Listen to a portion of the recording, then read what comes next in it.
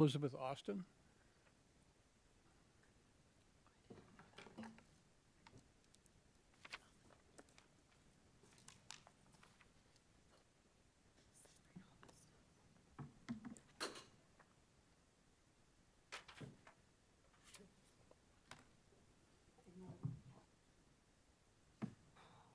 Ms. Austin, as part of your comments, please state your name for the record, and you have 3 minutes. All right. Thank you. Wow, straight out of the gate. Thanks, Mayor. My name is Elizabeth Austin, Liz Austin, or Anhalt, A-N-H-A-L-T for reference. My family's been here for, over 40 years now. So that's part of why I wanted to speak today, is just to kind of introduce myself to who I was and explain the hottest topic, which is Airbnbs in town. So thank you for the opportunity to speak today. I am here to share the story of our Airbnb property and how it aligns with our commitment to this community, and I speak for my husband and myself. For my family, this property is more than just a business. It reflects our dedication to creating spaces where people can gather, connect, and celebrate important moments in our lives. I grew up here in Bloomington Normal, walking down Normal Avenue every day to attend Metcalf School and later University High School, and I was usually running about 10 minutes late each time. The community holds a special place in my heart, and it's where my parents still live in the house I grew up in, which is right around the corner from our Airbnb on School Street. After living abroad and in several cities across the country, my husband and I decided to return here to raise our children. We were in China for about 8 years when we decided to come here. This was a deeply intentional decision, and we continue to see the warmth, growth, and value of this community. And there was no better place to set down our roots and build a life for our family. Since moving home, we've had the privilege of connecting with many local businesses, owners, and entrepreneurs, forming close relationships and friendships that have been incredibly inspiring. These relationships encouraged us to start our own business endeavor. Supporting and promoting local businesses is a priority for us, and we've integrated this focus into our Airbnb. We featured local products in the home, offered advertisements for nearby businesses, and even provided gift vouchers to our guests to encourage them to explore and promote the local economy. The Airbnb was designed with the community in mind. It has become a space where families can gather for once-in-a-lifetime events, moments that simply cannot be accommodated in a hotel. In the short time we've been operating, we've hosted families for weddings, funerals, ISU events, and other significant milestones. Our guests have expressed deep gratitude for the welcoming, home-like atmosphere, and their heartfelt reviews show just how important this space has been for them to create those meaningful memories. We take our responsibility to the neighborhood very seriously, especially when it comes to the safety and security. We've installed security cameras, and because we live less than a mile away, we can monitor and control the property remotely. We know everyone who comes in and out of that house. Every guest is additionally carefully vetted to ensure that they are a good fit for the neighborhood, and we maintain strict standards to protect the property and surrounding area. This Airbnb was built to serve the community, and we're proud that it has already become a place where people can stay connected and celebrate life's important moments. It reflects our values of hard work, responsibility, and giving back to the neighborhood we love. Thank you for considering the positive impact this property has had. We are committed to ensuring that it remains a space that benefits Bloomington Normal, and I welcome any further conversation on how we can continue to support our local community and, more importantly, make people feel safe. Thank you. We have 2 items on the work session tonight. That is a review of our community survey and then a discussion about short-term rentals. And so, Ms. Reese, I'm turning it over to you. Yes, thank you. And I will quickly turn it over to Director of Communications, Kathy Olafson. She has a team from Zen City on the line, so we're going to do a little bit of a hybrid presentation this evening. Kathy and our Zen City team, who are calling in from, Chicago and New York. Mm-hmm. So thank you for the national support here on our citizen survey. They're going to share information about our recent citizen survey and talk about what we've learned from it and the next steps. So I will turn things over to Kathy, and we'll go from there. Thank you, City Manager Reese. I have with me this evening Tracy Levin, who is an account rep for Zen City, and Caitlin Weber. She's a survey research analyst. And in the interest of time, We're going to jump right into the results so that we can have about 10 minutes for questions and answers at the end. We are going to go through some results quickly, but again, we'll have time at the end for Q&A. So I'm going to turn it over right to Caitlin, I believe, and she's going to jump us right into this report, which you received. Yes, you received a hard copy at your place, and I believe City Manager Reese also sent you a copy of this prior. Perfect. We'll go ahead and get right into it. Thank you all so much for having us here. I'm really excited to go over these results. I think they're really encouraging, very exciting data to jump right into. And like Kathy mentioned, we will not be taking questions during the report, but afterward we'll have a period of time where I can go ahead and answer any questions you have about methodology, the results, further steps, anything like that. So without further ado, we'll dive right in. First, a little bit about our methodology. This survey cycle ran from May to July of this year, and we collected 413 responses through online advertisements and survey panels. A little bit about our sample. In order to ensure that that sample is actually representative of your community, we use quota sampling. This means that we use the census data from your community. Right now, we're using the 2020 census data for the town of Normal in order to set quotas for how many respondents we need to collect from each demographic group in order to ensure that the sample is actually representative of your community. However, we don't stop collecting responses after we've hit that quota. And so then we use a technique called rake weighting to ensure that no group is over or underrepresented in that final sample. So as you'll see here, this is the breakdown of the sample for the community survey for this cycle. These light blue bars on the left, those are the unweighted demographics. That is the actual breakdown of the sample that we collected. The gray bars on the right, that is the population demographics. So again, using the 2020 census data for the town of Normal. So then using those two numbers for all of these different demographics, we get to this dark blue bar in the middle. That is the weighted demographics. It's our sample adjusted to be representative of your population. So here we have just some examples here of age, gender, and ethnicity. So we'll move into some of the data. First of all, overall satisfaction. 81% of the residents are satisfied with life overall in the town of Normal. A really exciting number, very encouraging number here. Not only that 81%, vast majority of respondents are satisfied overall with life in Normal, but only 1% are dissatisfied. I think that that is a really exciting number. 18% are neutral, but I think it's really exciting that 81% are satisfied overall.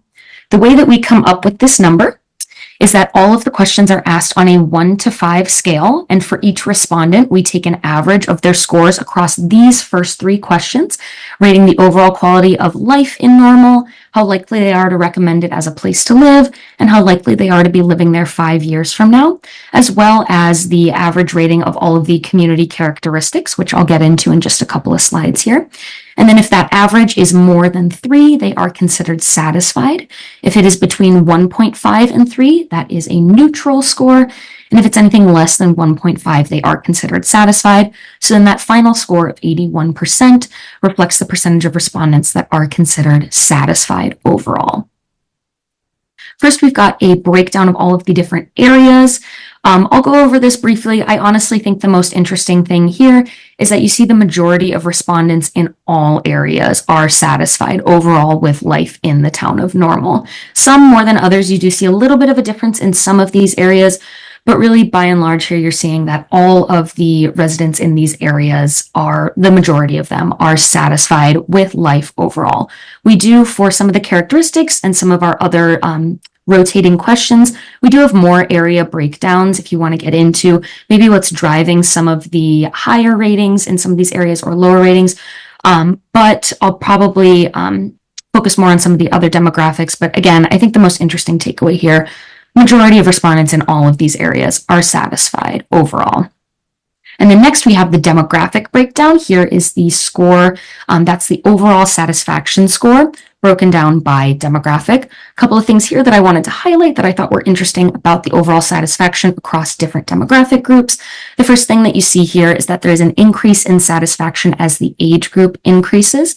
78% of those aged 18 to 34 are satisfied, as compared to 80% of those in that middle age group and 90% of those in that oldest age group, which again, I think is very impressive. 90%, that is a vast majority of these respondents in that oldest age group are satisfied overall.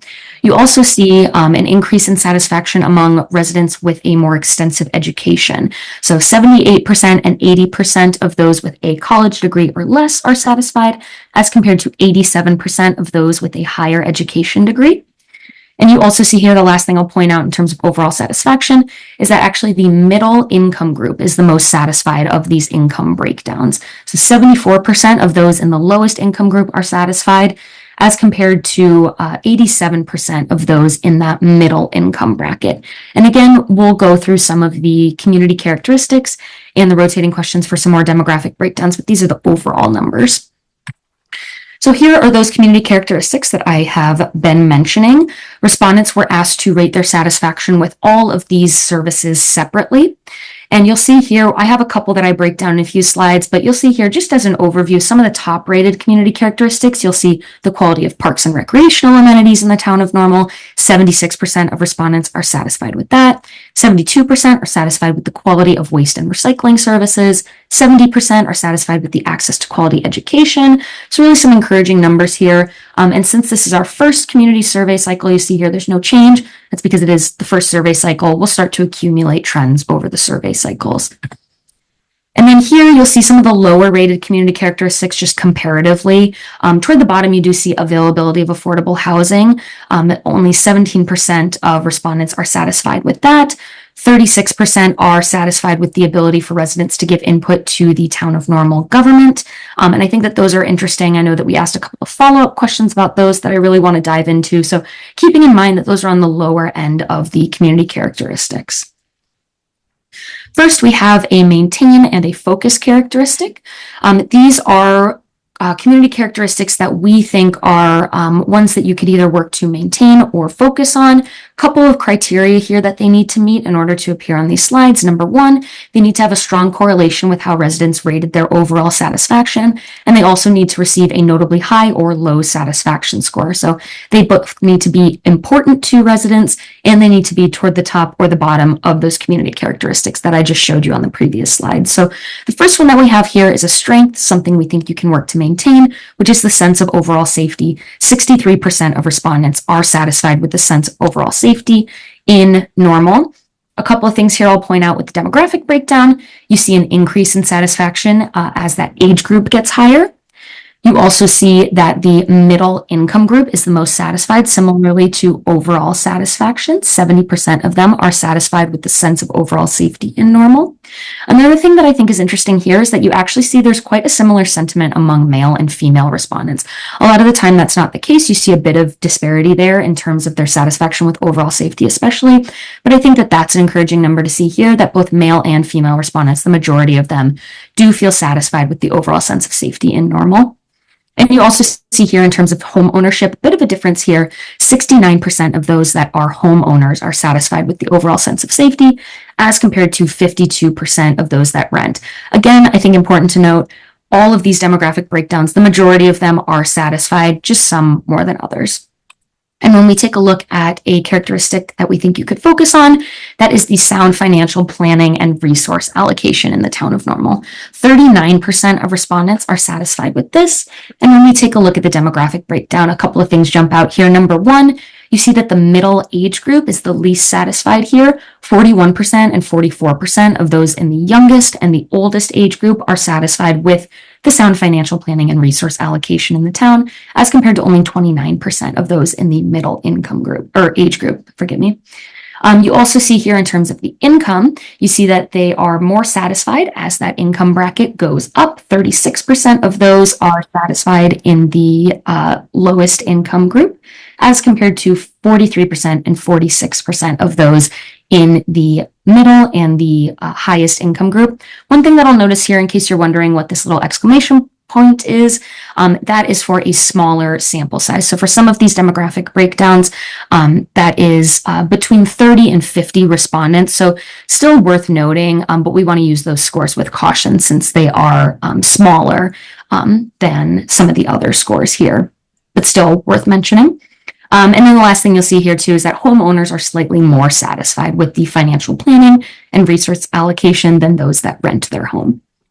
Our next section is a bit of a newer section here, a newer offering for Zen City. These are follow-up questions. The town was able to ask follow-up questions about 3 different community characteristics. So for respondents who selected a 3 or below on the scale of satisfaction, indicating that they were not satisfied with these 3 community characteristics, they were then prompted with a follow-up question asking what they think the town could do to improve it. So the first one that we have here, we found that 29% of respondents who are not satisfied with overall safety think that the most important thing that the town can do to improve it is to put more police officers on patrol, and 27% believe that the town could develop or improve crime prevention initiatives. So those have the most support out of these options that we gave them. These were multiple choice selections, again, of those that indicated that they are not satisfied with this service already. So those are the 2 options that were the most popular for this follow-up question.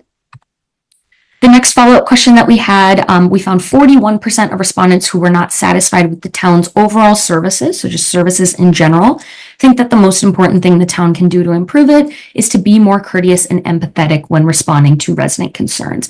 So as compared to the last question you'll see here, this one's more of a clear popular choice here. 41% believe that the town could be more courteous and empathetic when responding to resident concerns. And then the third follow-up question that we have here, we found 23% of respondents who are not satisfied with the ability for residents to give input to the town think that the best way that the town can improve this is through ensuring opportunities to participate are communicated about early enough to participate. We also found 20% would like to see additional online forums and ways to connect digitally, and 19% would like focus groups, public meetings, and surveys. I won't spend too much more time on this because I know our rotating questions for this cycle did center around input and things like that. So we'll dive into that a little bit deeper as well. And I want to make sure that we get to the benchmarks. So here we give you both a cohort benchmark and a national benchmark. The cohort is a subsection of national communities that are similar to the town of Normal in a few ways. The reason that we give you both is that we know that this cohort score is going to be most relevant to you, as there are a lot of different factors that can change scores. But we think that the national score also helps provide a broader context and just an additional data point for comparison. So these are just some of the other communities that are in Normal's cohort. It's not all of them. It's not an extensive list by any means, but just so you get an idea, we're using total population, population density, percent diversity, and median income to come up with that cohort. And when we take a look at satisfaction, we find that overall resident satisfaction in the town of Normal is 8% higher than its cohort. So again, I think really, really encouraging numbers here, higher than not only the cohort, but also higher than the national benchmark, which again, very encouraging here. You see here, higher in terms of overall quality of life, similar / higher in terms of likelihood to recommend the town as a place to live, and similar / higher in terms of how likely residents are to be living in the town of Normal 5 years from now. And when we take a look at the benchmark for those community characteristics, a couple of things here I wanted to point out quickly. You do see here, for example, availability of affordable housing is a bit lower than both the cohort and the national benchmark. As well as ability for residents to give input to the town of Normal city government. So I know that that was one that we had asked a follow-up question about, and some of those rotating questions, again, in a couple of slides here are about that, but I think that's something to keep in mind. But you see here, a lot of these are, you're well ahead of both benchmarks here. For example, overall quality of services provided by the city, variety of art and cultural events. You also see here, I wanted to note overall cleanliness and maintenance, parks and rec amenities. These are things that we see come up a lot, and ones that are rated higher than both the cohort and the national benchmark. I'm going to go ahead and skip over the 3 text responses. Just know that on our platform, you're able to view all of these, just people rating their favorite and least favorite things about the town of Normal. But what I wanted to get to last year before I went out of time is the rotating survey section.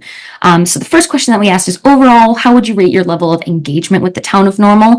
And 38% rated it positively as compared to 27% who rated it negatively. And when we take a look at the demographic breakdown, you find here, again, similar to a lot of these questions here, you're seeing that that middle age group is actually rating it the highest out of the age breakdown. 51% of those aged 35 to 54 are rating that positively.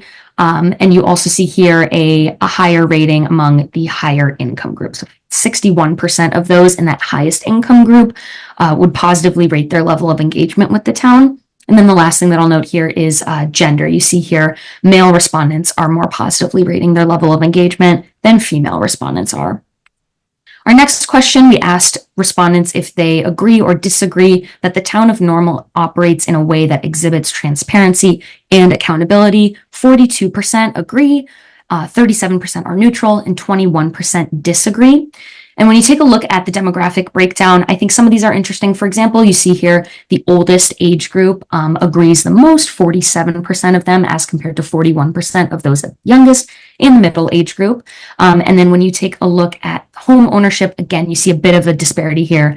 45% of homeowners versus 34% of those that rent their home agree with this statement. Next, we have some choice questions. We asked, how do you prefer to receive news and information from the town of Normal? 71%, by far the most popular option here. 71% of respondents prefer social media. There is some support for some of these other options, but again, really far and away, your most popular option here is social media. And when we asked, how do you envision technology being used to improve public services? 59% of respondents said enhancing communication channels. So here 46% said streamlining government processes and 45% said increasing focus on data-driven decision-making. But majority of respondents, again, are saying enhancing communication channels. So we're seeing here a lot of common themes of communication. We're seeing ways for residents to give input. And then the last question I believe that we have here is, do you have a reliable computer and high-speed internet at home? And far and away, majority of respondents, vast majority of respondents, 83% have both. So we gave them the option to say that they had one or the other, neither, but most respondents, 83%, have access to both a reliable computer and high-speed internet at home, and only 2% have neither. So we're seeing here the vast majority of respondents are online, that they have that access at their home. So that is all I have. I know that I went through that super quickly, but I am happy to take some questions now. If there are any questions about our methodology, the question, the data itself, I'm happy to answer any questions. Caitlin, if you stop sharing Questions? your screen, I believe your face will be yes. And Tracy, There we go. turn your camera back on as well. Ms. Smith? Thank you for going through this. Just as an overall, how much of the results might point to Normal not effectively telling or promoting the town story, and how much points to a need for actual improvement in the areas you surveyed about? Sorry, I think we were breaking up for a second there. Could I hear the second part of that question again? I think you were asking improvements made to Normal. Well, how much of the results do you believe are due to the town of Normal not effectively telling their own story and promoting it to the residents, and how much might point to an actual need for improving the services themselves? Yeah, that's a great question. I think by nature of the follow-up questions that the town chose and the rotating questions, there were a lot of questions about ability to give input and communication to and from residents and the town. So I think that there was a lot of data about that. just because that's what we wanted to know this cycle. But what we have is really just a high level understanding of what's going on. You get to decide what to do with the information, and you can dig a little bit deeper into it if you'd like. But I think what we have for this survey cycle is a lot of data about communication in particular, as well as the normal questions about community characteristics and everything. So I guess we have a little bit of both, but there definitely is a lot of focus in this particular survey cycle about communication. And one more question. When you ask the survey respondents about their access to computer and high-speed internet at home, for those who did not have that option, did you have a follow-up question that asked if they might have phone and Wi-Fi to gain access to the internet? Because I know a number of younger residents, and when I was teaching in college, they would use their phone the way I might use my computer. Did you ask that as a follow-up question? We did not know. So we worked with the town to come up with these questions. So that was not a question that we asked for this survey cycle. We just asked about a reliable computer and high-speed internet at home. But if that's a question that we're interested in asking in follow-up in the next survey cycle, we can definitely take a look at adding that. But that's not something that we asked this time. And what were you attempting to gain from the knowledge about access to both a computer and high-speed internet at home? I can take that, Caitlin. Sure. These last questions, the rotating questions, were decided by City Manager Reese and the communications team, as well as the department heads were all asked to give their thoughts about what we needed to know. And specifically, that question was included as part of our Smart City efforts to understand the availability of technology. Basu asked us to include that so that we may use that data for grant writing or something like that moving forward. Thank you. Mr. Preston. Thanks, Mayor. First, I would like to give a shout out to Parks and Rec and Public Works for having the highest satisfaction at the town. Thank you for all you guys are doing. And then a question for our presenters tonight. I was quite surprised to see 1% negative response, and so I want to, compared to 81% positive, I want to talk about the methodology a little bit. So you guys rate on the 1 to 5 scale, a 1.5 to 3 is considered neutral, and then a 3 to 5 is considered positive, if I understood correctly. Do you have a breakdown of like where within those ranges a number of respondents fell? For instance, if somebody rated the town a 3 or a 3.5 on a 5 scale, from our standpoint, they're 81%, like the 81% who said positive. I would think that a 3 is different from somebody who rates us a 5. And similarly, somebody who rates us a 1.5, well, I get that that's neutral. I also think that, if we're getting rated 1.5, that is different than if we're getting rated a 3. So do you have more data that shows of the positives, more of them were at the 5 level or at the 4 level, that kind of breakdown? Yeah, I think so. If I understand your question correctly, you're asking if we have more detailed numbers about more detailed data about what ratings specifically, not just the positive or negative sentiment. You're asking if we have a log of exactly what numbers respondents were rating for all of these services. Yeah, and it doesn't have to be the individual, but the average positive, was a 4.8 or a 3.5, whatever. Something that provides a little more data beyond just those metrics of positive, neutral, or negative. Yeah, that's a great question. So unfortunately, I don't believe that we give that sort of percentage breakdown in terms of satisfaction. That's why we have all of the different community characteristics broken up. And that's why we have here all of the different factors that make up that overall satisfaction score to hopefully give a little bit more clarity as to how we arrive at that 81%. But no, we typically just take a look at the percentage breakdown in terms of overall satisfaction. Okay. Further questions? Ms. have a question about the sample size. You said it was like 415 respondents. Mhm. What percentage of total do you think that is? Percentage of the Universe. population? Mhm. Is that what the question was? Percentage of the population of the town? Mhm. Yeah, I don't know off the top of my head, but I know that we do come up with those numbers with the population in mind. I don't know, Tracy, if you have that, but I can go ahead and work on getting that to you. I just don't have the number right in front of me, and I don't want to misquote it. Yeah, we can follow up with that exact information, but as Caitlin said, we are coming up with the sample size based on population size and also cycles that you'll be running during the year. So we're looking at it, within a cycle, a certain sample size, and then the overall year, which would be 2 cycles, the overall sample size as well. Let me ask the question a different way. Was 400 and some number of respondents above or below expectations for a community of our size? The sample, so we designed that sample number, it not necessarily below or above expectations. Like I mentioned in the survey methodology, what we're really trying to hit is the quotas for different demographic groups. What we're concerned about is making sure that it's a representative sample. So once we receive enough responses from all of the different demographic groups based on the census data for normal, that's the number that we're really trying to hit. And what was that minimum threshold?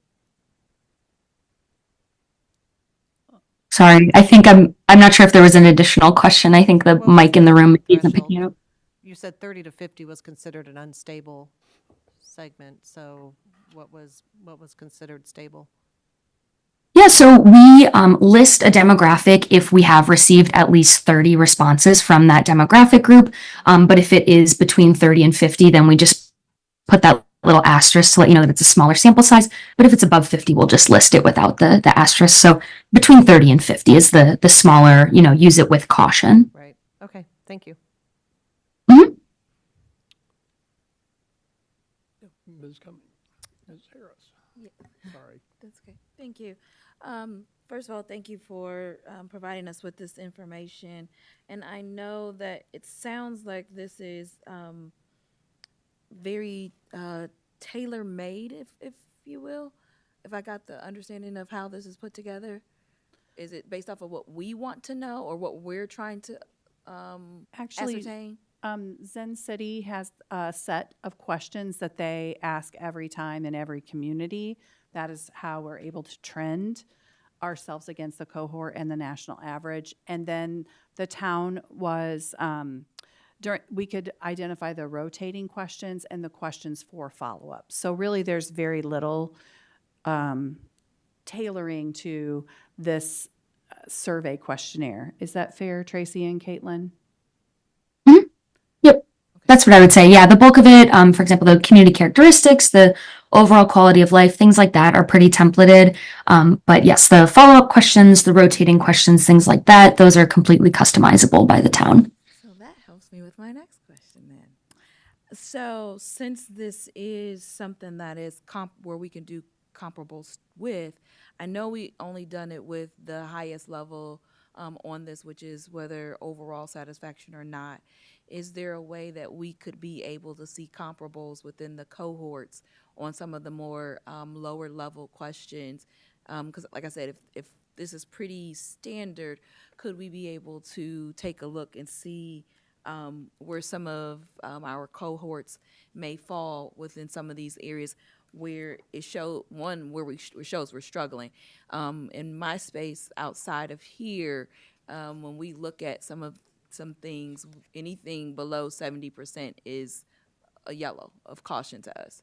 So for me, I'm looking at this the same way. I can't speak for anybody else, but for me, that's of caution, and I want to be able to see what are some of the cohorts that are doing better, because who knows, we may need to tap them on the shoulder to see what are they doing that we could do better. I think if you look at page 27, Okay. You'll see that all of the community characteristics are benchmarked against both the cohort and the national average. Is it for each area or just the total? Because I know I saw the one with the total where it shows, I don't know what you mean for each area. so, I'm sorry. Um, So for example, if we're looking at, let me go back to some of the questions. If most of these are standardized questions, where did we benchmark, like say for instance, I'm not gonna do quality of parks and recreation because they were at the top, but sense of overall safety, where do, Yeah, if you look at page 27, sense of overall safety falls a little bit, I would say, towards the middle of that chart. And our score was 63%. The regional cohort is 64%, and the national average is 60%. Of, I missed this. but of our cohort group, Yeah. could we find specifically of what municipalities might be doing better? Yes, And so that's we what I'm can looking use for. them Gotcha. to, as a template and find out what they're doing in these particular areas so that maybe we can, steal good ideas and eventually move up the ranking. Caitlin and Tracy, I will Thank you. ask you to respond to that. Sorry, Kimberly. We actually couldn't hear the follow-up question, sorry. So the question is, if I understand correctly now, instead of just benchmarking us against the cohort as a group, can you benchmark us against individual cohorts so we can see who is outperforming us, and then we may reach out to them to ask for advice, ideas, how they're achieving their scores and whatnot? Understood. Unfortunately, no, we're not able to, just because that is proprietary data, in terms of all the different cities. That's why we put them together in a cohort. So you're able to see some idea, but we're not able to release individual scores from different communities. What we can do, I'll say, and we are already starting to do with you all, but we do have, our other partners that are, using the community survey and learning, how are they using the results and how are they applying the data. And we are always happy to, share learnings and, people that might be working on the same focus areas as Normal is, like what are things that they are doing. And Kathy, I don't know if you want to share it all from your perspective about that. Yeah, so one of the things that I want to leave you all with tonight, and I know we have a packed agenda tonight, but I want to impress upon you that this isn't just, it is a point in time, but it's not just a one and done. We will be doing another wave that will launch in November. And then additionally, when we received these results, town leadership convened a community survey review committee, and that committee is going to be diving into the results to identify patterns and trends, identify potential recommendations for improvement, and then monitor implementation and execution of those recommendations. And Zen City has graciously partnered us with a community in Texas that has a long-standing community survey review group, and we're meeting with them on Thursday, actually, to understand their process and their best practices.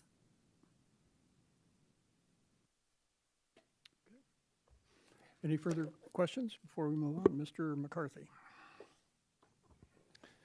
Very quickly, Mayor. Thank you, communications team and the Zen City team for your information. It's exciting that overall we're rated so well and better than our cohort. That's excellent to hear. As a result, I tend to be a data and trend guy, so I'll be interested to see how we use this over time and what we learn. Certainly improving communication seems to be an opportunity for the town from the perspective of the respondents. And so I'll be curious, I don't know if you want to comment tonight on what you see as opportunities for there, whether that's shedding a light on what already exists and people may not know, or if we're looking to enhance or change or add to communications or go into different channels or not. And kind of the last question is in this taking off where I believe my colleague Ms. Cummings was going was if there's opportunities to partner with like a group in Texas, or if there's a Zen City community forum of people that do this survey where we can self-identify and share whatever the heck we want if we want to. So I'll stop there. Thanks. Thank you for asking that question. Certainly, I think there's some findings in this, particularly around communication, that signal that that's probably a primary area for us for education and improvement. I will share that this survey ran from May through July. You may or may not remember, but we just launched the Normal Now e-newsletter in the last week of May. So that was just getting traction as this particular survey was getting launched. Another thing that we asked in the rotating questions was the level of engagement with the town, and 38% of the people rated that positively, saying they were very engaged with the town, and that matches pretty closely with the 36% who are highly satisfied with our communications. In both of those numbers, there's a large chunk of neutral responses. And we talked about that with our Zen City experts, and one of the things that they shared with us is that neutral isn't necessarily negative. It may mean that we're meeting their expectations, or maybe they aren't as engaged. So that is something to consider. But again, I want to say these scores aren't going to be ignored. We are convening a regular review committee to take a look, and we'll be investigating new methods for engagement as well. I can just add on the community aspect, we're definitely hearing it from more and more of our partners. So on a one-on-one level with Kathy and Normal directly, we can always customize and set up relationships as we are with Sugarland, but also outside of that. And then as an organization going into this next year, that community building is definitely top of mind for us and somewhere we're going to be focusing. So it's great to, also hear that from you all. Great. Further on this? Great. Thank you. Thanks for your presentation. Yes, thank you, Thank Kathy. you, Tracy and Caitlin. Thanks for having us. Bye. Thank you. Bye. All right, Kathy, we'll let you take that off the screen, and then Mayor and Council, I'm going to invite Mercy Davison, Greg Trummel, I think, is going to join, Tessa Ferrara coming forward. The next topic we want to talk to you about is relating to short-term rentals. The team here coming to the table is going to do a short presentation, a handful of slides or so, to tell you, to show you what we've learned and kind of what the situation is regarding short-term rentals. And then what we're going to ask of council tonight is direction. You don't have to make any decisions tonight, but we are asking you to provide us direction, either status quo, do nothing differently, that's always an option, or do something differently, and we'll provide you some ideas of what we could do differently on this topic. So I'm going to turn things over to Ms. Davison. Thank you very much. I also want to give a shout out to John Hall. He's in the back of the room tonight. He was our intern who helped gather a lot of this data, and an ISU intern that we had. He did an excellent job. So we're happy to talk about this tonight. I'm going to just walk you through a few slides. The first one is to really just set the stage for the short-term rental businesses. As you may know, short-term rentals started as a way to help a couple of people in, I think, San Francisco meet their mortgage obligations by renting out their couch or a spare bedroom or something. And so originally it was an owner-occupied scenario, and quickly blossomed into the industry we see today in recent years. So the town has a software program that we look to. It's called Granicus, and it allows us to kind of scour the internet to find short-term rentals in the community, and those are short-term rentals on multiple platforms, like any of these that you would see on the screen. And it allows us to kind of figure out where they are, and we can then track the history of when were they purchased and how much were they purchased for and that sort of thing. In the world of short-term rentals, the common definition is anything 30 days or less. So that's what we're talking about when we say short-term rental. In 2008, when this became a bigger thing, even locally, that's when the town council approved some regulations for short-term rentals. So they are regulated right now, and we'll talk about that in a few slides. This is a graph showing all of the current short-term rentals that we could find through Granicus, and they show the purchase date and the price that they were purchased at. So you'll see that there are homes that were purchased all the way back in 2000. They weren't short-term rentals then. It just means that at some point between purchase in 2000 and today, it has become a short-term rental. You can see that really picked up steam after 2016. And again, that doesn't mean they were purchased to be a short-term rental in 2016, but it did mean they became a short-term rental. This shows the purchase prices, which if you go back all the way to 2000, the average is like 150 something, but it's probably more relevant to look at more recent history because prices have changed a lot. And since 2019, the average purchase price for these homes is about $173,000. So this is a map showing where they're located. You can see that there are 63 in Normal and 80 in Bloomington, and predominantly they are located kind of in the center of the community. And if you read the descriptions online of a lot of these rental units, they will specifically call out the location for being walkable, close to amenities, close to the universities, uptown, downtown, kind of what you would expect. So certainly in a desirable part of the community. On some, you'll see reference to Rivian, which is also not unexpected. This map shows where these are located in relation to zoning. And so the yellow, the lightest yellow is R1A and R1B. The orange is R2 and the brown is R3. And you can see that by far most of these are in single family R1 zoning, 52 of the 63 in fact. 5 are in R2 and 6 are in R3 zoning. Under current regulations, these are supposed to register as a business through the town clerk's office, and then they are supposed to themselves pay a monthly 6% tax on whatever rentals they've done that month. They're also supposed to comply with the zoning regulations as it pertains to the number of unrelated people. In Normal, you should have no more than 2 unrelated in R1 zoning and no more than 4 in R2 and R3. The issues are well known to you because you've been hearing about them recently. Currently, we have only 21 of the 63 registered and paying taxes. It is very difficult for staff to enforce the number of unrelated and it's only on a complaint basis anyway. We've certainly gotten more complaints in recent years from residents about STRs in all sorts of different neighborhoods.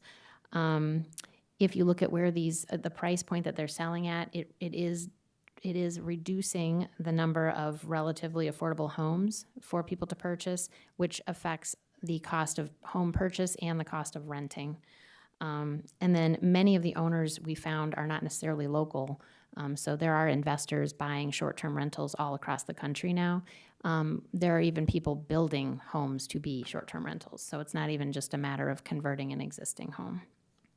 There are certainly positives, and you heard some of that this evening from the person who came up to testify. So it's not that there aren't positives as well as negatives.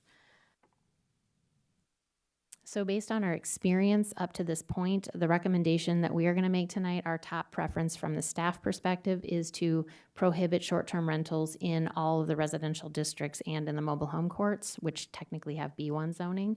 And then for the existing short-term rentals, we would put in place a 5-year amortization period. There are alternatives that other communities have pursued that are much more time and resource intensive on the staff end, and those would be things like requiring a separation distance of, pick the number, but 1,500 feet is what I believe they're doing in Peoria now. You can require owner occupancy. You can require at least a 30-day stay. They do that in some of the suburbs, which means they're really not short-term rentals anymore. And you can require a lot of documentation from the owners to show this is exactly who stayed, this is how many unrelated people, yada, yada. But it is a lot of resource to then track that kind of documentation. So these are just some strategies that could be pursued. We recommend the top option, and I'm happy to answer any questions. Right. So that was a very quick synopsis. Thank you, Ms. Davison. But, council is very familiar with the situation that some of our residents have encountered in recent months, year or so. We occasionally receive complaints. Not every short-term rental is a problem, but some have been problems. So what we've done with the assistance of an intern and the planning staff is evaluate what possible solutions might be out there for us. And in fact, I see some folks in the audience that have talked to council during public comment in recent meetings about this particular topic as well. So again, we're not asking council to make a decision tonight, but we're here to answer questions you might have, to kick around possible other solutions, and staff will come back to council with more information and maybe a proposed change based on your conversation tonight. So there's nothing pushing timing of this. This is just a topic that is deserving of attention, given some of the resident feedback and some of the concerns we've heard. And we need council's input before staff is feeling good about coming to you with a zoning change or ordinance change. I think I'll start with the number of people that have reached out to me over the last year and a half, 2 years, concerned about short-term rentals. And the issue that has been at the top of the list is occupancy, the number of people that were being advertised to be served.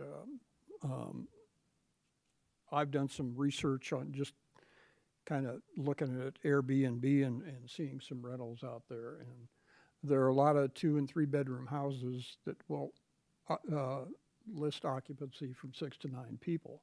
And in single family neighborhoods, I think that's the complaint we hear the most about is the number of people in the neighborhood, the number of cars that are in the neighborhood, affecting their situation in the neighborhood. So that's one issue that I think has really risen to the top of this discussion for me, is that we have 2 to 4 unrelateds in our districts, and many of these properties are being listed for 6, 9, 12 people.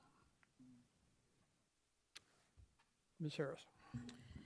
Thank you, Mayor. I know I have heard a lot from both those who are residents in those areas as well as some of the short-term rental owners. So there's a lot going on here, but I know there's some things we probably need to address in the process. I guess I have a couple quick questions. Hopefully they'll be quick. The first thing that stood out to me is there's 63 registered, but only 63 that are showing, but only 21 that have been registered and paying taxes.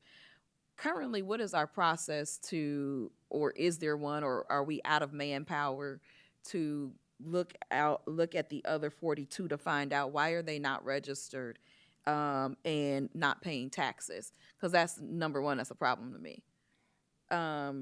Number two, some of the things that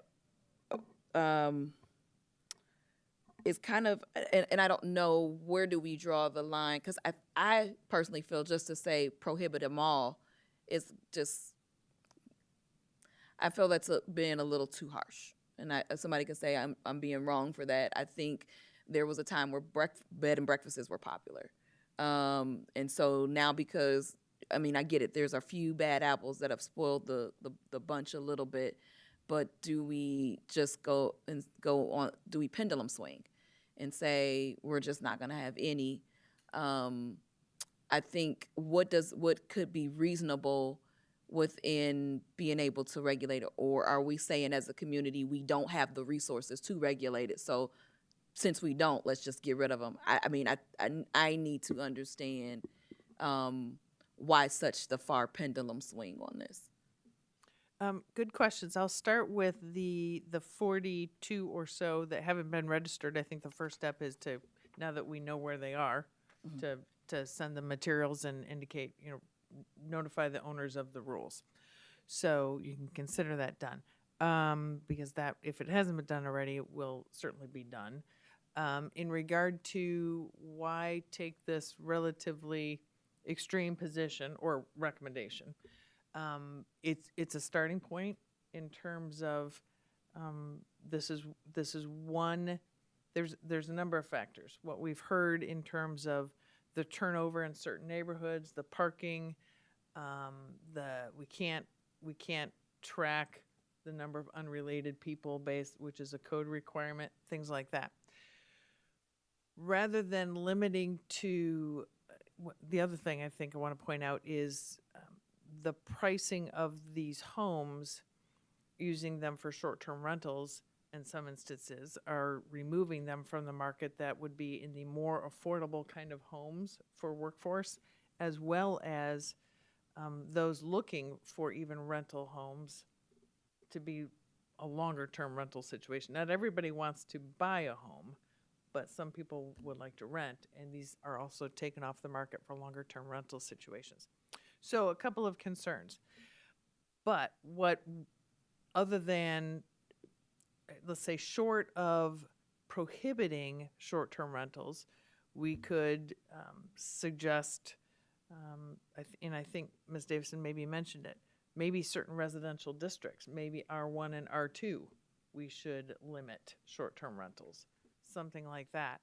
That would eliminate the concerns that we've heard of the problem properties that have been most problematic in recent history, which have been generally R1 neighborhoods, I think R2 as well, with the number of vehicles and just the conflict with the with the more permanent residents and non-short-term rental properties, if that makes sense. So we could back off that. We could pick the zoning districts where council thinks it might be more relevant to allow this type of use.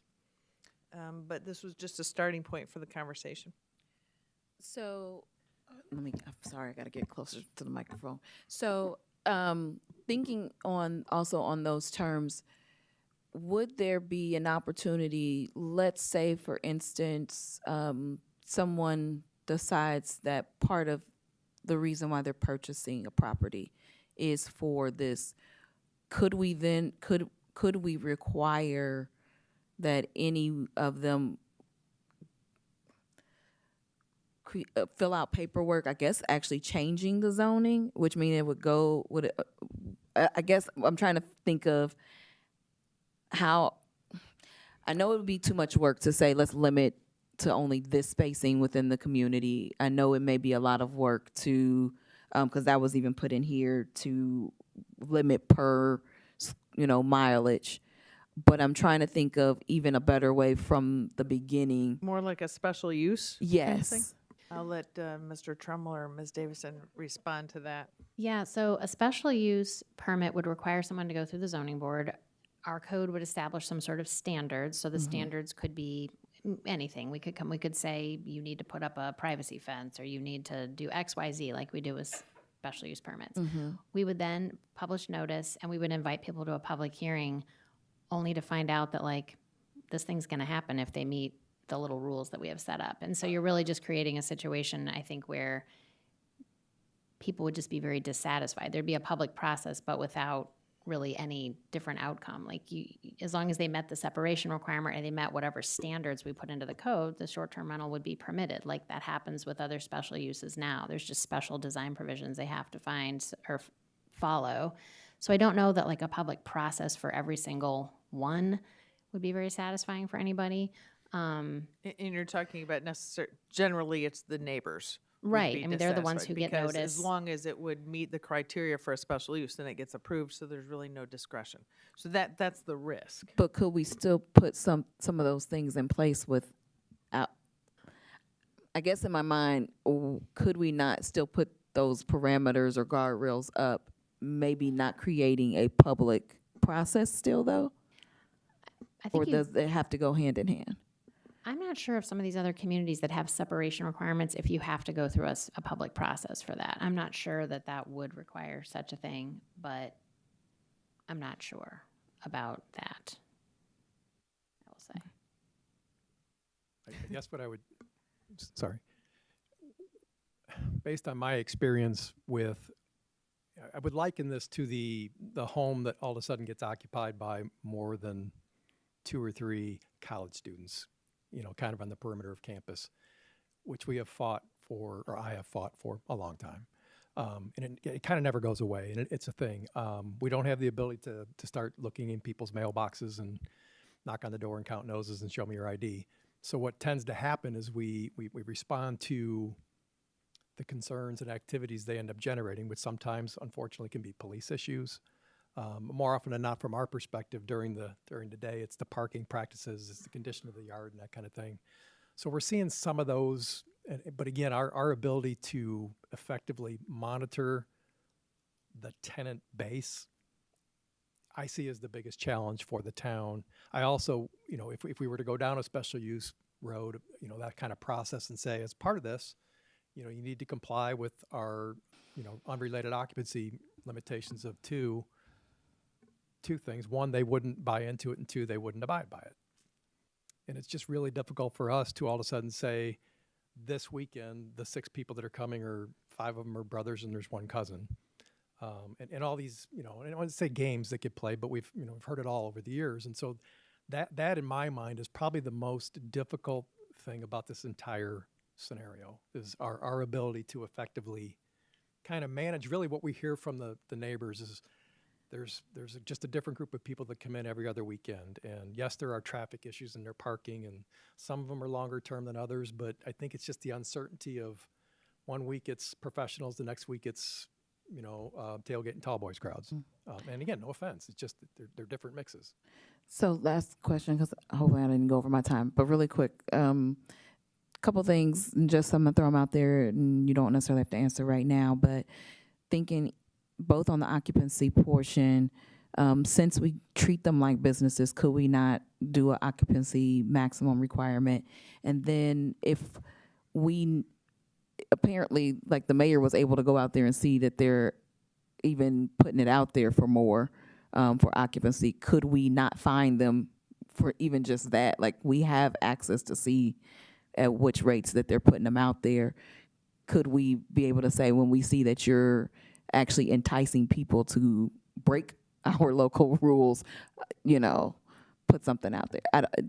Just some thoughts. No, and it's a good point. Again, when we put the ordinance on the books several years ago, some of the question was, if they were to register, we're not going to go out and do a site inspection and evaluate their bedroom count and that kind of thing, because we're not equipped to be able to do that right now. It's in the term business, like to register as a business, that could be a little misleading, because we actually require legal home occupations to register as a business in the community. So I could be doing taxes, via the internet, or I could be making birdhouses in my garage and, taking them to a show. Those by definition, are required to have a business license. So it can be misleading, because the public kind of latches onto they're operating a business in single family zoning. But the term business, I think, it's not like, I'm having 20 people over in my garage to sell stuff all day long. It's a little bit different. So the term business can be a little bit confusing as well, but I still, in my sense is that I think operators would really struggle with documentation. Provide me a vetted list of who's going to be staying here, and demonstrate to me how these folks, that you're complying with our unrelated occupancy rules. I just don't see it happening. So is it because we don't have the ability, like, so say if we created something where they have to put that in, we don't put it in, but they enter it in, and we could use it for our, it would be like for the name, things of that nature, who's staying for, no different than if you was to stay at a hotel. Well, but it is And different again, than going back staying to in a hotel. business, so Yeah, and that was another thing. Are they so they're not registered as businesses here? Is that what you're saying?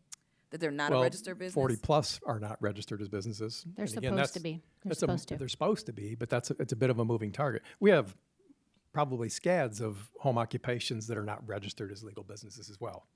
And generally we get drawn into these probably by complaint more than anything, about traffic patterns for folks coming and going from a property, or the parking arrangements, or the hours of operation, about what happens and that kind of thing. So I can say that it took a lot of time to even track down 63 and look into every address, how they're advertising it, the sale information. So it really is a lot of work. I thought it would be, you go to the Granicus software and kind of hit a button and it just tells you everything. It's not that simple. Sometimes you can't even get the address. You have to see the photo of the house and then go onto Street View and try to find it. It can be complicated. I will say, to the point of affordable housing being affected, that's one of the things a lot of other communities are really concerned with. When we passed the ordinance here in 2018 about short-term rentals, at the time it was kind of like, who's going to have one of those in Normal? I mean, we're not a tourist destination. We're not a Big Ten school. It turns out quite a few people want to have them here, and the trend is more. I mean, there are people buying them now. So I think there's a concern that it's not just going to be 63. It could be quite a few more in that price range that seems to be the most popular. Mr. Preston? Thanks. Let's see, I'll start with kind of a different line of questioning and kind of thought process here is through the research with Granicus, in addition to seeing the purchase prices of these homes, was staff able to, or did you see if there were any, notable investments or permits being pulled, as in people buying property with this intent, but having to put a lot of money to update it up to Airbnb standards where people would actually want to come and stay? Is that information available at all? That is not, we did not collect that as part of this, so. No, I guess what I can respond to, though, is in these last few years with such a housing demand, it has not been uncommon. There's been a lot of house flipping going on, not necessarily for like a short-term rental type of opportunity, but simply to buy properties, invest in them pretty quickly, and then turn around and sell them for a handsome profit. Which, okay, our world is not everybody's a Cub Scout, and not everybody comes to the office and says, here's what I'm going to do. Tell me what I need to do. There's a lot of these things that occur without permits. That's part of what we do is we're driving around the community. Not that we proactively run around looking for that kind of thing, but more often than not, it's an unsuccessful bidding contractor who didn't get the job who calls and says, hey, you might want to stop over here. So there's some of that we try and chase it around, but it is, we can't rely on everybody just buying a property and the first phone call is to City Hall to find out what do I have to do in the way of permits to bring this property up to speed, whether they're just going to sell it, live in it, or go the short-term rental route. Okay. It seems to me, in kind of thinking through anybody that I have heard from, either from positive or a negative, but more with concerns standpoint on short-term rentals, is primarily from people in the neighborhood. Is there anything that prohibits HOAs from not allowing short-term rentals within neighborhoods? And is there anything that, should a neighborhood decide to do that and have it in their bylaws or whatever for the HOA, that would that then address the problem for that neighborhood? Or would the fact that currently the town still allows them would supersede the HOA? I have to think HOAs can prohibit them because I know people in HOAs in other communities where they've been prohibited in Illinois. The an issue in Normal is that lots of neighborhoods don't have an HOA. So Yeah. HOAs tend to be more common in the newer subdivisions than the more mature neighborhoods. Right. But I'll defer to Mercy or Mr. No, I don't think Trammell or it's been stated, but Ms. the Farrar. other reality too is that HOAs, it is their charge to deal with this. Right. More often than not, HOA presidents will call us saying, our covenants don't allow this, can you save us? And then on top of that, I know with a lot of HOAs, it's very hard to amend your covenants, like almost to the point of being impossible, because you need enough people in the neighborhood to participate, and that's really hard to do. So that also could be a hurdle. But to your point, if like the private sector could just take care of this problem neighborhood by deciding whether they want STRs, that maybe could work in a few neighborhoods. I'm not sure. Okay. And then I don't know what the answer is, but I will echo a sentiment that's been expressed around the table already, that it seems like, from my standpoint, the first step in all of this is, enforcing or looking at our current regulations, because it's clear that, registering as business, paying the 6% hotel motel tax, and compliance with the number of unrelated people staying there. Obviously, there's a significant lack of compliance to date with all three of those stipulations. And so from my standpoint, I would start there, and I certainly hear what staff is saying on the enforcement side and some of the, okay, so how do you manage it? I am hesitant. I agree with the issue. I understand, people who share concerns, and I don't negate that. But I also don't think that all Airbnbs are bad, and I think that some actually improve homes that, have benefited from improved investment. And so if there's something between the situation we're in today, but not all the way to banning them, is where I would like to see this conversation go. Ms. Smith? I've got some questions for clarification too. The 1,500-foot density requirement, what does that translate into a city block? How far apart might one short-term rental be from another? Oh, probably in an older neighborhood with narrow lots, maybe 20, 25 houses. Maybe in a newer, larger lot subdivision, maybe 15, 12 or 15. Would that be, that 1,500 feet, that be in a circle? Yeah. So, I mean, essentially a radius around the property. so it could force them not to be concentrated so tightly in some of these older communities or even the new ones. Yep.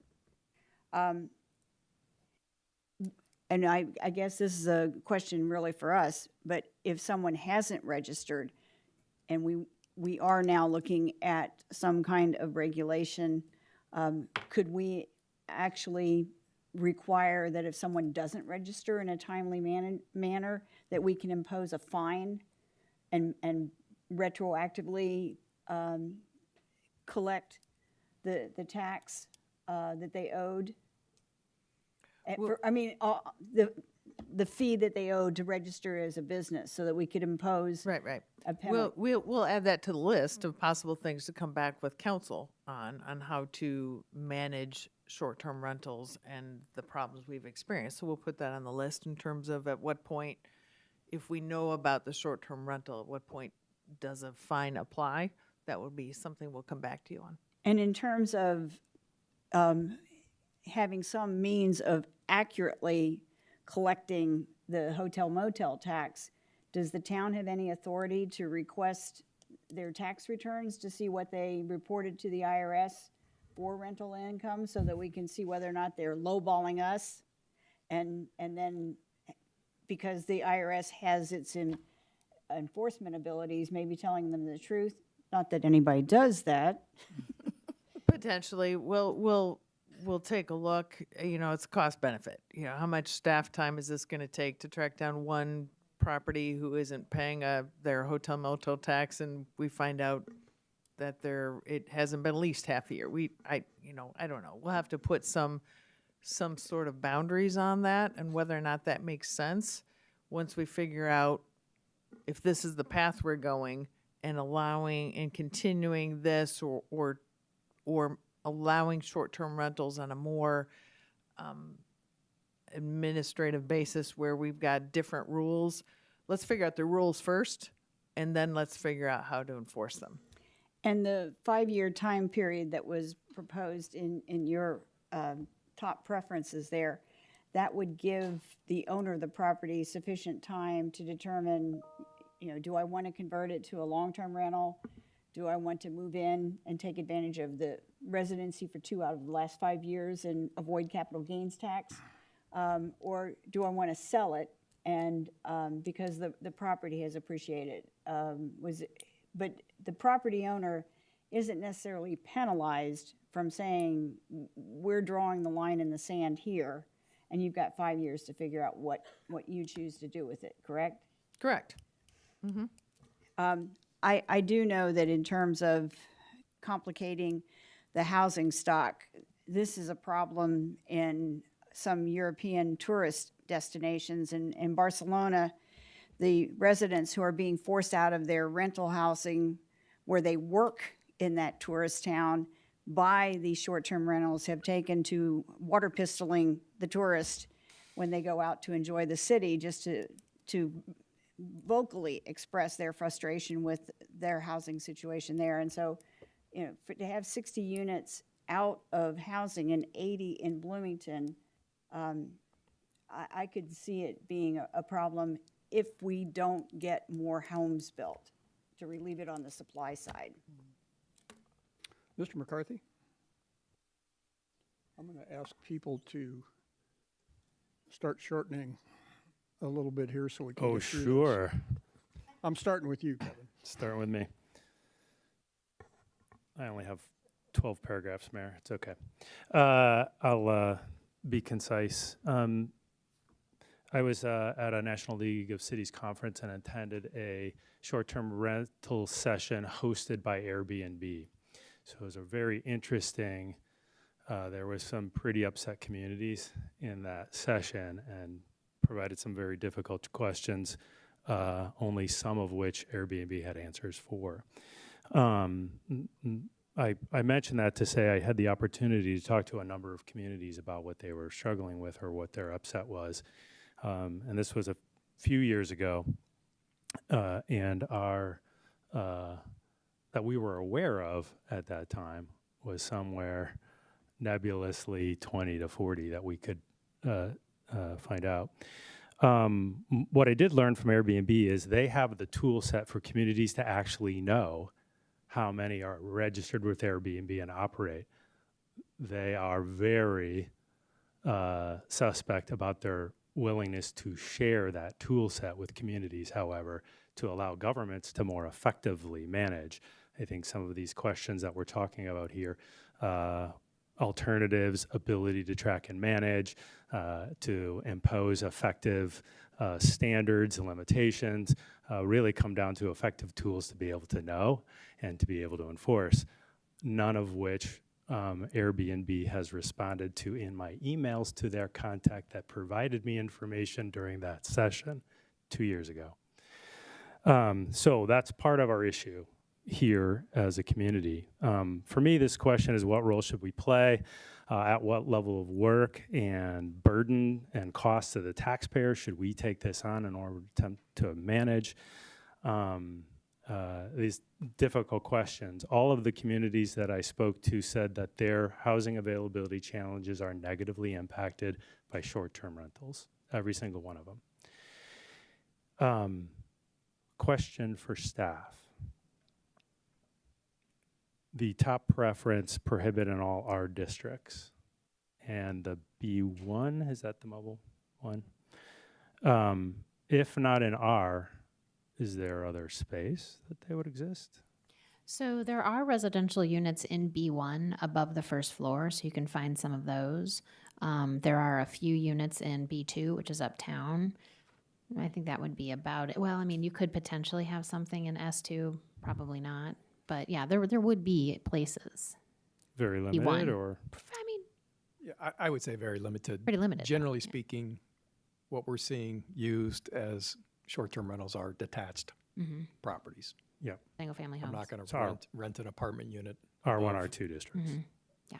Yeah, from the R1 scatter Yeah. map, it appears to be that way without Yeah. going to the zoning map and trying to overlay it. Okay.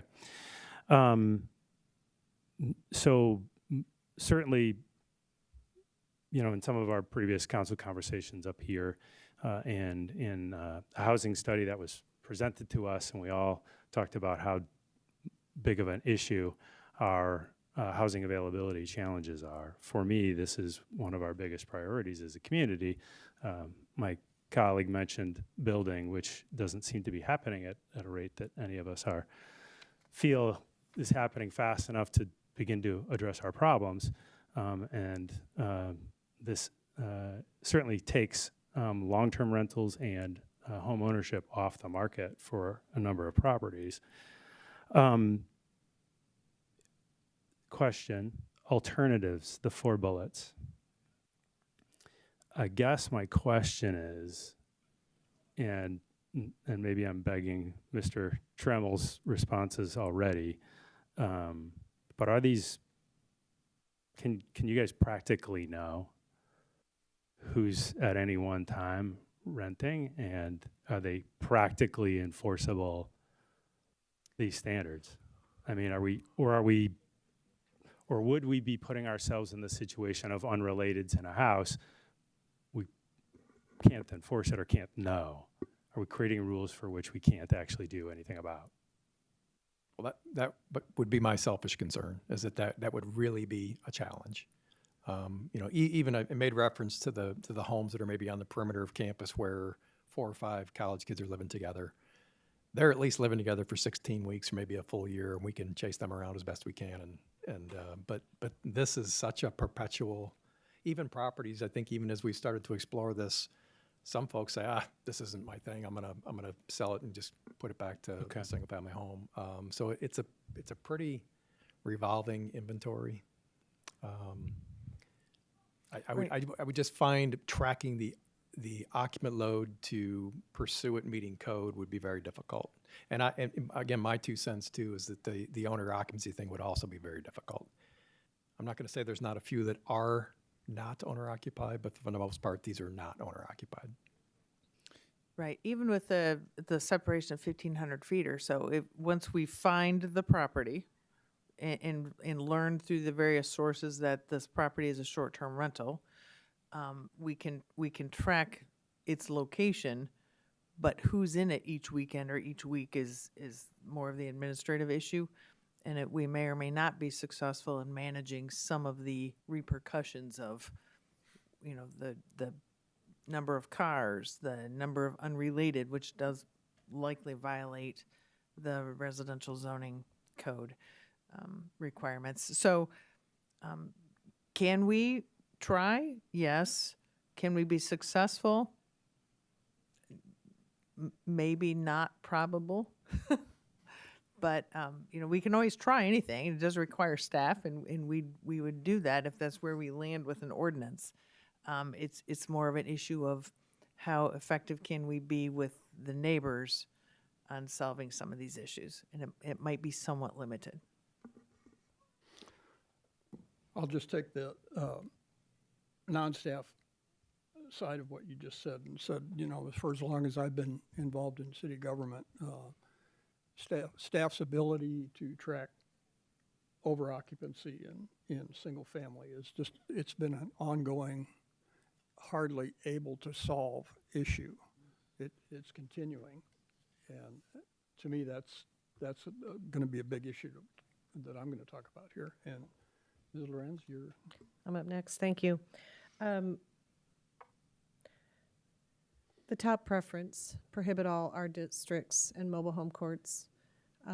Effectively, that bans it. Why is that your top preference? Administratively, it's certainly the most straightforward to enforce. Staff is concerned with the loss of housing at this price point, which seems to be the case. We have also spent a lot of time in the last few years working with neighborhoods to try to keep residential areas residential, and so we do get concerns about businesses that run out of homes, that are run out of homes that bring the public to the home, or for a while, rooming houses. We were phasing those out over time. Like, we've taken very proactive steps to retain that feeling in neighborhoods, and a lot of the residents that we talk to about this issue just feel like this feels like a business to them in their neighborhood, as opposed to a rental where people rent for months at a time or whatever. So that's what we hear from people when they complain. Like, how is this even possible that you're using a single family home in a single family neighborhood in a way that feels much more transient, like a business, than a residential unit? And I understand, I hear that. And then, we're also just concerned with property issues and everything else, just the disruption that people feel around them in their neighborhoods. So the first option is the clearest way to just rein this in. Right. And then the 5-year amortization, I realize you have to give people notice, but that's going to continue the problem for 5 years. So, if you're going to ban it, you're going to ban it. this comes down to, and I don't, obviously, we've kicked this around, it's a difficult balance between maintaining the integrity and the safety of neighborhoods, which is important, and we have worked hard, particularly around the university, to maintain integrity of those of neighborhoods. You brought up rooming houses. However, we also need to be mindful of property rights and being business friendly. So have we thought about, and this may just be the flip side of the same coin, but a temporary moratorium until such time as we can see what responses from breakout sessions, like the one Mr. McCarthy said, where, you know, Airbnb is grappling with this and other cities are grappling with this. I don't think the dust has settled on this by any means. So would we be a little more nimble to position it more as a moratorium for a period of time until such time as we see what is going to happen with this sector of business, and in the meantime, so moratorium of anything new, and in the meantime, really put some efforts towards finding those other 42 and doing what's necessary to ensure compliance. That may be a bit of a self-limiting intervention in and of itself. So those are my couple of ideas. Sure. No, I've taken notes. I'll talk with staff, and you know, this doesn't have to be the end of the conversation tonight. This actually could be the beginning of the conversation for sure. We'll talk about whether or not we can. We would recommend a moratorium. I think it's something we should consider. That would be for new short-term rentals. We'll work to get the missing 40-some registered. I think then we've got enough to come back with council to at least say immediate actions to consider. I do want to say in terms of the 5-year, it does sound a little random in terms of the preference to, or the recommendation to prohibit in all our districts and a 5-year amortization. 5-year, that would be a maximum. So anybody who, I just want to explain how we got to that recommendation. If we thought that would be reasonable for anybody who is using this as a business to have 60 months to figure out how to rent it longer term or sell it as a residential property. So, you know, that amortization could be anything. Could be 24 months or it could be 10 years, depending on how council wants to act. So certainly not an attempt to inhibit property rights or anything like that, but rather find solutions to some of the problems that neighbors have been encountering in our community. That said, I'll defer to Mayor because I think we've got one other individual, Ms. Smith, that wants to speak, but we'll come back to council with more information about what we heard tonight. And I guess I'll just say stay tuned. We'll get back to you on a lot of these things. So my comments on this are going to be that we've considered a lot of options, but we haven't talked a lot about the main concern that we're hearing about this is over occupancy in single-family neighborhoods. And this is a significant problem. People had the expectation of buying their house, that the neighbors were going to comply with the zoning in the area that they bought. And the short-term rental doesn't allow that to happen. So this is the concern that keeps coming back to me. We can put Band-Aids on this and come up with all kinds of short-term solutions, but we still have an issue, and especially R1 and R2, where there's, if it were a long-term rental and there were 6 people in a house, that would be a violation of our current law. And right now, there can be anywhere from 6 to 9 people in a house in a single-family neighborhood, and I understand the frustration that people have on that. So I think that's something we've got to really look at. So I would look at, my recommendation would be to look at R1A or R1B and maybe let our R3 properties have some short-term rentals because they tend to have more density to begin with in the beginning. That's just one recommendation that I would make. But again, I think the core issue we have to deal with is there are a lot of people that have bought single-family homes with the expectation that their neighbors would be single-family, and that's just not happening right now. I kind of like the idea of a moratorium, but that puts a lot of burden on staff to constantly monitor 7 or 8 platforms to see who's doing these rentals, because people that are in the short-term rental business, I have friends that are doing it and decided it wasn't for them. So those properties do revert back to single family sometimes. New ones come online, and it put a lot of burden on staff to be constantly monitoring during a moratorium period who's complying and who's not complying. So with that, do you have enough direction to? Yes. Thank you for council's time, and really, we will continue discussing this topic for sure. Great.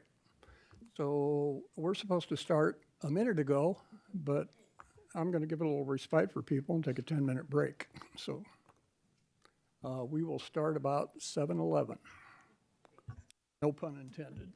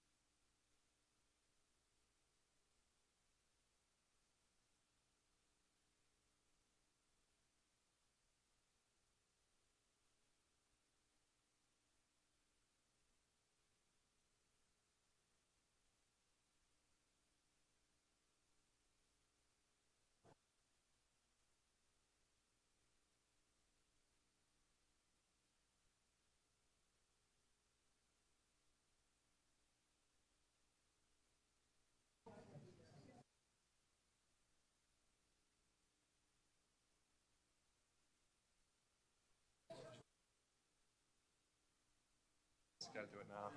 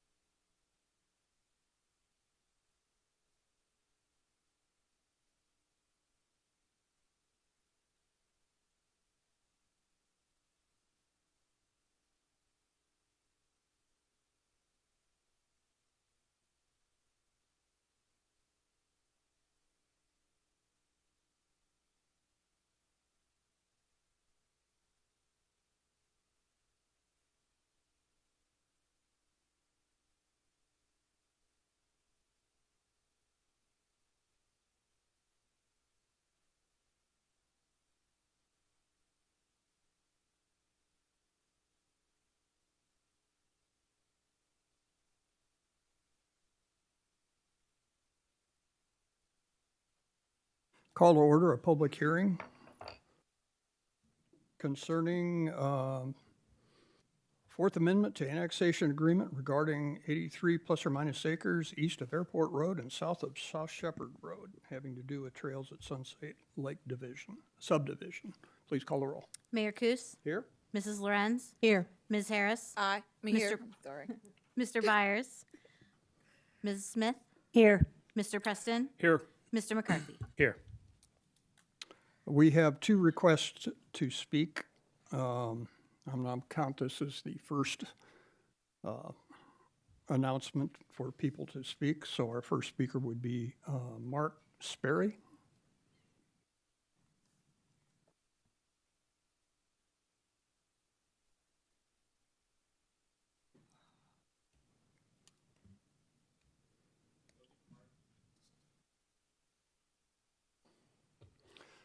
Just to go over our rules, we'd ask that you state your name for the record, and you have 3 minutes for public comment.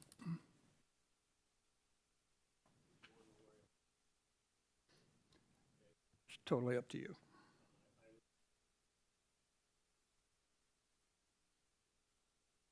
I am a member of one of 5 people that is on the board, and I sat here and listened to you earlier relative to concerns relative to covenants and enforcement of covenants and things of that nature. But there has been some legal information provided to you. There's also been some emails that's been provided to you all. And I would hope that you would take your time to really appreciate, review it and understand what we're talking about. And there'll be another board member, hopefully, that signed up in time by the name of Josh. But the key thing is there is a group of homes known as the verandas. And the verandas occupy right now, there's 19 homes in that area. The developer would like to put duplexes along Airport Road and Shepherd Road around this area that's not developed yet. I understand you have a housing problem, and I just feel like that I'm asking that you take into consideration the people that have invested in very expensive housing in these verandas. They want to adhere to the covenants that are in place today, which is single-family homes, not duplexes, on the outskirt of the area. And I am a board member, and this is new territory for me as a board member, and I'm not trying to play the ignorant person that signed up for something, didn't think that we were going to be going down this path. But it is something that the residents would like to see kept intact, the current covenants, and keep intact single-family housing and not have duplexes. And the developer will make a strong case for the duplexes, but at the same time, I would really appreciate, because you represent the people. You're here because of the people. The people make up the town. And right now, there are 19 homes in that neighborhood that want to keep the covenants intact the way they are. That's what I wanted to say. Do I have a second or two? You got 34 seconds. Well, I want to tell you that Councilmember Harris has helped me personally with some street repair on Yellowstone Street, on some mowing, putting up a stop sign and mowing that was at the entrance. And I just wanted to tell you that she's done a dynamite job representing the neighbors in Trails on Sunset. And I'd just like to say thank you for your time. Thank you. Josh Crowder? Sorry if I mispronounced.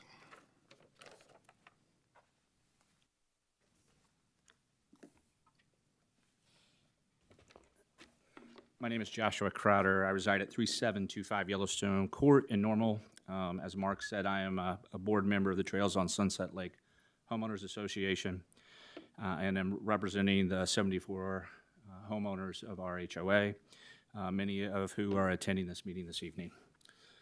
From its inception in 2007, when the Town of Normal Council voted to expand the eastern boundary of the town, the Trails on Sunset Lake subdivision was planned as a higher-end development occupying approximately 83 acres with 120 or so homes.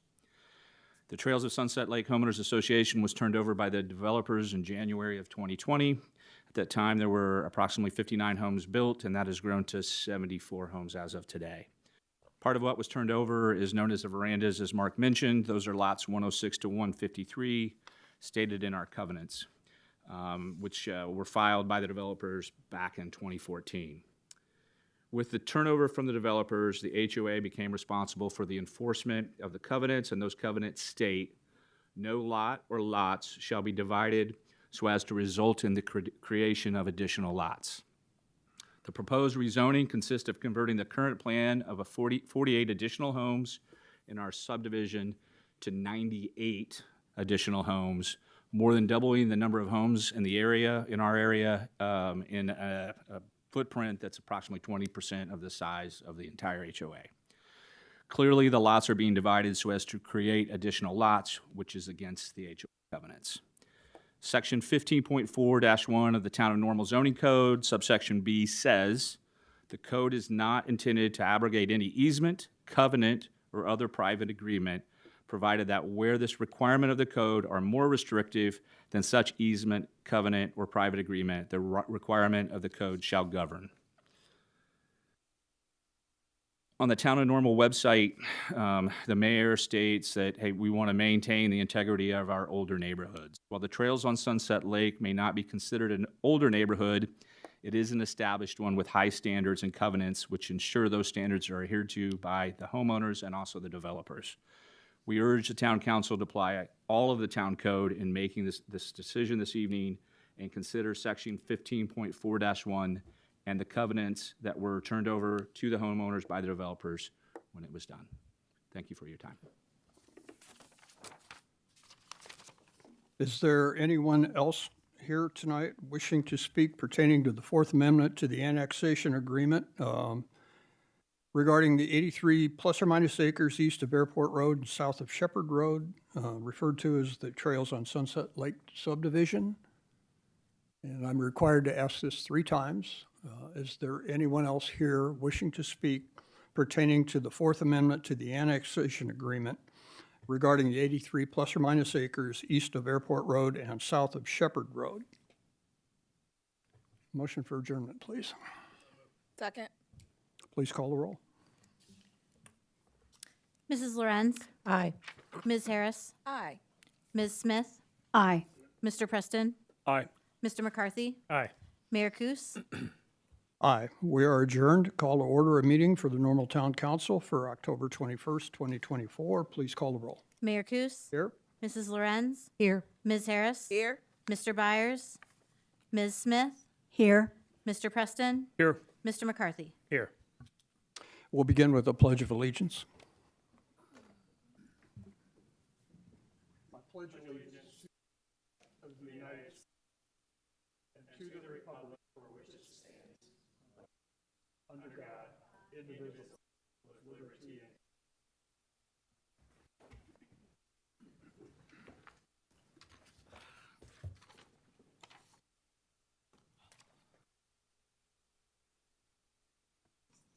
okay. So we go to public comment before we begin, and there's quite a number of people that are here and concerned and have asked to speak tonight. Normally, we limit this to 30 minutes, but because of the nature of the concern, we're going to get through this. The rules for public comment are to state your name, and you have 3 minutes to make your comments. And because of the 20-some people who wish to speak, I'm going to be pretty firm about the 3 minute. If you represent an organization, I understand student government is here and ACLU is here. representing a group like that, you have 5 minutes of public comment. I would ask that if you signed up to speak, you have the right to speak. But if the comment's been made one or multiple times that you were going to make, we'd appreciate it for the sake of time to just say, I agree with what, I'm here to stand for what was said before, so we can get through everybody here wishing to speak tonight. I'd ask that you not applaud or not boo, depending on what you hear or don't hear. Let's try to keep this respectful, and we'll get through this pretty easily. So we're going to get started here. Our first public commenter is Zachary Gittrich.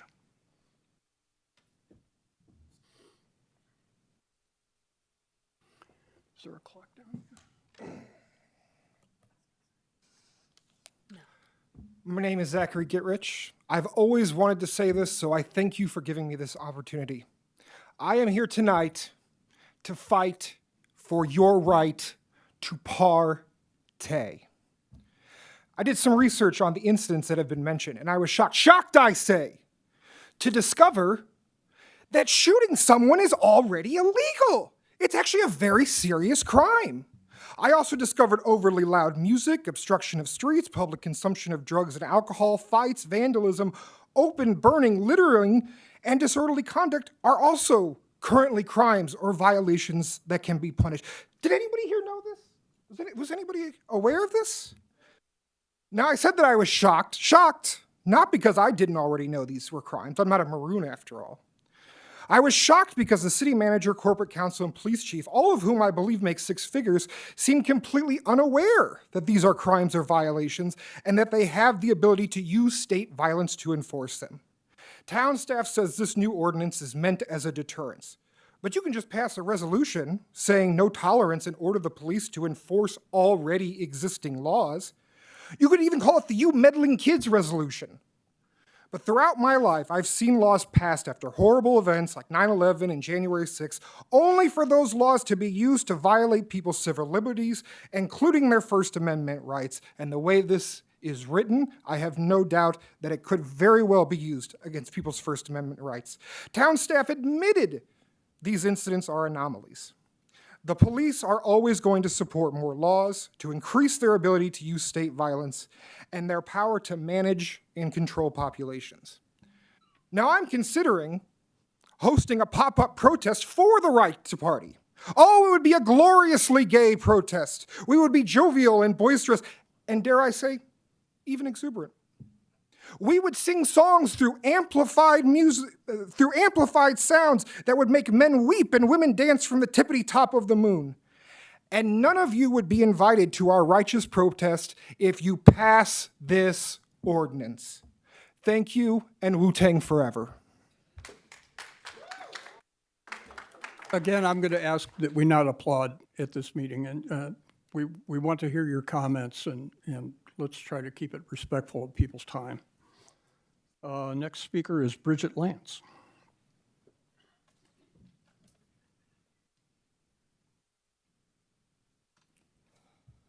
Good evening.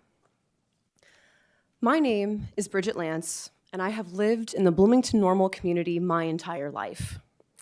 For the last 3 years, I have worked in the music industry in our community. Currently, I am employed at the Castle Theater, and I promote music events under Atomic Blue Productions. I took off work today because I found it very important to be here. I'm very concerned about the town of Normal's consideration of this proposed nuisance ordinance. I respectfully ask you vote no as a concerned member of this fine community. The local live music scene has made a point to respect the current noise regulations by applying for sound permits and adhering to all guidelines and ending at the designated times. We arts enthusiasts have curated a talent incubator that prides itself on acceptance and inclusivity for locals and students alike. We are proud to embrace our diversity. We feel as if the scene should not be punished for the tragic events leading up to the September 28th shooting at the Circle K.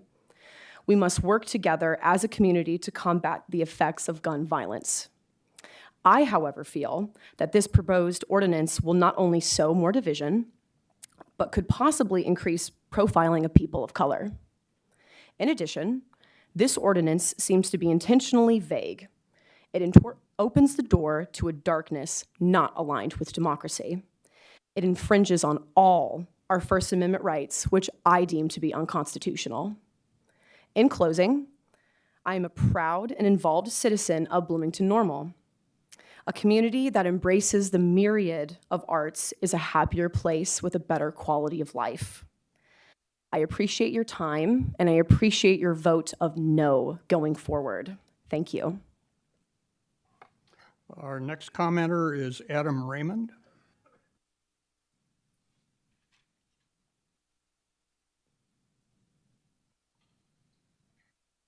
Are you in the audience? Oh, there you are.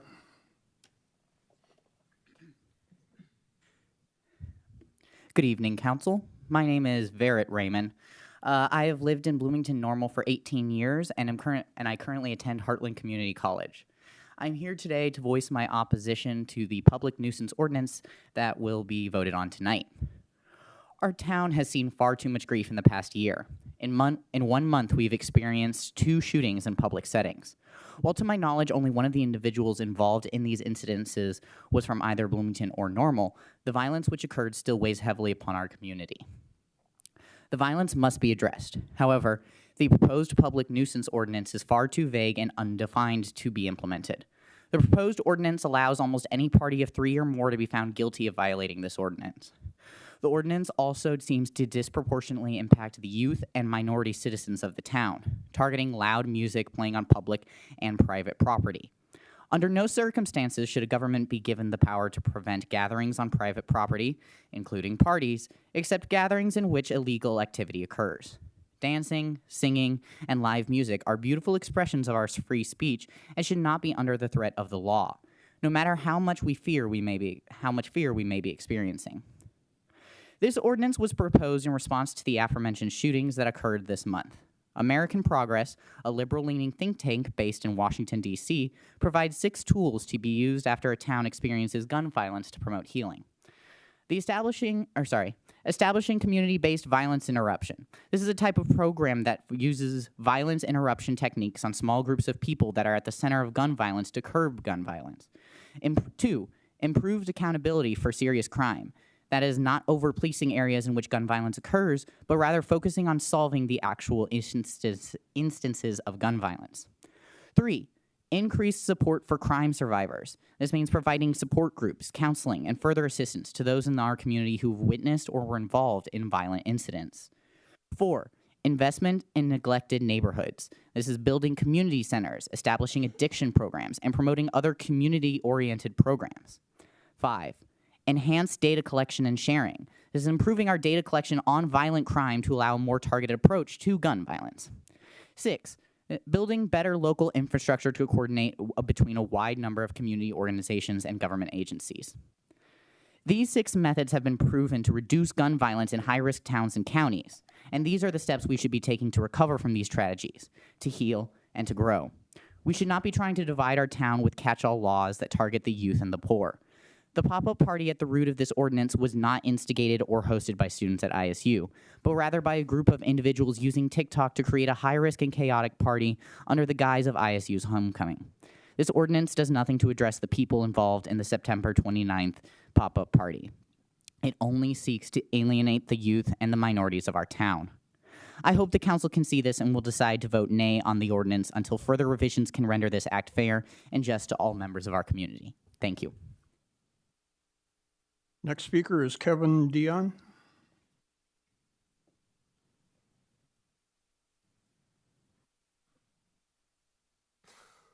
Hi, I'm Kevin. I'm a student who's been involved in multiple peaceful protests in the past for multiple different causes. I'm someone who enjoys to engage in local politics, so this new legislation is extremely concerning to me because of its banning of any sort of public gathering deemed a nuisance. I'm extremely concerned that this new ordinance will be used to silence and police our right to engage in protest. I understand the concerns relating to the pop-up party shooting. Any loss of life is devastating and should be taken with, and we should take measures to avoid another tragedy. That being said, weapons are already banned at parks as well as at unregistered events. Why is it that we now need to pass new legislation that includes vague terminology about public nuisance, nuisances? Parks and town squares are deemed public forums by the law, and therefore they are very important places for organized protest. This new legislation calls for the banning of all nuisance gatherings, a strange term that's defined as a gathering of 3 or more people where prohibited behaviors can occur. This is a violation of our right to assembly, especially since these ordinances are not only in parks, but on all public and private property, including ISU. How exactly are we supposed to stand up for anything if we can be deemed a public nuisance and silenced by the government immediately? Especially since the school has already set a precedent last year. With efforts to silence protests relating to Palestine. This new legislation is probably illegal and against the First Amendment, and I fully expect the ACLU to look into this, but I'm still weirded out by the fact that our government felt the need to rush these new rules out like this after their Thursday meeting. I highly implore you to vote no on this. And that's all I have to say. Our next speaker is Lucas Trelevin. My apologies if I don't get your pronunciation right.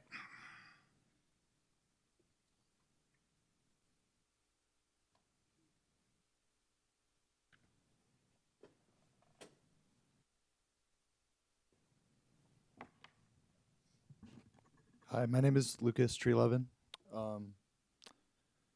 and I'm here to respectfully express my strong opposition to the proposed nuisance ordinance. I believe it will have harmful effects on the town of Normal, its communities, and the college experience of thousands of students. I feel as if this ordinance wouldn't just limit parties, it would largely eliminate live music, which is so much more than entertainment for many of us. Live music provides a safe space, an outlet for creativity, and a way to connect with others. It's also a way for people to share their art with the community, and in turn, appreciate the art within it. Under this ordinance, not only would live music performances be mostly banned, but even band practices and recording sessions would be affected. In fact, something as simple as 3 friends listening to music on a speaker could technically be considered a nuisance. The fact that this applies to private property is particularly concerning. People should have the right to enjoy what they do in their own homes. This ordinance is also unfair to those who wish to organize peaceful protests and make their voices heard. It could make peaceful assembly more difficult and potentially lead to violations of First Amendment rights due to the vague definition of what constitutes said nuisance. Speaking of that vagueness, it's troubling that the ordinance leaves so much up to individual interpretation. Laws should provide clear guidelines, not be subject to the discretion of a single officer, which opens the door to potential misuse of power or bias. It feels like this ordinance is a response to issues caused by people that don't live here, particularly those who came from out of town for events like homecoming. Punishing local residents and students for the actions of visitors seems misguided. Normal is a college town, and it should reflect that. We should be able to find our community, express ourselves, and celebrate music, birthdays, holidays, and life's moments with those that we care about. College is meant to be a time of connection and growth, and I feel as if this ordinance would undermine that. I respectfully urge the council to make the right choice for the town and its residents and vote nay on this issue. Please consider how this will affect the close-knit communities here and avoid actions that could weaken those bonds. Thank you for your time. And I do respect the extra time being given for the overwhelming amount of people we have speaking today. Thank you. Next speaker is David Bentman on behalf of the ACLU.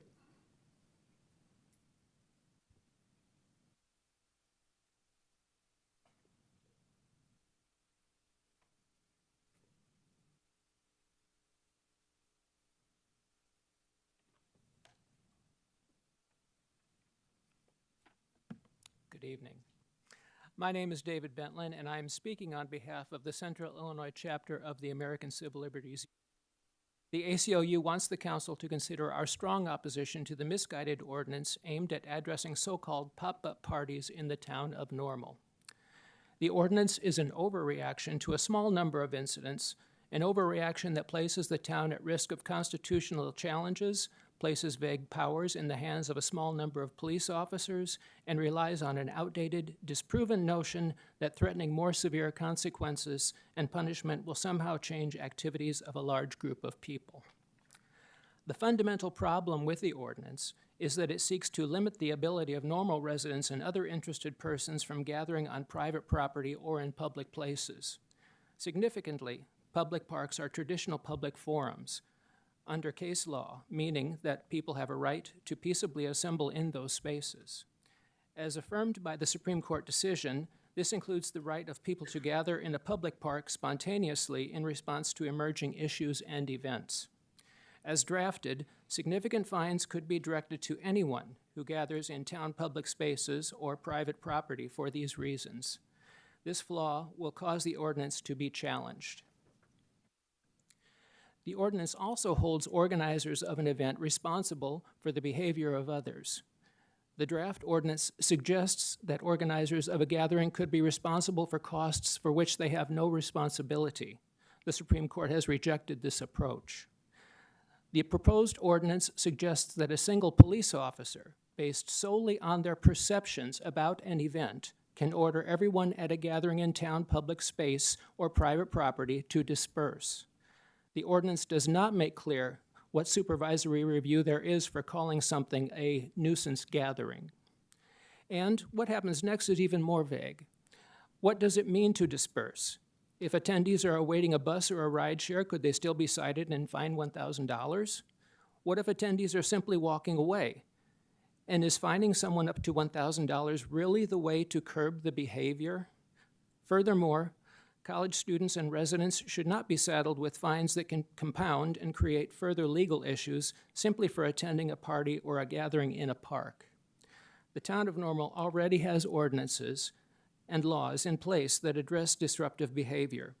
These contain measures that can be enforced on a targeted basis against those violating such laws. Targeted enforcement is the answer to the problem that the town seeks to address. It is not found in limiting assembly in the town's public spaces and private property. And on a personal note, I'm a longtime member of this community, and I'm a member of the LGBTQIA+ community. And for the past several years, we have held our annual Pride Picnic in Anderson Park under the East Shelter. And under the contents of this proposed ordinance, we would no longer be welcome at that park. So I ask you to please reconsider your support of this ordinance. Thank you. Next speaker is Nicholas Marchigiani. Did I get even close? No, but that's okay.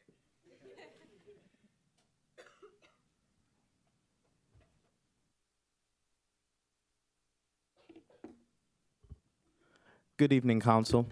My name is Nick Marchigiani. I've been going to local shows ran by people who live in town since my junior year of high school. I've created bonds and lasting memories that will influence the rest of my life. This scene is important to people because it could help people who go and connect with others, share their passions, and move forward in their careers in life. The nuisance ordinance is vague, and through the vagueness, it could be abused and directly affect the scene, which has nothing to do with this pop-up situation that caused this ordinance to be set in the first place. What can be defined specifically as a nuisance gathering? What falls under your definition? Is it 3 girls walking down the street at night laughing, just heading home? If so, through your wording, that could be fined between $1,000 and $5,000. Leaving this vagueness up to cops' discretion is not ideal at all, directly affecting something that has been set in place for so many years. I understand you want to make the town safer, but proposed by people who came before me, there's other issues that we needed to attack directly at gun violence instead of people and gathering. We need to monitor the behaviors of others, not the gathering size. Through this wording, it directly contradicts people's right to protest, have garage concerts, or just 3 friends hanging out, like we've mentioned earlier with a Bluetooth speaker. A contradiction on our First Amendment right. This has This is so much more than just wanting the party. This scene could lead people in directions that they never thought possible and create opportunities for others they never even saw. This law should focus more on the behavior of individuals and not the gathering size. You need to have these specific claims on these noise levels, time restrictions, destructions of public property, and leaving the discretion up to the police. What guidelines do these police follow? How can we trust them when the wording is so vague we don't even know these rules? How can these police fairly assess each altercation without a bias behind them? I am pleading with you to table the ordinance and work with the community to develop a solution that truly addresses gun violence without punishing those who contribute positively to our town. This scene and the music are lifelines for not just me, but for those who are here today and other creative scenes who are at risk with this ordinance. Let's not ruin the creative, vibrant spirit our town has by passing on an ordinance that restricts our freedom and other people's pursuit of happiness. Thank you for listening. Next speaker is Tanner Johnson.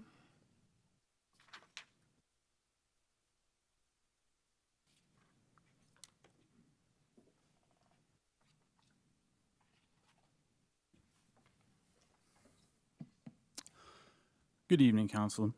My name is Tanner Johnson. I've been a member of this community since about 2020. Came here to go to Illinois State and graduated, and have been employed in this town since graduating. I have a heavy involvement in lots of local town happenings that have to do with art, fitness, recreation, and youth and sport and all that kind of stuff. And I urgently plead with you today to vote no on this nuisance ordinance as the language currently stands. While there have been recent instances of violence and homicide that everyone in this room wants to see go away, the current verbiage on what constitutes as a nuisance is far too broad and puts a portion of our First Amendment rights at jeopardy. Placing such harsh restrictions on gatherings in a college town nonetheless closes the door for civil assembly and opens another for rampant tension, bias-fueled conflict, and an unrestful environment for students and locals alike. Speaking of students and locals, recently they've been coming together like never before. This town has a thriving music and art scene. I'm a proud member of it. It's brought me some of my closest friends and gives me a safe space where I'm welcome to be myself. And I'm just curious on how this complete ban of amplified sound will affect my peers and I. You see, anytime we throw a show on private property, we always purchase a sound permit from the town of Normal and abide within its regulations.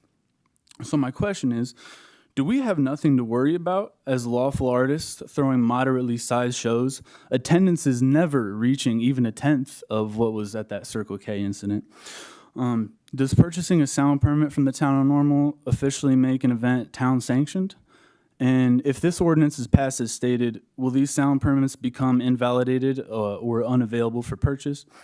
Again, the current language of this ordinance is not clear enough for those trying to contribute to the town's social image within the written rules of our law and the unwritten rules of our neighbor. We, the artistic community, believe that we're being potentially grouped in with and punished for events that we had nothing to do with, which brings me to my conclusion. I find the current wording of this ordinance to be unconstitutional, and I truly believe that its passing will create new additional problems in our community as opposed to resolving current ones. People deserve the right to gather, to peacefully protest, and to speak their mind, and this ordinance, as stated, puts that right in jeopardy. I love this community, and I love all the folks in it, and I'd like to see the town of Normal remain peaceful for our locals, exciting for our students, and safe for our youth. And I don't find the ordinance's current language conducive to any of those ideals, and I would love to see some updated verbiage so that not one person in Normal is challenged in their life, liberty, and pursuit of happiness. And Council, this issue does mean a lot to a lot of us, so I do want to thank you for the extra time allotted.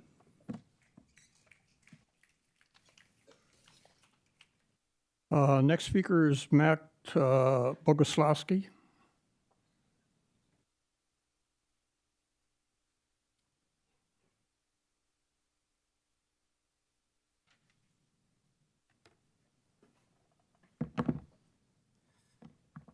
Hello, my name is Matt Boguslawski, and I'm a music educator, gigging musician, and resident of the town of Normal, and I've come to comment about the ordinance to ban amplified sound in gatherings and how this specifically affects an important community of musicians and people who enjoy live music here. I did not originate from this town, but I made a choice to move here after graduating from ISU last year because of the musical opportunities that are here for me. I currently teach the marching band at University High School during the week, and on the weekends, I'm usually gigging with my band that's based here in town. Music is my career, my creative outlet, and the biggest part of my life. My community of aspiring gigging musicians and the huge, ever-growing crowd of students and residents that support local music here are at risk because of the ordinance that may ban amplified sound in gatherings. As a person who regularly performs primarily at these house shows in Normal, I could tell you firsthand that so many artists desire to play in this town because of the tight-knit community that's here. Normal is also home to musicians, many of us in this room call friends, that are currently on tour traveling the country as we speak, that grew to be as big as they are thanks to the ability to play their music in garages here.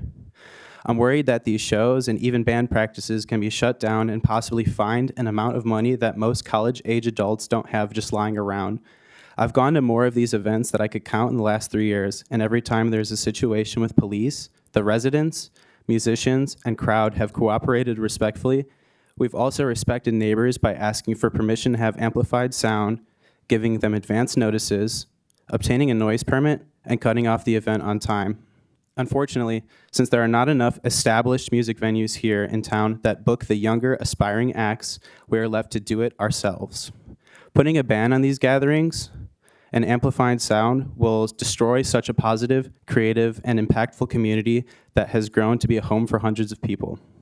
Without the ability to practice and perform in this town, I probably would not have a band at all or met most of the people in this room who have also come to advocate tonight. For most of us, this is the only outlet we have to present our art. My group and others would have not gotten opportunities on real stages without the exposure and support from this do-it-yourself music community. I also would like to note that the community has been known to be a welcoming, safe space for all people where violence is never tolerated. If someone falls at a show, 4 people are there to help them back on their feet. Though these performances may be loud and labeled a nuisance, we have always respected neighbors and law enforcement when told to keep it down, even if that is a huge bummer to us. We would do anything to keep the music scene alive here. It presents so many opportunities to talented musicians who aren't given a chance anywhere else. It is also a safe space and home to many. I kindly ask that you consider my community and the impact that local music has on the town and the impact that the town has on local music, and that you vote no on this ordinance. Thank you for listening. Next speaker is Lori Woolrab.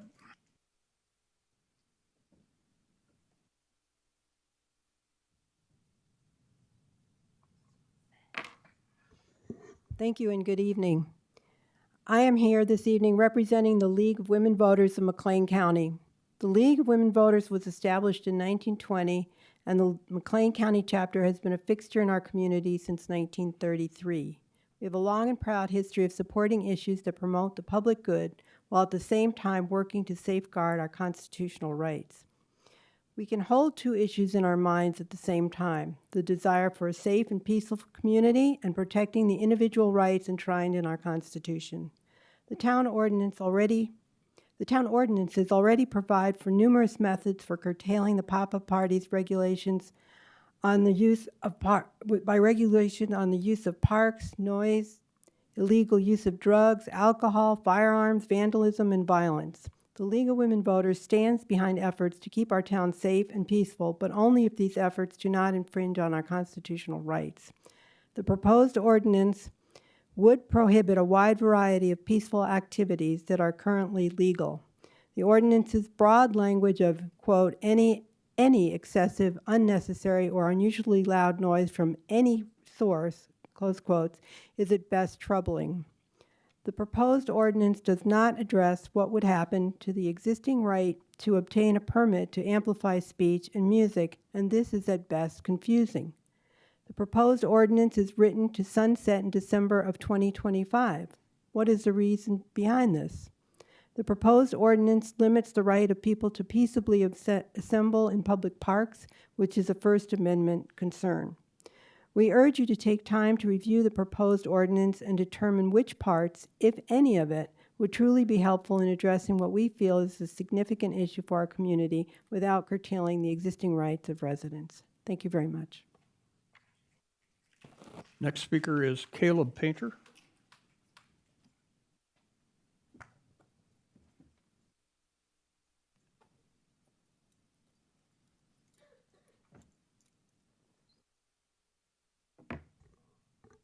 Hi, my name is Caleb Wiesing. I'm a student at Illinois State University. The First Amendment, among the right of press and speech, also outlines the right to peacefully assemble. Further, the court case of DeYoung v. Oregon found that those who assist in the conduct of such meetings cannot be branded as criminals on that score. Despite this, the vague language of the definition of nuisance in this ordinance leaves room for repercussion regardless of civility or peacefulness of gatherings. Thus, the application of these ordinances can be unconstitutional. This constitutional right of assembly has been exercised in the past by activists and political groups fighting various injustices throughout the years, such as civil rights and women's suffrage movements. These movements have always relied on the right to peaceful assembly in order to enact change. In short, the right to assembly cannot be separated from the right to freedom of speech. If community members are disallowed the right to assembly in public spaces because the police have deemed them a nuisance, that is unjustly infringing on the right to organize and therefore freely speak. The implications of this ordinance are blurry at best, unconstitutional at worst. Certain things in this ordinance have already been previously deemed illegal. This ordinance does nothing but supersede previous policy with more vague and fluid language with higher fines. The deciding factor is the discretion of the police. This ordinance is nothing but threatening to community members looking to enact positive change within our town. I'm proud to be an active part of the town of Normal as a resident and a student. It would disappoint me heavily to see an ordinance like this one pass because it does not reflect what I believe to be the moral standing of our city and its government. I would like to end my statement by thanking you for extending the amount of time for public comment. Next speaker is Dylan Donahue.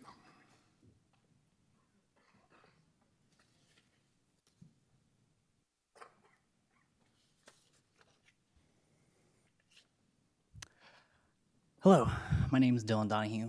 I'd like to thank you for allowing me to speak. I'm a resident here. I grew up here, and this is the first time I've come to a town council meeting, so I'd like to congratulate whoever wrote this bill for making it so, or this ordinance so bad that I had to show up. Here's just a list of things that I find that are wrong with it. Overbroad definition of nuisance gathering, vagueness and ambiguity, First Amendment concerns, due process violations, excessive fines and penalties, joint and several liability issues, paternal liability concerns, enforcement discretion and potential for abuse, conflict with state laws and preemption, double jeopardy and multiple prosecutions, lack of a clear appeal process, potential infringement on privacy rights, impact on legitimate activities, disproportionate impact on vulnerable groups, administrative and enforcement costs, typographical and numbering errors, definition issues with profits and public costs, lack of notice to participants, potential for chilling effect on social interactions, possible violations of equal protection, conflict with constitutional protections, environment against enforcement against minors, unclear definitions of key terms, retaliatory or selective enforcement risks, potential overreach into private events, liability for attendees' actions, overlap with existing laws, potential burden on the judicial system, negative impact on businesses and event organizers, ambiguity in park usage restrictions, inadequate addressing of underlying issues, possibility of unconstitutional vagueness, lack of provisions or warnings for education, potential to discourage reporting emergencies, no statute of limitations specified, collective punishment concerns, inconsistent with principles of restorative justice, and economic impact on residents. I have a minute left. I took down all your names, and whoever votes yes, I'm going to make sure I never vote for you. So, thank you. Next speaker is Kobe Blair.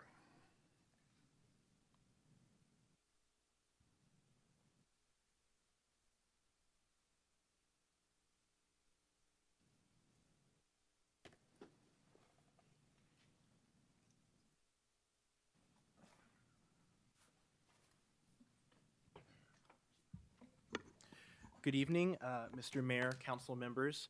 I hope you're all doing well, as well as all people in the audience. I'm very glad that so many people came out to speak tonight. My name is Kobe Blair. I've been a voter and a resident in this town since 2021 when I came to ISU, and I currently have the honor to serve as student body president this year. Like most of our commenters tonight, I've come to speak on the proposed nuisance ordinance, and we've spoken a lot on it already, so I'll get right down to the 2 points that I think are most important. Number one, from the ordinance as I understood it, because once I heard other students speaking about it, I found the PDF online and I read through it. From my understanding, it would create no opportunity for permits in town parks for any activity that is involving sound amplification not run by the town of Normal. Now, I certainly understand and support the need to have permits and perhaps to heavily scrutinize those applications. However, I don't understand fully the rationale, and I believe most students don't either, of a blanket ban on sound amplification for any non-town sponsored activity. I can think of several types of activities that are family friendly that I think most students and community members would want to be allowed in our parks and other public spaces. For example, there have been several speakers tonight who've spoken about music events that could, I believe, be done in a lawful and appropriate way and that benefit our town and community. Quite frankly, whatever department makes those decisions on which permits would be accepted or denied, if there's a permit request that seems suspicious or that it wouldn't go well, just deny it, in my opinion. Secondly, most of the student concerns that I've heard have really been focused on how this will be enforced. Unless I've misunderstood any of the remarks that other students have made tonight, I haven't heard anyone say anything that would be at all pro pop-up party or at all defending the actions of the individuals that came into our community and had that lawless activity that unfortunately resulted in the death of one person and serious injury to another. One of the things that I know, having lived in this community for quite a while and having several positive interactions with groups like the Normal Police Department and the Town Council, is that I have a lot of trust personally in our town government and how things are run. However, trust is not something that is given because of one person's interaction, and it's not something that you just have or don't have. It's a relationship that is built upon and that is consistently renewed over time.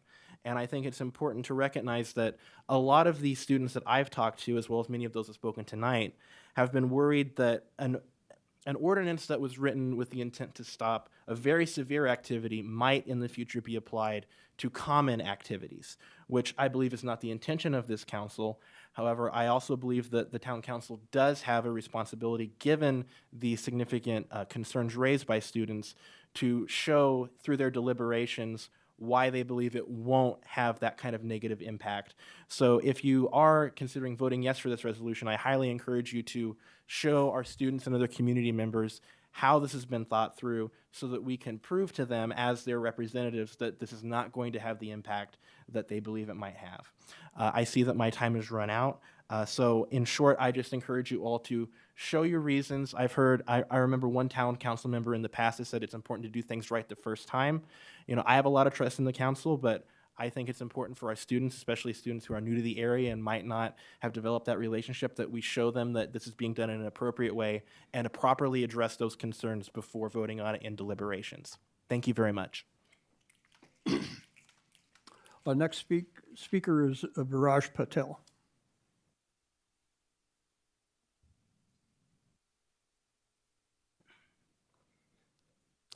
Good evening, Mayor Coos and council members. I'm grateful for the time that you made for all of us today. Just want to continue extending thanks real quick to everybody who's shown up here today to speak their thoughts on the noise ordinance. I want to start off by saying that I am not a resident of, I'm a resident of Normal, but I'm not a citizen of the United States, so I can't vote in any of your elections. So whatever I say today, I hope you take it with a grain of salt, knowing that I can't vote for you or against you. So there's something to think about. I also think that there are individuals far brighter than I am in this room who can speak to the extent of what is legal and what is not legal, so I'll leave those comments up to you. But there's something I am qualified to talk about, and that's education. I'm currently pursuing my doctorate in teaching and learning at the College of Education. And one of the elements I'm studying is meaning making, especially the meaning making capacities which are embedded within sounds and words. Quite literally indigenous to Black and brown cultures, the ways in which sounds permeate bodies and the ways in which sounds are said have specific meaning-making capacities. And this exists for individuals as well, right? For instance, when you hear somebody sing Sweet Caroline and you want to sing, it takes you to a particular place in time. It makes you remember particular memories. And that's what we look forward to almost every weekend, and I know I do. specifically because, as I mentioned, I am not from the United States. I immigrated to the US in 2014. I did my undergrad and then I moved to Normal in 2018. I've been a member of this community for 6 years. And the last time I was home was nearly 10 years ago. I am 29 years old. I've lived a third of my life in a completely different country. And with that comes a loss of identity. I don't completely feel Indian anymore. I don't completely feel American anymore either. In fact, one of my dear friends, Alex, the Rangers, who is out here in the audience today, was one who told me that it's not that you're less than one, but you're more than one. You are completely Indian, and in addition to that, you're American. I would have never met Alex if it's not for these music endeavors, which happen every weekend. In addition to that, I want to talk about just this idea of, while you're talking about how sound permeates large environments and it can cause harm, it can also do plenty of good. Where when we go into these spaces, for wherever from our diverse environments we may come into these particular spaces, for those 3 to 5 minutes when somebody is singing, for those 15 to 30-minute sets, we are one in one shape or form. And those things matter to us in ways that we cannot completely express in words, but we can in music and in sounds. So I ask that you reconsider the language in this particular proposal so that you're better able to review it. And as I mentioned, I'm a doctorate student. I have research which backs up everything that I've said. I'm more than happy to share those documents with you if that's helpful. But I hope that you consider this proposal deeply before voting on it. Thank you. Our next speaker is Dylan Harding.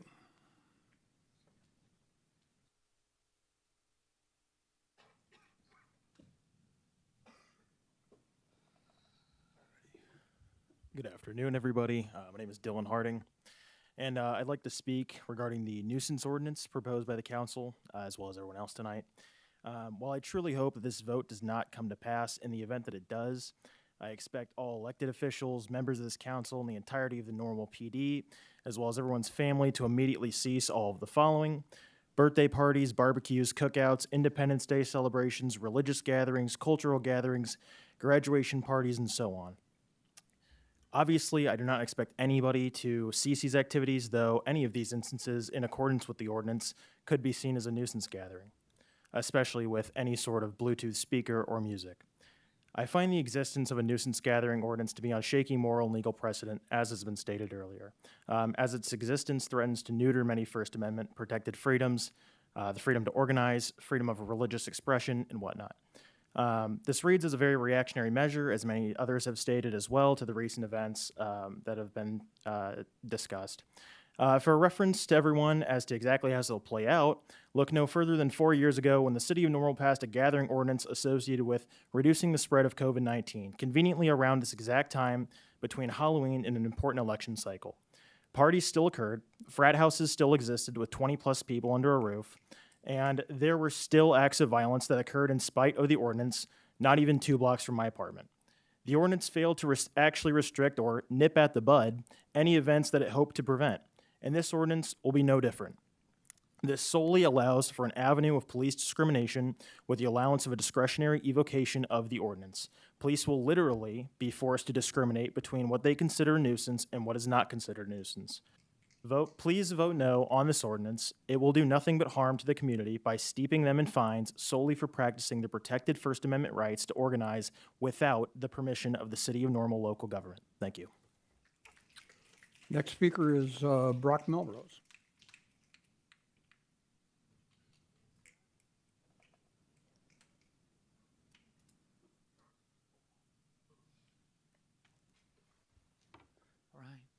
Thank you. My name is Brock Melrose. I'm a musician, paralegal, bartender, and resident of Normal.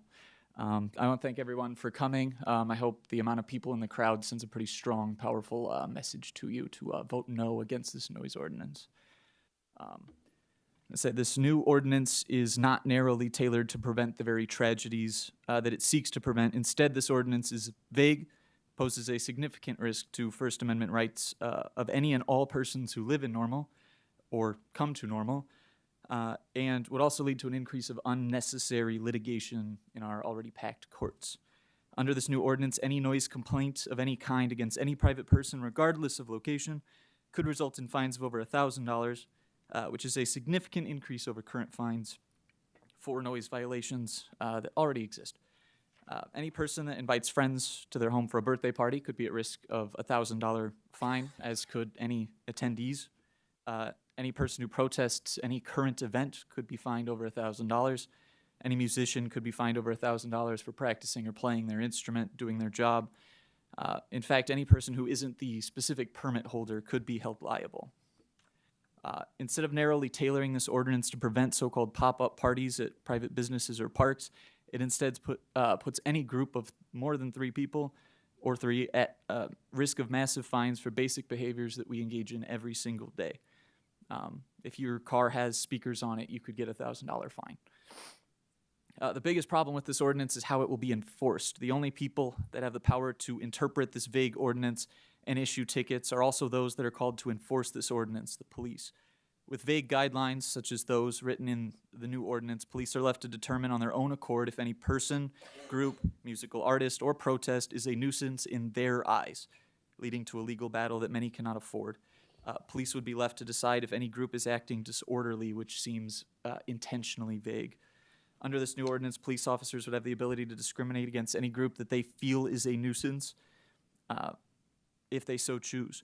Police could decide that a group is too loud or rowdy if they disagree with that group's message or their protest.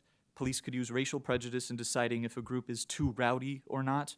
There's no specific requirement regarding decibel levels. The only requirement is that a group be deemed a nuisance or disorderly by whichever officer shows up. I do not currently have any ideas on how to more narrowly tailor this ordinance, but I trust that the town of Normal will uphold its duty to protect the rights of its citizens and vote no against this bill. Thank you. Next speaker is Matt Manka, I think that is.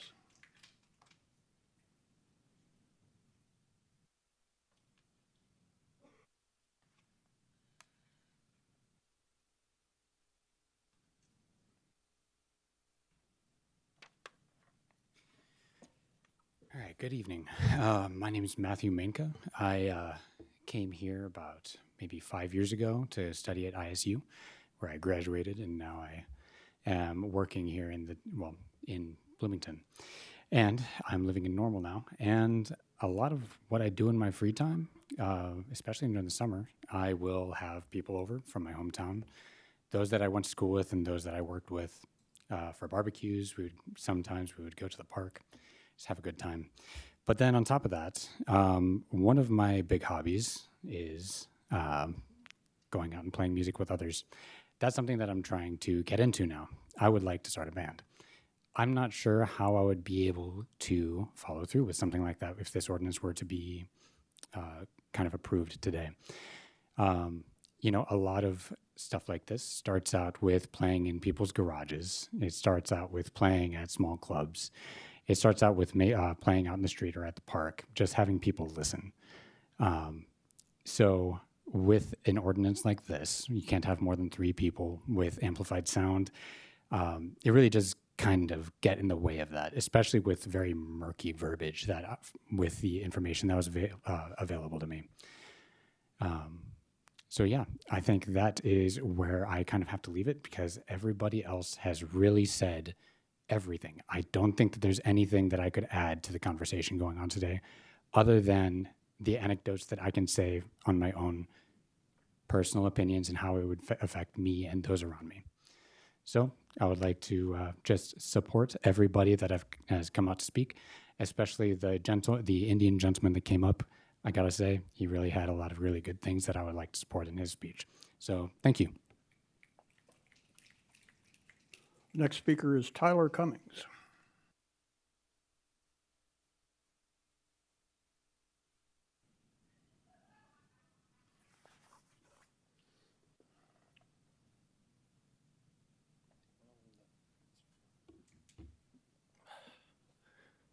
All right. Hello, thank you for your time. I'm Tyler Cummings. I have lived here in Blono for the vast majority of my life, all but 4 years. I've attended high school, elementary school, and I graduated at ISU here. First and foremost, I want to express that I'm not here to dispute the motivation behind this ordinance. It happened pretty close to where I live. And every time these types of events happen, I feel very disheartened because I've lived here my entire life. I view it as a very safe community. But as many have iterated, I am concerned with the reactionary nature of this. It feels like we might be being a little too hasty here with this type of solution. I also want to reiterate the broad verbiage is concerning. I think there's a due diligence here to clear the air. The other thing I want to point out is it has been admitted that you want to open it up to adjust this if this is passed, if it does come to harm people, but I think one is too many, and I think there should be some transparency as to what that process looks like. Does it take a family to get fined $1,000, $5,000, and then we adjust the law? What does that process look like? The other thing, you've also admitted there's already ordinances that are in place. I think there's also a due diligence here to express or to communicate that we have exhausted all measures within the jurisdiction that's available and show as to why this is truly necessary beyond you feeling like it's necessary or seeking retribution here. The point is, I don't think it's asking too much to show more transparency here, maybe halt the brakes a little bit. I only was notified about this yesterday. I know there's multiple students that haven't really heard about this. I think it's important that we slow down, open up dialogue, explore other alternative solutions before seeking those more retribution and message sending tactics, which I don't find to be very helpful. So that's about all else I have to add. Thank you for your time. Next speaker is Crystal Abel.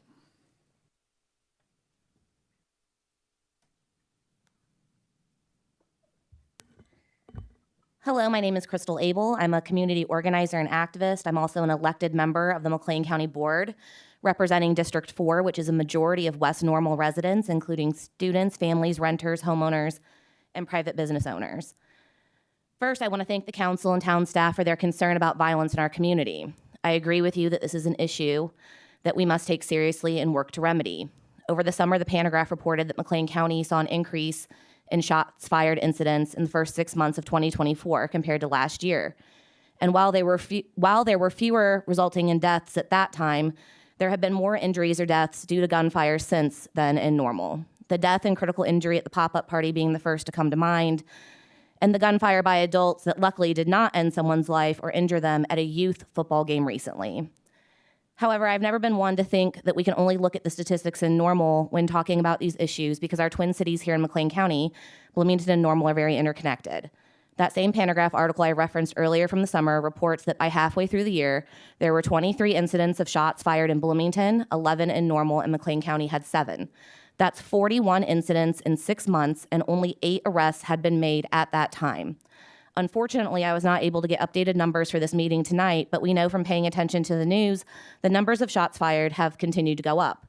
Just last week, there were shots fired on Illinois Street in West Bloomington.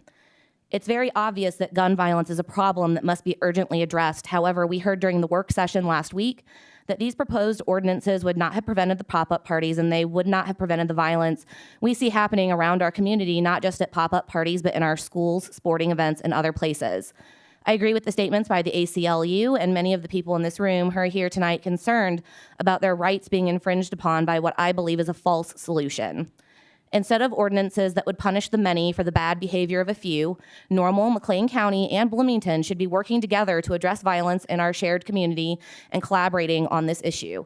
From the beginning of Alderperson of Bloomington, Molly Ward's proposal for the Gun Violence Commission in Bloomington in 2023, I have advocated for our communities to come together to collaborate and study this issue and propose solutions that would work for all residents of the county.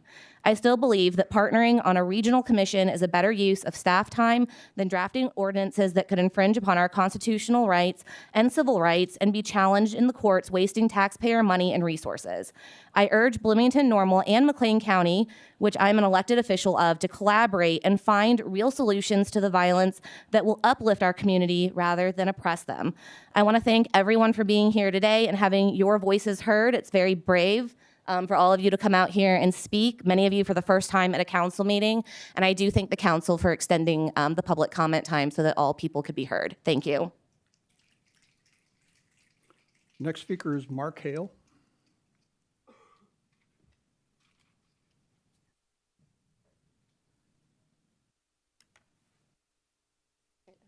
Hello, good evening. My name is March Hale, like the month.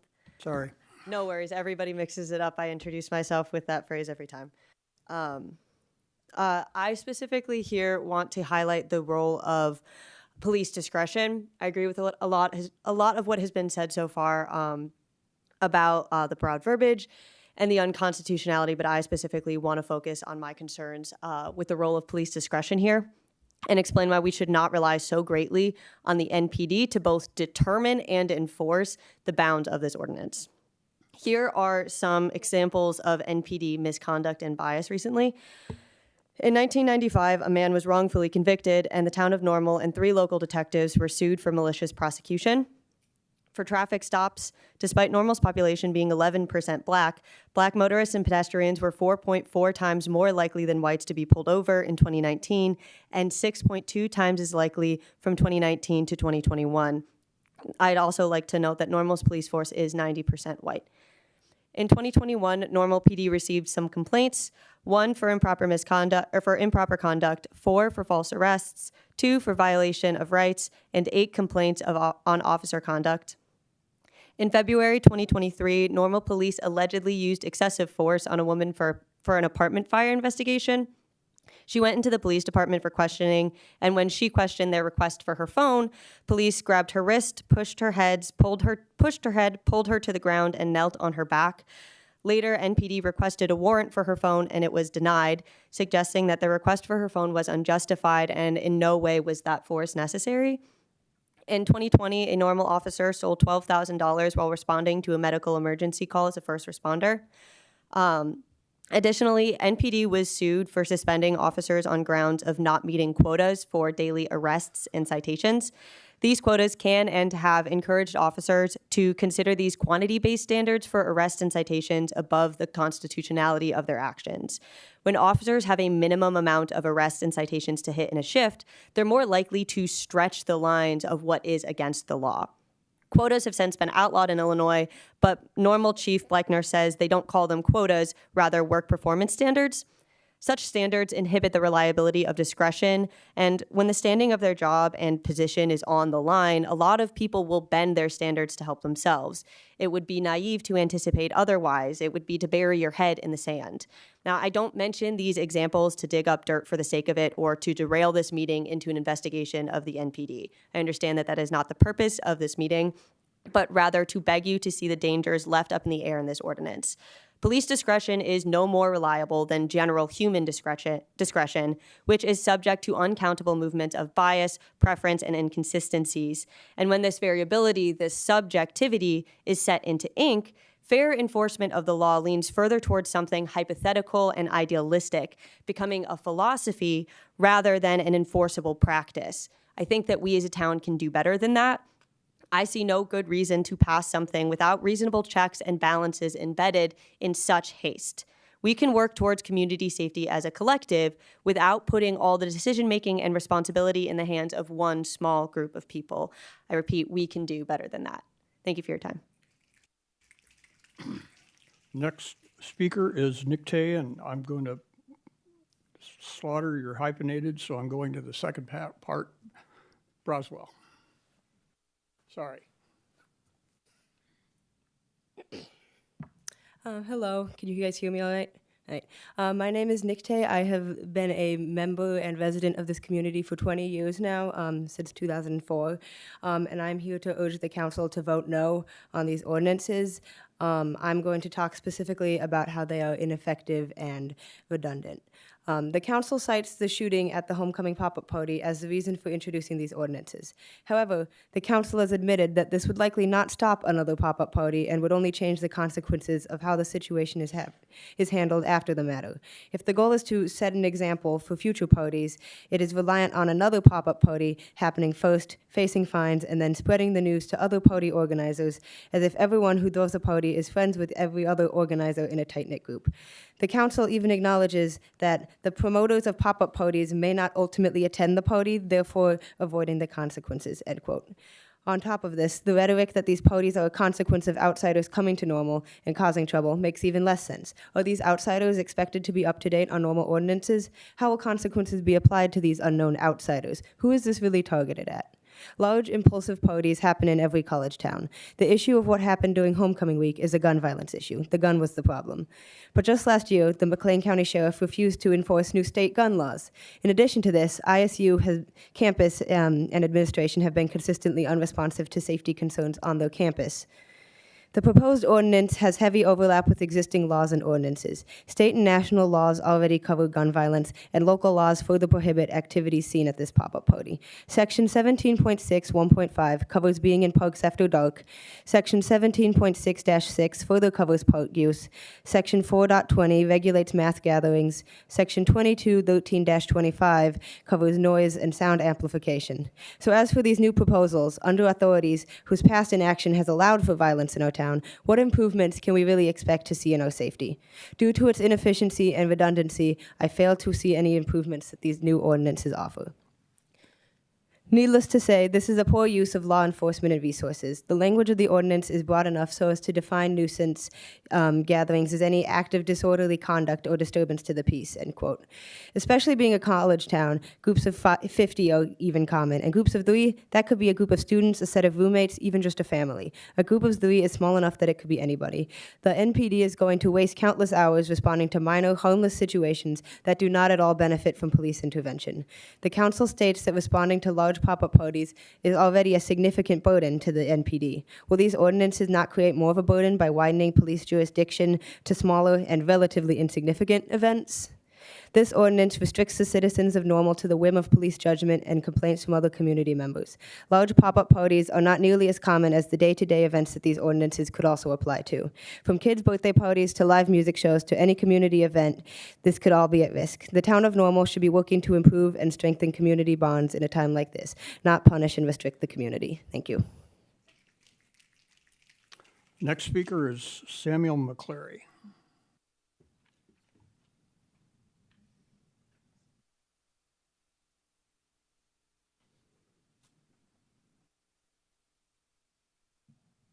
Hello, I'm Samuel McClary, and I'm here representing the ISU College Democrats. And I think we've heard some very persuasive arguments about the First Amendment and about the live music implications of the proposed ordinance. So I won't retread that. I'd just like to briefly comment about the potential for excessive fine within this ordinance. Right now, if a group of 3, say college students, were found drinking in public, they would be hit with a drinking ticket, a relatively minor fine, and under this ordinance, they could be cited for violating this ordinance, a group as small as 3, and hit with at minimum a $1,000 fine. That seems like an excessive fine, especially in a town where we have so many college students that certainly cannot afford to pay such a fine. So that's it. Thank you. And our last speaker of the evening tonight would be Willie Halbert.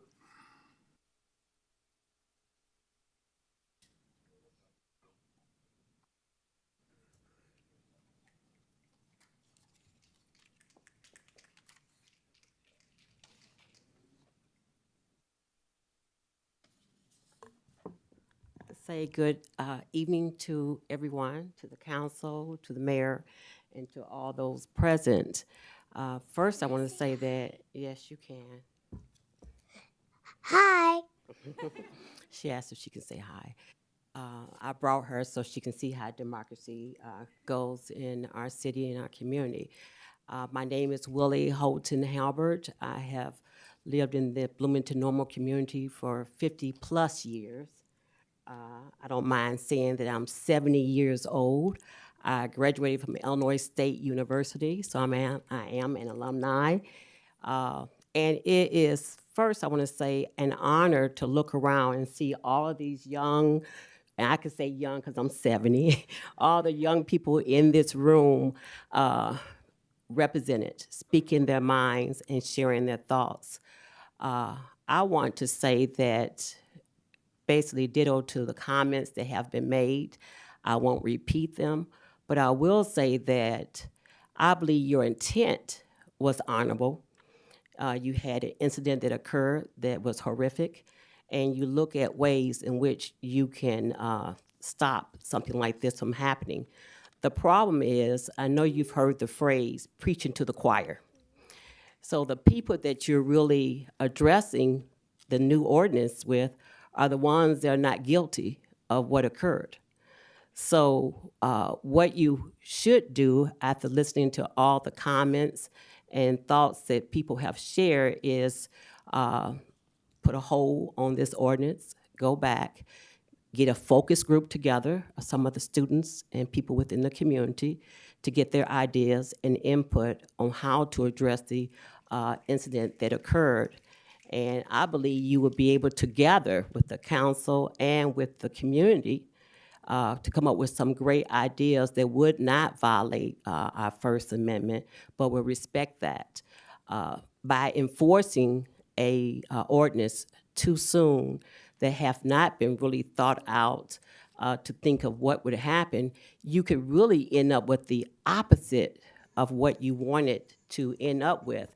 Instead of dealing with the incident that occurred, you can cause a lot more violence and things occurring of people who may have been officers who may be even well-intended, but trying to enforce an ordinance that really is not very enforceable to where it would not cause harm to your community. So I would ask that you look at all the people that are here, all the comments that have been made, and reevaluate your ideas. And it's great to say, hey, you know what? We might have moved a little too quickly on this. Let's table this, go back to the drawing board, get more input, and I think you'll come up with a pretty good ordinance if it's needed after this. Thank you very much. Thank you. Thank everyone for your comments tonight and your patience. Unfortunately, we have a very long schedule tonight, and you're a little further down the line, but certainly please stay and hear the discussion. I think it will be a robust discussion among the council, and I think you'll like some of what you're going to hear tonight, and you might not like some of what you hear tonight, but please be here for stay here for the conversation. We move to the omnibus agenda. Items considered routine will be taken with one vote unless a council member would like to pull an item for discussion. Move approval. Second. Items on the omnibus agenda are approval of the minutes of the public hearing of October 7th, 2024, approval of the minutes of the regular council meeting of October 7th, 2024, approval of the minutes of the council work session of October 16th, 2024, a report to receive and file Town of Normal expenditures for payment as of October 16th, 2024, a resolution to accept water treatment plant line bid from November 2024 through October 2025, and a resolution approving an amendment to the Town of Normal Downtown Bank of Illinois in Normal redevelopment agreement concerning public parking. Please call the roll. Mrs. Lorenz? Aye. Ms. Harris? Aye. Ms. Smith? Aye. Mr. Preston? Aye. Mr. McCarthy? Aye. Mayor Coos? Aye. Those items are approved. Moving to general orders, the first item is a resolution approving an amended site plan for 200 Greenbrier, referring to the business of Dave's Hot Chicken. Move approval. Second. Is there discussion on this item? Ms. Lorenz. On this item, the traffic in this area we know is heavy. We will need to watch this area for safety. It's my understanding that this developer or property owner has done some things to try to mitigate traffic flow at this site. So I just want to underscore the need to continue to watch for that traffic flow and do what we need to do as a town to ensure safety. The second thing I would want to make sure that is stated is that I would hope that they would, the property owner would engage local workforce for this project. Ms. Smith. I understand, I was just in this shopping center today. I understand that there is some activity at the intersection of Greenbrier and Fort Jesse to improve that intersection and the installation of a traffic signal, correct? That is true, Fort Jesse and Greenbrier, as well as Fort Jesse and Landmark Drives. Okay, so if somebody did want to make a left-hand turn onto Landmark, they would have the assistance of a light to exit that shopping center at that intersection once it's installed. I don't know which direction you're coming from, so I'm having a hard time reacting to that comment. By Panera Bread. Okay. So you can get into Greenbrier out of this shopping center. Your Panera Bread would be to the east, Correct. and then you're coming to the intersection with Landmark. So that will have a signal. I think a couple of intersections might be mixed up here. What we're talking about when you're near Panera Bread, you're at Greenbrier and Parkway Plaza. Okay. And that will not have a traffic signal. That will have a two-way stop. The northbound and southbound traffic have a stop there on Greenbrier at Parkway Plaza. So I would ask that we keep an eye on this for accident reports, because it is a very difficult intersection to get into if you're coming onto Parkway Plaza. That's all. All right, thank you. Further on this item, please call the roll. Ms. Harris? Aye. Ms. Smith? Aye. Mr. Preston? Aye. Mr. McCarthy? Aye. Mrs. Lorenz? Aye. Mayor Kus? Aye. That resolution is approved. Item 8 is a resolution approving a site plan for 751 Pine Street. Move approval. Approval? Second. Discussion on this item. Ms. Smith? I just wanted to highlight that the site plan does include much more than the standard green space, and I'm glad to see that's incorporated into this, so thank you. Further on this item, please call the roll. Ms. Smith? Aye. Mr. Preston? Aye. Mr. McCarthy? Aye. Mrs. Lorenz? Aye. Ms. Harris? Aye. Mayor Kus? Aye. That resolution is approved. Resolution to conditionally approving a site plan for lots 1 and 2 of the NN2WH subdivision, that's west of Rivian Motorway and north of College Avenue Extended. Move approval. Second. Discussion on this item. Hearing none, please call the roll. Mr. Preston? Aye. Mr. McCarthy? Aye. Mrs. Lorenz? Aye. Ms. Harris? Aye. Ms. Smith? Aye. Mayor Kus? Aye.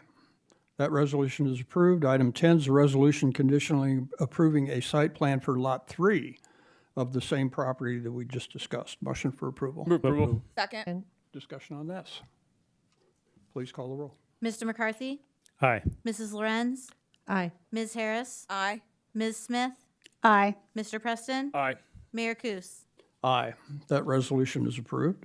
Item 11 is a resolution conditionally approving a final plat for NN2WH subdivision. Move approval. Second. Discussion on this item. Ms. Smith? I had asked information about the responsibility for extending West College Avenue, and I understand from my email correspondence with the city manager that there will have to be planning for it, but there's no definite timetable for when that infrastructure will be extended, correct?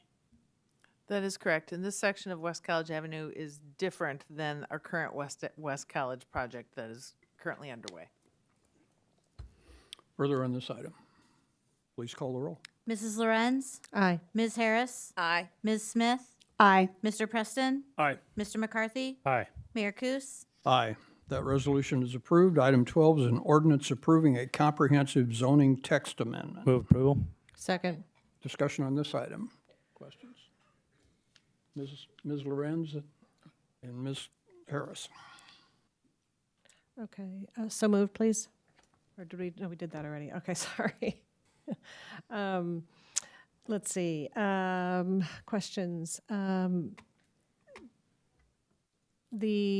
In lieu of,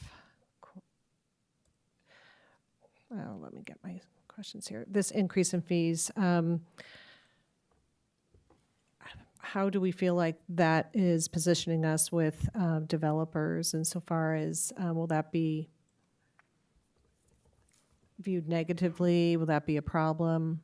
I don't, we have issues with getting projects across the finish line as it is.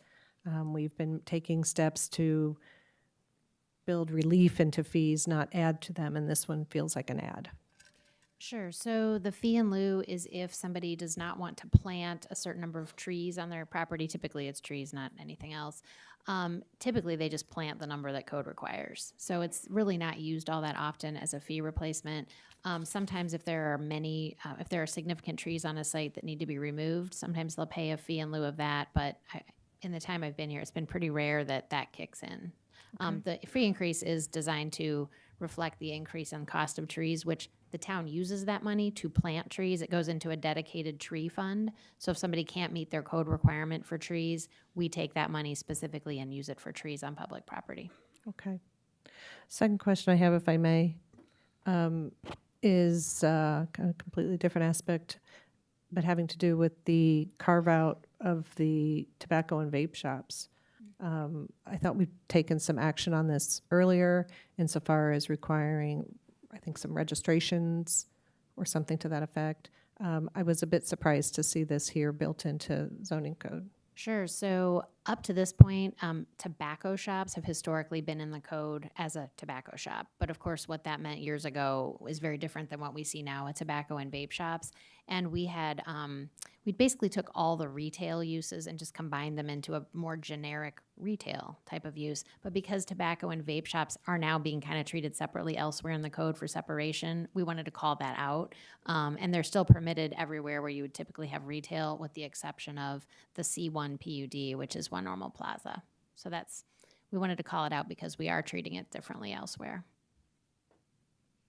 And if I recall, the one normal plaza has a whole host of things allowed. So is this you're trying to clarify? To clarify, right. Gotcha. Yep. Okay. And then when do you anticipate tackling some of those topics that you said you didn't get to? It really depends on all the other things that are going on right now. So it's kind of hard to say at the moment. Certainly not in this calendar year, Okay. but we're looking at kind of what's happening next year. Okay. Right, and I could jump in on that. Some of the other issues that are yet to be determined and yet to have a staff recommendation associated with it. Some of the more substantive issues like accessory dwelling units and the like, and density requirements. Before staff comes in with a recommendation, we want to have a conversation with council to figure out what you would like to see, where your interests are, so we come in with a recommendation that is close to where your target is, and go from there. So it will require more council conversation on more of those really substantive zoning matters. Okay, that's all I have. Thank you. Ms. Harris, I'll pass. My question was asked about the vape and tobacco. Okay. Thank you. further on this? Likewise, Ms. Reese's comment about accessory dwelling units coming at a later stage addressed one of my concerns about when we might tackle some solutions that could address the housing shortage. Further? Please call the roll. Mrs. Lorenz? Aye. Ms. Harris? Aye. Ms. Smith? Aye. Mr. Preston? Aye. Mr. McCarthy? Aye. Mayor Kus? Aye. That ordinance is approved. Item 13 is an ordinance approving amendments to Chapter 8, Public Ways, and Chapter 10, Boards and Commissions. Move approval. Second. Discussion on this item. Please call the roll. Ms. Harris? Aye. Ms. Smith? Aye. Mr. Preston? Aye. Mr. McCarthy? Aye. Mrs. Lorenz? Aye. Mayor Kus? Aye. That ordinance is approved. Item 14 is a resolution approving an amended annexation agreement for the Trails on Sunset Lake Subdivision east of Airport Road and south of Shepherd Road. Move approval. Second. Discussion on this item. Mayor, if I could introduce the topic first, and is that Sure. right? Before we get to questions. Thank you, Mayor and Council. The next four items, I believe, are all connected to Trails at Sunset Lake. I'll invite Ms. Davison and Mr. Trumbull to come forward. This required actually two separate Planning Commission conversations before this has been presented to you this evening. And this action pertains to 7 or so acres of trails at Sunset Lake. And the action tonight, starting with the amendment to the annexation agreement, it follows up. You had a public hearing this evening on this annexation amendment. And really what it pertains to is in the northwest, 2 areas of the site, northwest and northeast areas, rezoning 7.7 acres from R1B to R2. Converting some single-family detached residential lots to duplex lots, and in both the northwest and northeast areas. And we're starting with amending the annexation agreement, which allows for the rezoning, and also requiring the construction of a sidewalk along Airport Road, which for various reasons should have been done years ago, but did not get accomplished, so we're requiring that of the developer now. Mr. Trummel and Ms. Davison will be here to answer council questions on these, basically all 4 agenda items. So we're going to consider all 4 agreements in discussion, but we'll take a vote on them individually. Ms. Smith? So I noticed in the supporting documents that it discusses 5 feet wide sidewalks. Is that standard that we've been having in subdivisions, or is this wider? So this has been I'm gonna say relatively recent that we've gone from 4 to 5 feet, and I believe a part of the reason for that is accessibility. There's like a passing zone and that sort of thing. I'm speaking a little bit out of school, that's Mr. Otto's area, but it is becoming more common, and it is a more comfortable sidewalk width in general. Okay. Mr. Preston? Thanks, Mayor. So one of the public commenters during our public hearing on this had mentioned that their trails HOA covenants state that no lot should be divided into more lots. There's also a part of our town code, 15.4-1, which is also referenced that, quote, code's not intended to abrogate any easement, covenant, other private agreement provided that where the requirement of this code is more restrictive than those, the requirement of the code shall govern. Those 2 things seem in conflict with each other. Can staff address that and talk about that dynamic as it relates to these issues before us tonight? Yes, thanks for raising that issue. Mr. Day, I think, has the information. Certainly, Mr. Crisagrosa can respond as well. Mr. Day, I'm going to ask you to pull your mic up close and fill us in response to the covenant issue as it pertains to the residents and the public comment, and how this affects the council action this evening. Sure. These are supposed to be the new mics where I don't have to pull them close. Can everybody hear me with the mic close? All right. So with respect to the covenants in general, first, when this came up at Planning Commission, the town legal department examined the covenants just to see if there was, in fact, a conflict, and determined that there isn't. The covenants that were filed in 2014 refer to the first edition of the subdivision. The covenants themselves include in a definition of the property that the covenants apply to. It's a lengthy 1.5-page legal description, and it only addresses that first 5.75 acres of property that was platted in that first edition. So in none of the property that we are talking about with respect to anything we're changing at tonight's meeting falls within that legal description. It's not part of the underlying covenants. And even if it were, there still wouldn't be a conflict. Nothing in the covenants restricts anything that the council would be looking at this evening. There were 2 reasons, I think, that they were trying to claim that the covenants had a restriction. The first was I think it was mentioned tonight, the restriction on replatting. Nothing we're doing tonight is a replatting. The covenants themselves say you can't change the plats as originally platted to increase the number of lots. all of the property we're looking at tonight has never been platted. This is all a first plat coming in, so there's nothing to be replatted to increase additional lots. So it won't apply to that respect. One of the other reasons that they gave was that there's a provision in the covenants that say the property can only be used for residential purposes. Everything we're looking at tonight, we're talking about residential purposes. There's nothing we're talking about that is non-residential. I think there was a claim that, well, there's some either special uses or ancillary uses that are allowed in R2 zoning, and that might open it up to non-residential uses. That's not anything under discussion here tonight. We're just talking about a rezoning to R2. That's not going to open it up to anything else. And also, all of any ancillary uses or special uses that are in R2 are also in the R1 zoning district, so these same restrictions would apply to the R1 zoning district, so there wouldn't be any change that we're making there. And all that, and even having said all that, our zoning code, our rezonings are not tied to covenants. You can't just pass a covenant to get around zoning. There has to be, we can consider the changed nature of the existing property, which isn't changed here. But there's no case law that says that you can't rezone a property because there's a covenant on it.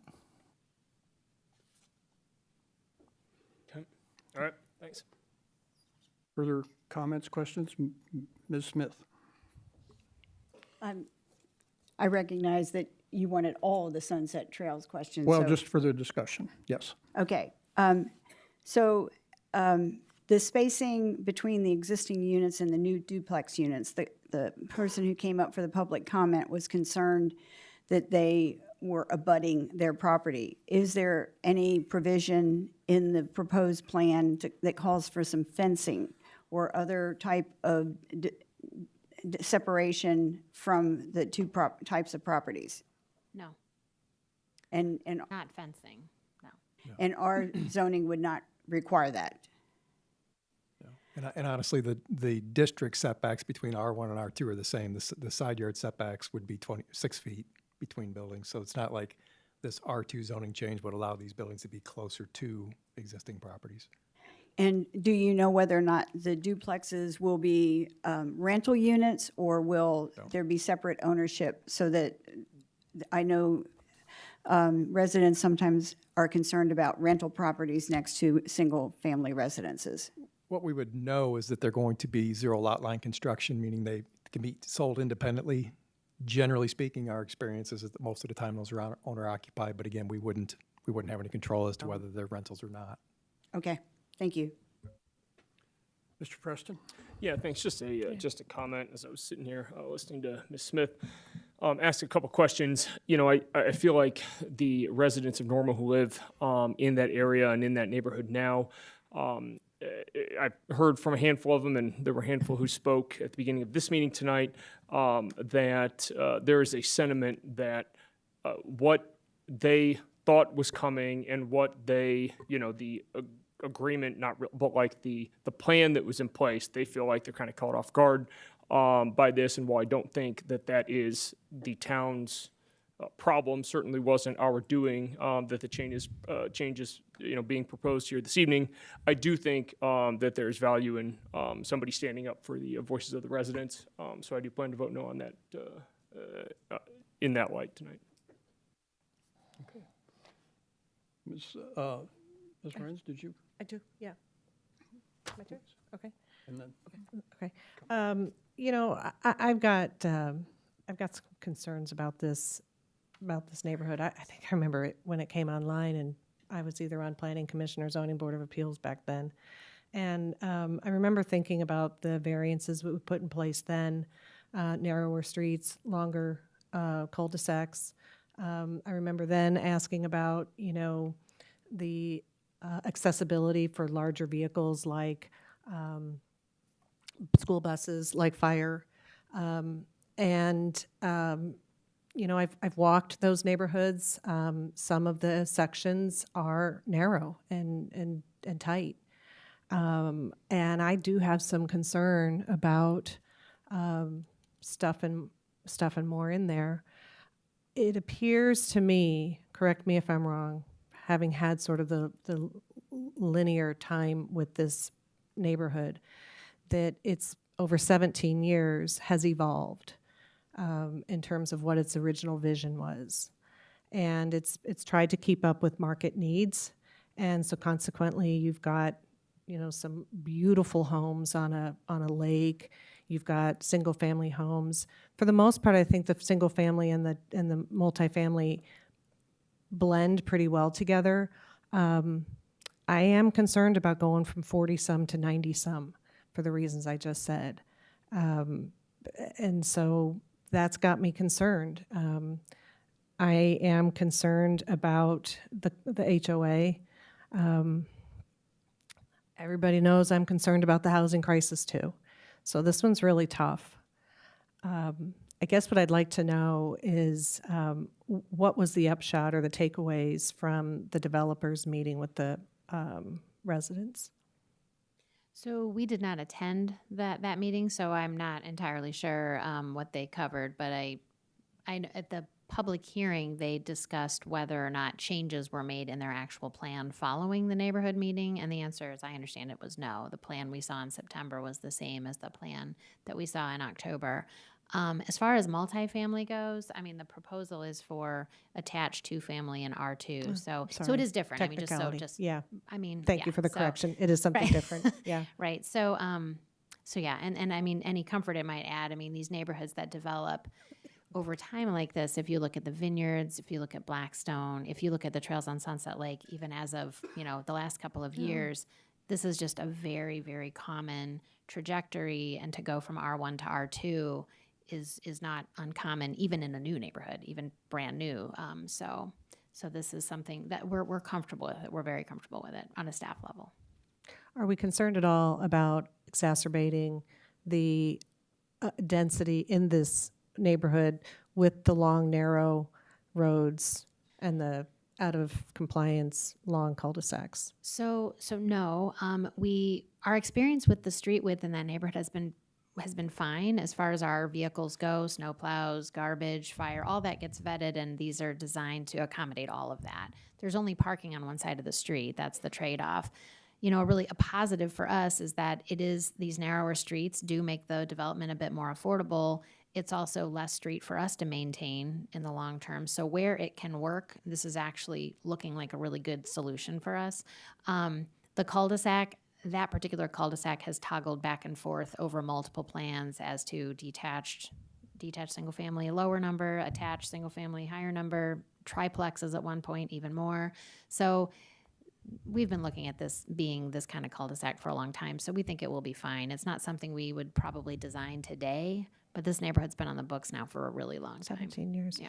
If, just academically speaking, if this were not to come to pass, what would the developer do? I couldn't speak for them. I don't know. Is there anybody here from the developer's company or representing them? I think that's an unfair question to pop out at the developer at this point. Okay. Is it the same developer that started it, or are we going through multiple? On this north end, it is the original developers. Right. I think the south end, it was redeveloped and replatted here in the last couple of years, is a different ownership group, but the two north pieces here on the west and east of Canyon Creek are the original developers. And do we don't know, we don't have any sense of how that meeting went? No, unfortunately, there's staff not. did not attend the meeting, and what we present to council tonight is based on what has been through the planning commission process, and I certainly know you're aware of that. But staff did not attend any meeting between the residents and the developer, so we really don't have information to offer about that. We just are reacting to the code compliance and what was filed with the planning commission. Well, this is where we've got a housing problem in this community at all levels. at all price points. And this is where we need to take a more proactive and intentional stance with developers and existing neighborhoods to create infill that works. And time again, we find ourselves here in a really bad position between residents and developer and our code. I'm tired of making this mistake over and over and over. We've got to get more proactive about this. Period. I don't know what else to say. I'm frustrated. I'm frustrated. You know, the definition of insanity is doing the same thing over and over, and I feel like that's what we're doing. I hear you. I'm not sure if you're proposing that we would. I'm not sure what you're suggesting. Staff could have met with the developer and proposed a higher density to increase the housing amount, or I'm not exactly sure worked what you through would some of suggest these would be different. Worked through some of these issues more fully about the HOA, about the density, about all the things that are being raised now. I get it. You know, you buy a house, you think it's going to be single family homes, and you know, we hear it over and over. We need to have more collaborative conversations. We need to spark those conversations so that there isn't this standoff, if you will. There is compromise in the middle, and we must work hard to find it.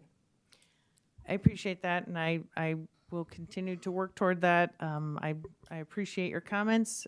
In this particular instance, the issue relates to allowing a slightly higher density of residential units, which is not unique. We've faced this in recent developments presented to council. In regard to covenants, the town and staff can have no position. That is not anything that we can address, nor mediate between property owners and developers. So I apologize that, but our hands are a little bit tied in regard to how covenants relate in a homeowners association and this particular or any particular development. So I'm sorry that we can't do more in that regard. One thing that may help is within this area that's unplatted on the west side of Canyon Creek, they are planning to plat some additional detached single-family home lots, 6 of them next to the developed platted lots. So the R2 is kind of flanking that. So if we're looking for more density, this is certainly being done in a way that buffers from, you know, some of the next door adjacent type neighbors. So there was an attempt made to soften that a little bit, but if we are looking for more density, to go from R1 to R2 is the gentlest possible way we could do it. And most neighborhoods, you know, if they just don't want more density, I don't know what kind of collaboration, I don't know what that would look like necessarily. I think it's sorting out misunderstandings of what HOA covenants can and cannot do, okay? And I think it's looking to find some level of compromise when the neighbors are feeling duped, rightly or wrongly. And and we have done this successfully with other developers.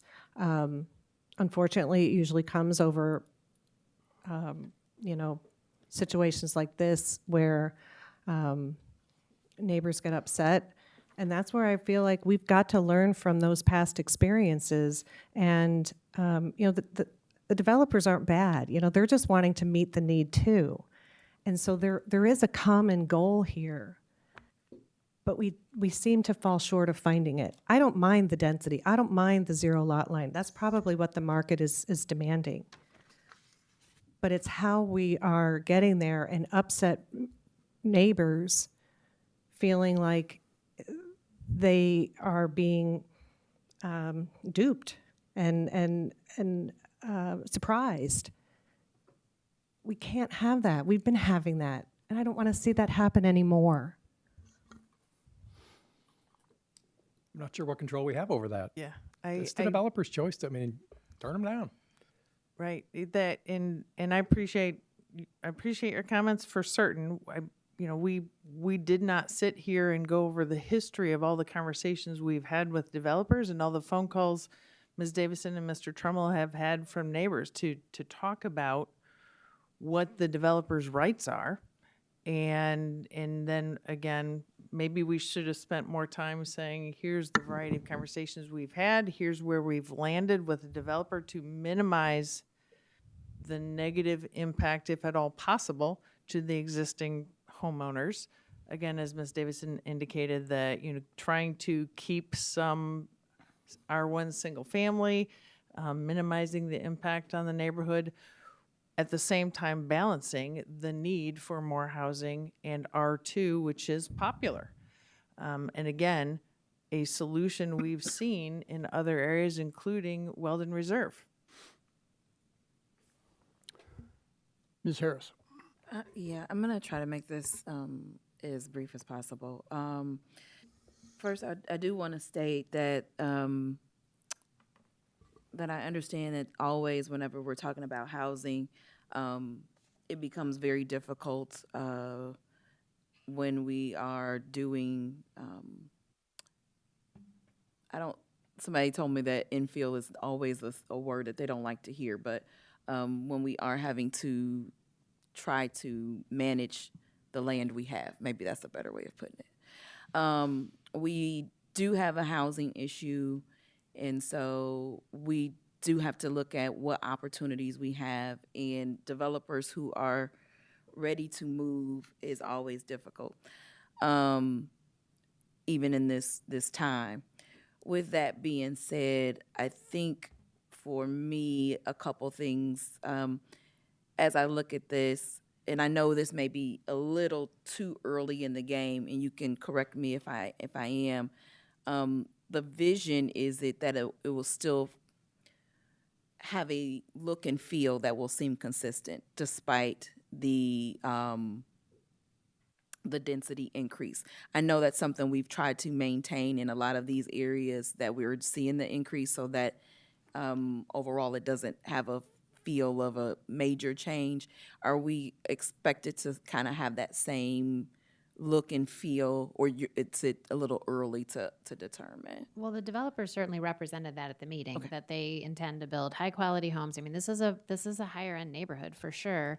At one point, the area right around what we're talking about west of Canyon Creek, correct me if I'm wrong, but that became more dense too, like the houses that were built. So if you dial back the clock even further, what you see out there now west of Canyon Creek is denser than what people originally thought, and those homes are lovely. They're beautiful. So I guess the developer is, has put it out there that there should be no expectation that this new stuff won't look every bit as nice and fit right in. Okay. Yeah, and I'm familiar with the area. I know someone who lives on the other side of Shepherd, facing where those R2s will be in an R2 themselves. So I know that they have a way of looking very nice if done right and done well. Again, it is one of those difficult things. I know we often get in our comfort zones, and I do agree with Ms. Lorenz on the fact of people have a vision for their space oftentimes, and so I know that makes it difficult to receive it, if something's changing. But I think as long as we are containing the quality and the same expectations, because I think you also answered another question I had on, will they kind of manage that space the same way? And I understand it is going to kind of have the same HOA or whatever. So having some of those consistencies, I think, should bring some level of security that just because we're getting a little denser, there's still going to be some consistency in how the community will run. We'll just have a few extra people to love on in our community, in our space. But thank you for answering my question. Further on this item? Mr. McCarthy? Thanks, Mayor. I just want to say I appreciate the concerns raised tonight by members of the HOA and residents of the neighborhood. Our role, as I understand it, is to decide whether or not code is being met and not to play arbiter between developer and the neighborhood. I agree. We've been in this position before and asked. I appreciate that there's been a legal argument made addressing our code and covenants and any conflict, and our corporation councils have let us know that there isn't a conflict and that would compel us to vote against this. And so, from my perspective, our role is if this proposal meets code, we don't have a non-discriminatory choice here to just decide to vote no, as I understand it. On the bigger issue, kind of the non-legal side of this, and you're hearing some comments on it, is we're trying to balance the needs here in our community of a pretty substantial housing shortage. And here's an opportunity to get some more density and a little bit more density. From what it sounds like, although that's really not our role to judge what's going to be built or not be built and make a decision on that, but it sounds like it's going to be relatively high quality like the rest of the neighborhood. From that perspective, I think our position is, at least from my perspective, is that this meets code. We don't have a conflict compelling us to do otherwise, and we certainly have a strong need for more housing. I do feel for the residents. A house right next to mine, literally next door, was purchased for a group facility. Nothing, fear on my wife's part and the neighborhood's part to do anything about it, but we all just watched and waited, and fortunately so far none of our fears have been borne out. Hopefully that happens for this neighborhood as well, but I'm supportive of this as we really need the development, and I think they meet the code as prescribed. Ms. Lorenz? One more example, please. I want to reiterate, if I think I know who the developer is, if you said it's the original, they do build beautiful homes of any sort, zero lot line or otherwise. It will be beautiful. I have no doubt of that. We do need more homes at all different price points. I want to stand up for, and I'm going to utilize this opportunity to make a statement that once and for all, we need to start showing more leadership in terms of how we want to solve the housing crisis at the market level. We need to take a more proactive approach. That's really the point of my argument today. And maybe I'm taking a stand on this particular issue, but it's because we've had one or two or three come before that have been messy like this. And we've got to lead better on this. We've got to be more cooperative and collaborative like maybe never before, but these are unprecedented times. So I'm going to side with the neighbors on this one. Further discussion on this item? We're voting on a resolution to approve amended annexation agreement, and then we have three others that we will vote on. Please call the roll. Ms. Smith? Aye. Mr. Preston? No. Mr. McCarthy? Aye. Mrs. Lorenz? No. Ms. Harris? Aye. Mayor Kus? Aye. That resolution is approved. Item 15 is an ordinance rezoning property in the town of Normal, east of Airport and south of Shepherd Road. Move approval. Second. Discussion on this item. Please call the roll. Mr. Preston? Aye. Mr. McCarthy? Aye. Mrs. Lorenz? No. Ms. Harris? Aye. Ms. Smith? Aye. Mayor Kus? Aye. That ordinance is approved. Item 16 is a resolution approving an amended preliminary subdivision plan for a portion of the trails on Sunset Lake Subdivision, east of Airport Road and south of Shepherd Road, having to do with Table Rock Circle. Move approval. Second. Discussion. Please call the roll. Mr. McCarthy? Aye. Mrs. Lorenz? No. Ms. Harris? Aye. Ms. Smith? Aye. Mr. Preston? Aye. Mayor Kus? I was waiting for that. Sorry, I forgot about you. Aye, that resolution is approved. Item 17 is a resolution approving an amended preliminary subdivision plan for a portion of the Trails on Sunset Lake subdivision. Move approval. Second. Please call the roll. Mrs. Lorenz? No. Ms. Harris? Aye. Ms. Smith? Aye. Mr. Preston? Aye. Mr. McCarthy? Aye. Mayor Kus? Aye, that resolution is approved. Item 18 is a presentation by Anthony Cervini, principal at Sikich LLP, on the town's annual annual financial statements and audit report. Mayor, as Mr. Hune and our auditor are coming forward, I appreciate the discussion we've had tonight. This is a very robust agenda, as the mayor and council have already shared. I appreciate the patience of our auditor, who's here to make the annual presentation. I also appreciate the patience of our audience, as this is unusual to have such a long and complicated agenda. But hang in there, we will soon be getting to new business on our agenda. So thank you. Mr. Hune? Certainly, just a couple of quick comments. Before you tonight is the audit. As part of that process, it's a best practice and required practice to have the auditor present to council the audit report. Anthony Cervino is a principal for Sikich, our audit and accounting firm, and I'll turn it over to him for comments about the audit, and he can take questions after if needed. Thank you, Mr. Mayor, Council, for the opportunity to be here this evening. Again, my name is Anthony Cervini, a principal with Sikich, the town's auditors for fiscal year 2024. Can report to you this evening that we've issued several reports, including the annual comprehensive financial report, the single audit report, which is the federal compliance report, which I believe is the next agenda item that you'll be reviewing, 5 tax increment financing reports, the Grant Accountability and Transparency Act, or Consolidated Year-End Financial Report, as well as our auditor's communication document and the management letter required by Illinois compiled statutes. All in all, I just want to report to the council this evening that we had a very clean audit. Everything was very smooth from our standpoint in terms of the information received from Mr. Hune and his team for that, and for that we are certainly grateful for their efforts on that.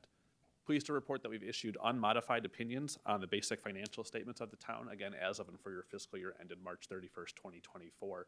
That unmodified opinion is the highest level of assurance that we can provide, also referred to as a clean opinion, but it means in our opinion the financial statements are fairly presented in accordance with generally accepted accounting principles. So want to commend the town for the receipt of the unmodified opinion.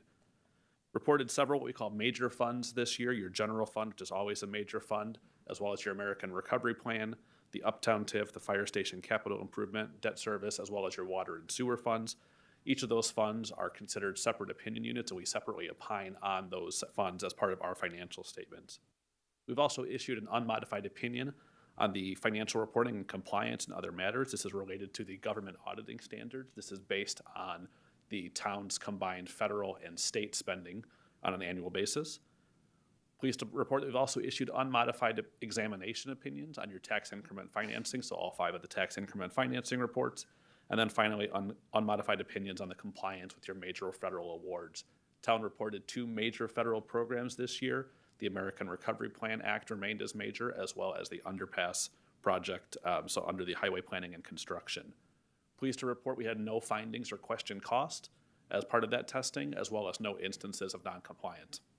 So again, all very clean reporting for you in terms of the financial statements, as well as the federal spending report there.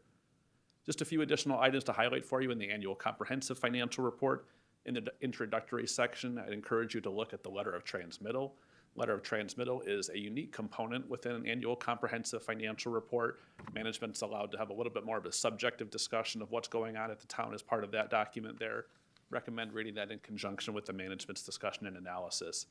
Also in there, you'll find the Government Finance Officers Association, or GFOA, Certificate of Achievement for Excellence in Financial Reporting. Town participates in that program annually, submits its annual comprehensive financial report to the GFOA, where it undergoes multiple layers of review for that. So again, want to congratulate you for receipt of the award for your 2023 annual comprehensive financial report. You'll also be submitting the 2024 report as well for consideration after the council's acceptance of that. Few items noted for you in the financial section of the report. The management's discussion and analysis, or MD&A, immediately follows the independent auditor's reports. This serves as the executive summary within the audited financial statements. Encourage you, if you're talking to constituents, others who may have an interest in the town's financial position, the MD&A provides excerpted, highlighted information from that document, as well as, including most valuably, in my opinion, management's explanations for why those figures have changed from one year to the next. Also in there, you'll note that the net position for both your governmental activities, so your general fund and your other tax-supported funds, as well as your business-type activities, your water, sewer, and stormwater funds all did have increases this year. Your fund balance in your general fund increased approximately $3.6 million, driven by certain revenues that were higher than budgeted for that, as well as expenditure control on that side of things. That's even after significant transfers out to other funds within the town as well. So a good year for the general fund. Finally, unrestricted fund balance is on all three of the enterprise funds, so your water, sewer, and stormwater funds, indicative that you are charging rates that are appropriate within those funds, so you're able to cover the cost of running those funds as intended there. And your pension funds, your IMRF, police, and firefighters pension funds all reported increases in the funded status for those funds this year, so all trending well in that side of things. And then finally, within the single audit report, so the federal spending report, the town expended approximately $5.6 million in federal funds. We're required to test 20% of those funds from a testing standpoint there. However, the two major programs that were selected this year had us test actually over 90% of those programs there. So again, the testament of the team and their work for being able to have that level of testing performed. Again, no instances of noncompliance or no findings with that. With that, I'd be happy to answer any questions. Ms. Smith? So I noticed in the MD&A report that the foundation reports for the Normal Public Library and the Children's Discovery Museum were no longer included in the town's finances. And this is Sickage's first year to perform the audit, correct? That is correct. So the explanation I received was that your firm believed it was not material enough for the town to include them in there. Besides that, those are 501c3 nonprofits, correct? I believe that is correct, yes. Okay. And then on the MD&A report, you talk about the increase in the net position with a 44.7% and a 5.7% increase. Some of that is attributed to our increased revenues from one vendor, a gas station that's bringing in a substantial increase in our gas tax and sales tax revenues. Going forward, do you, and this is more to Andrew, do you anticipate there's any unusual activity like that expected in the upcoming years? Not for that particular vendor. That vendor is kind of fully on the first year of their fund, so we expect to see, certain increases in that, but not to the extent we've seen this year.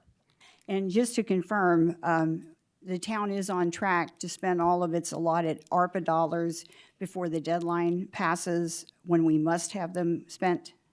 That is correct.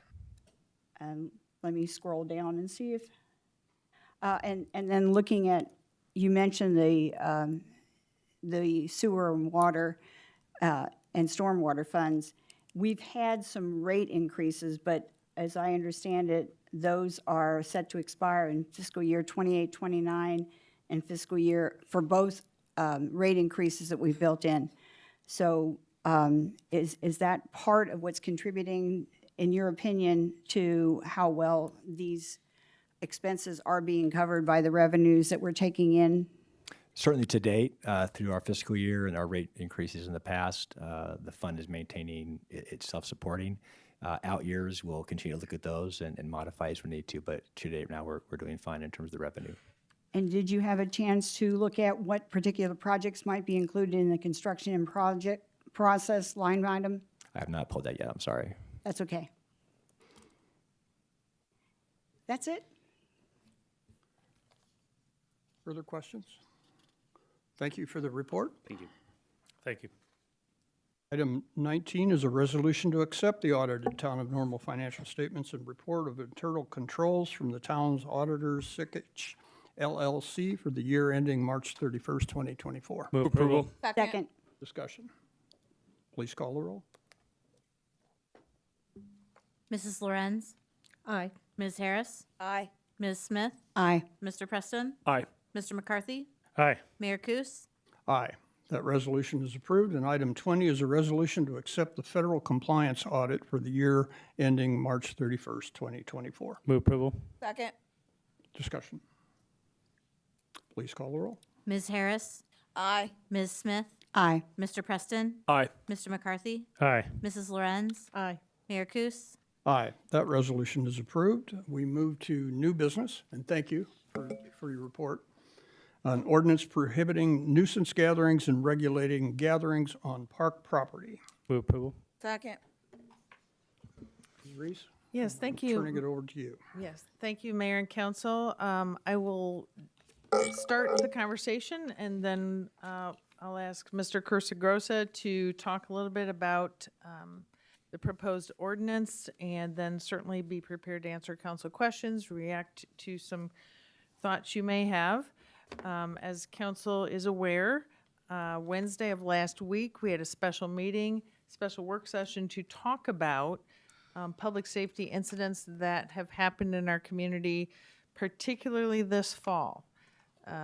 Things that culminated with a very tragic situation, a very frightening situation involving youth football program, both on the same weekend, happened to be homecoming weekend of Illinois State. That really was the culmination of some challenging times we've had through the fall. As council and certainly the public is aware, we experienced a variety of pop-up parties this fall, and we met on Wednesday evening to talk about possible solutions. One of the solutions on our plate was a regulatory approach that we would consider in addition to non-regulatory approaches. And things that we discussed on Wednesday evening in terms of why are we here talking about this is because the situations this fall that we experienced generally started or affected public park spaces. Crowds got very loud. A number of council members here had conversations with me on weekends when these incidents were occurring because of the impact on the parks and because of the neighbors who were contacting you regarding the amplified music. And then, of course, we dealt with the disruption and the problems at the park shelters in terms of the impact of disruptive behavior. So really what we discussed last Wednesday was what steps can we take to minimize the risk of such incidences in the future.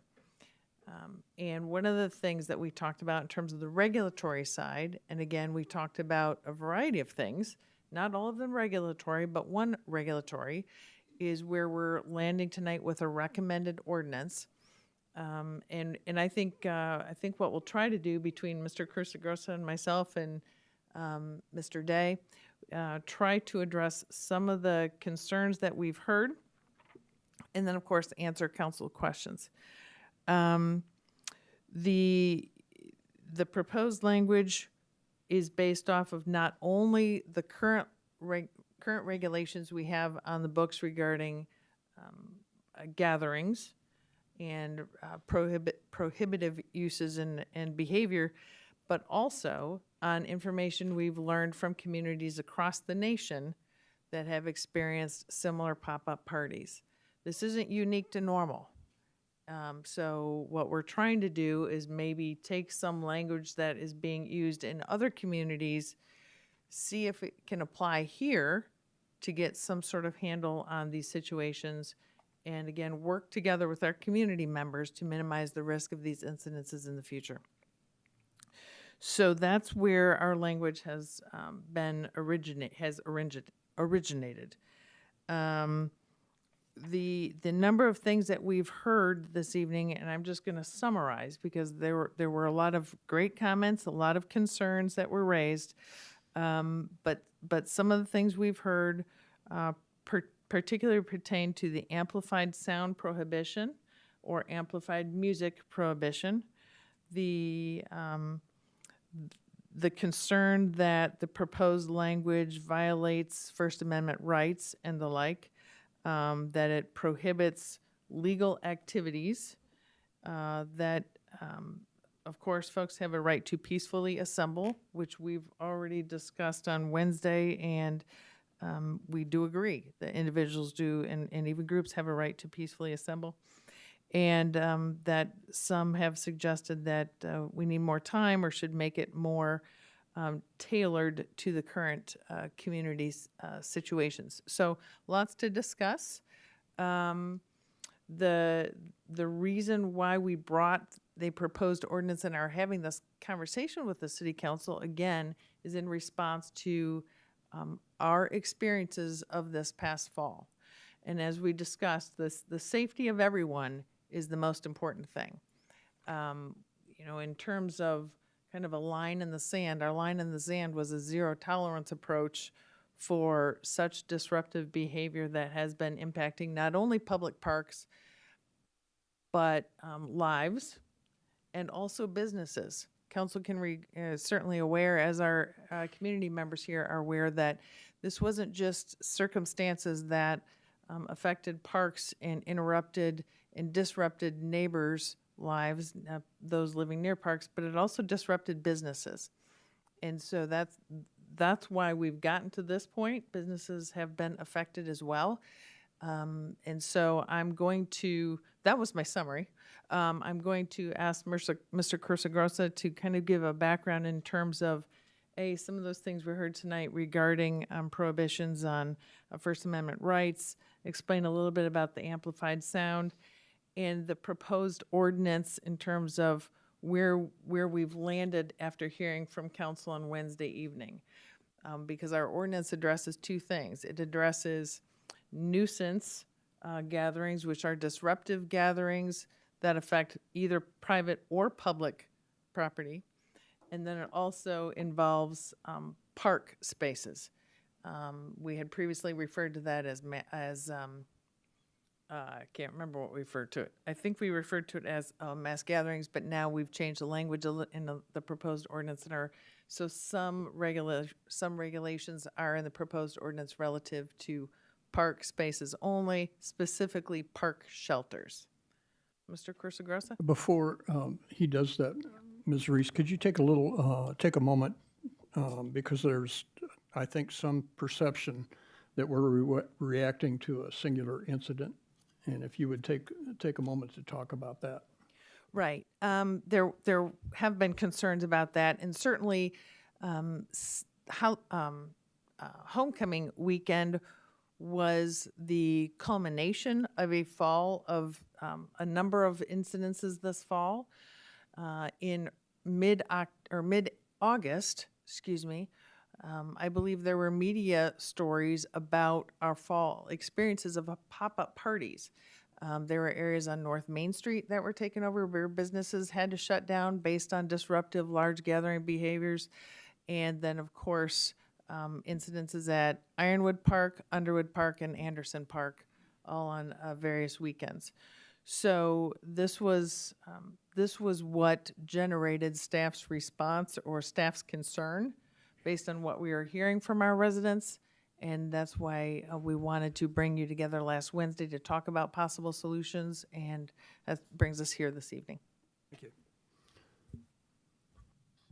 Yes, thank you, Ms. Reese and Council. I think I'll start maybe by walking us through the ordinance, and then I'll try to address some of the concerns that were brought up before us and how those might apply to the ordinance. Really, we're kind of dealing with two related but different behaviors that we're trying to curb here. There's our nuisance gathering ordinance that's been proposed, and then there's a number of ordinance changes related to activity on parks specifically. And so the nuisance gathering ordinance, first of all, what is it? This will not be very different from our discussion last Wednesday, but it is a gathering of 3 or more people and where certain delineated behaviors occur. And those behaviors are listed on page 21-5 of your packet. It's subsection A1A through I. And so it's not enough that 3 or more people gather and have some sort of event. It's also a prerequisite that some of these behaviors occur at that event. We have tweaked some of the language since our discussion on Wednesday to ascribe some intent to some of the attendees. We don't want to catch up people who might be unwittingly walking by an event or attending an event that gets out of hand without their knowing, depending on how big the group is. And so we've imparted some knowing requirements that attendees know that they're at a nuisance gathering and that some of these behaviors are occurring so that we're not punishing essentially innocent bystanders. So this nuisance gathering ordinance will apply throughout the town, public property, private property, as Ms. Reese stated. And the prohibitions, again, if I can summarize them, do not allow you to organize, promote, host, or knowingly attend a nuisance gathering. The penalties are stiff, as we discussed, $1,000 to $5,000. And there's also a provision to provide cost reimbursement from anyone that is a promoter, a host, or again, a knowing attendee of a nuisance gathering in order to reimburse the town for its expenses in either responding to a nuisance gathering or cleaning up after it. Given our discussion last Wednesday, we did add a new provision for disgorgement. That's essentially a clawback of any profits that may have been obtained by a promoter. That was one of the concerns that was brought up at our work session discussion, and we believe this gives us, a further avenue to really go after the people that are planning these events and again, knowingly planning these events in order to, cause disruption, and then also profiting from it. So that is the summary of the nuisance gathering ordinance. Again, that applies throughout the town. We've also proposed some changes to conduct at parks related to a lot of the behaviors we've seen that have originated or been focused on our park shelters. And so last week we discussed them as mass gatherings. I think that caused some confusion. I'm sorry for that. We've changed it to conduct at parks, and then and then I'll go through kind of what is prohibited, what's new that's prohibited in this ordinance. So we're proposing and instituting a picnic shelter limit of 50 people. So there cannot be 51 or more people at a picnic shelter as a group. And this is different than the nuisance gathering ordinance. There is no bad behavior requirement. It's not 50 people and some listed bad behaviors. It's just 50 people at a park, 51 or more at a park shelter.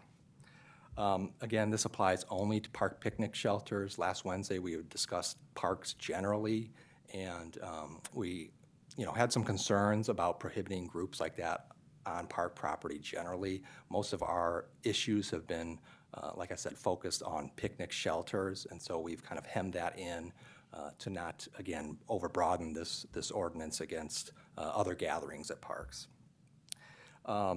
You'll see in my handout that we had accepted sports complexes and pools. There's no need to do that anymore because we only apply this to the picnic shelters, so they are, just as a matter of right exempted because they don't have picnic shelters at them.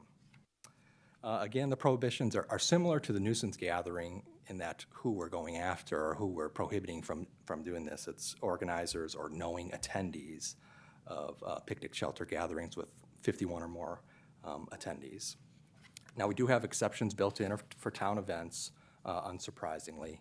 And the penalties here are quite a bit less, $100 to $500 in this case. That kind of mirrors what we've done with our use of parks generally. So being parked at a park after hours is a $25 to $500 fine. Our settlement amount is $100 on that. So we're coming in very similar to that.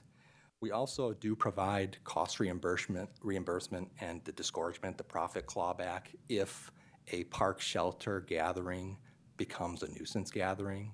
So, anything could turn into a nuisance gathering, again, if there's at least 3 people and any of those named behaviors occur. So that does give us some recourse for damage to park property and park shelters. The park changes are a little bit unique in that we've built in an automatic repeal of December 31st, 2025.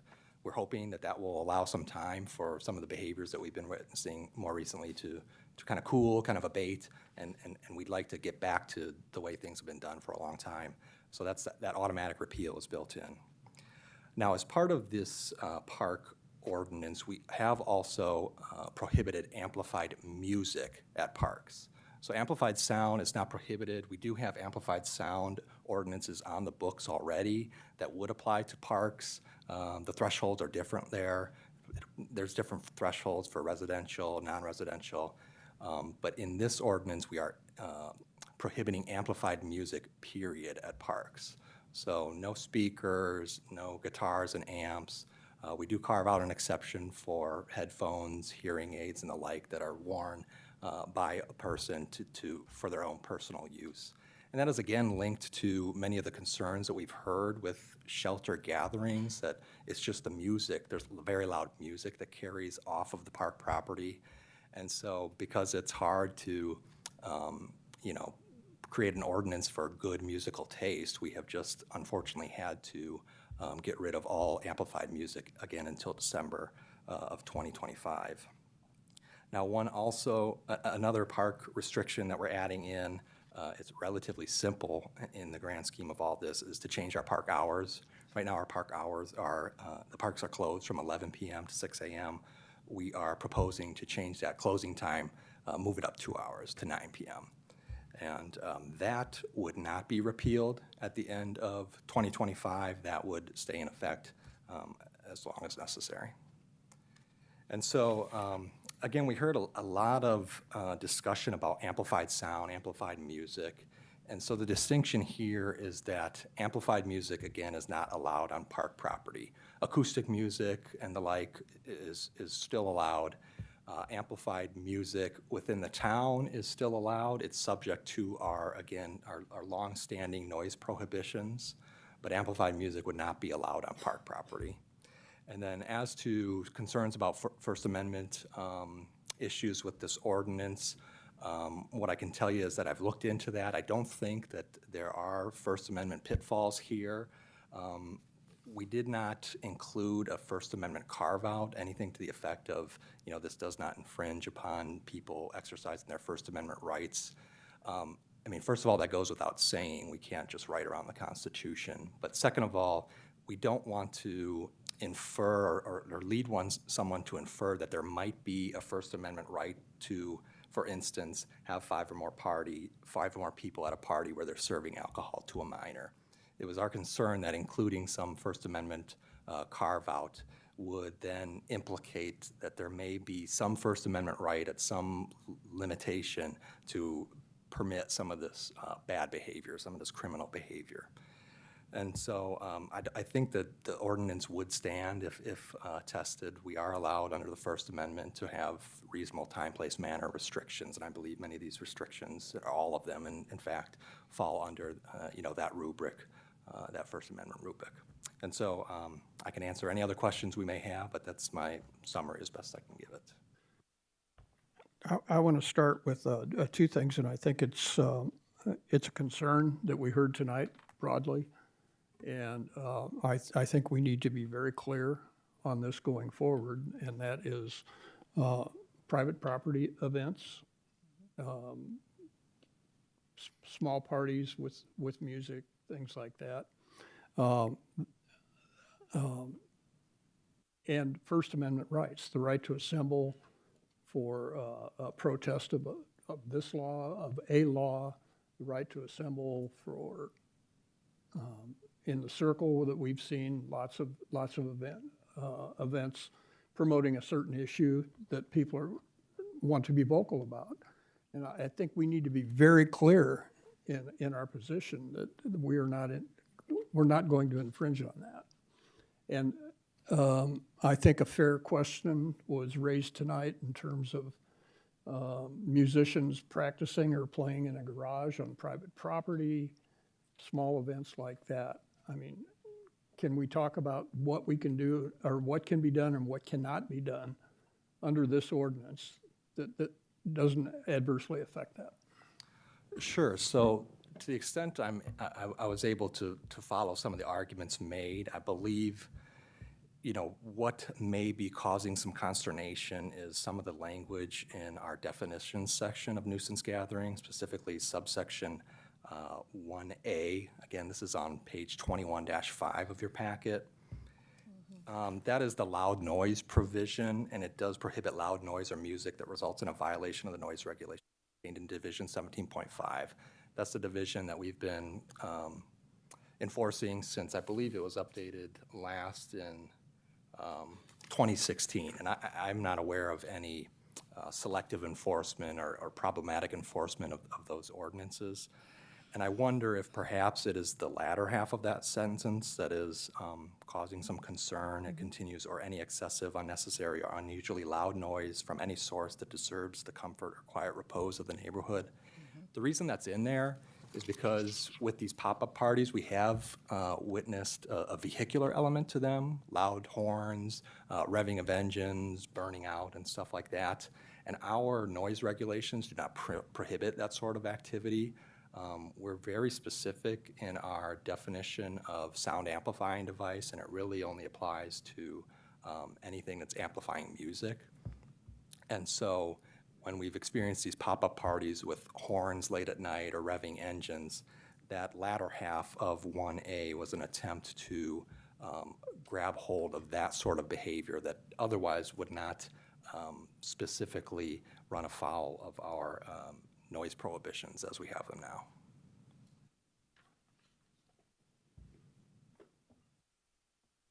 Mr. Preston, Ms. Harris, and then Ms. Smith. Thank you. So, start off with a question. This isn't the question, but everybody awake? I know it. Thank you for being here tonight. I know it's been a long night for you all who do not typically spend every other Monday night here, and some of us who do would have been home probably 2 hours ago already ourselves. But thank you for being here. Thank you for making your voice heard and for staying this long to finally get to this issue tonight. So, question for staff. Talking about both the First Amendment piece, and you touched on this a minute ago, but I need some more. The First Amendment piece as well as the live music, what specifically in the ordinance or in code protects those with this action? Sure.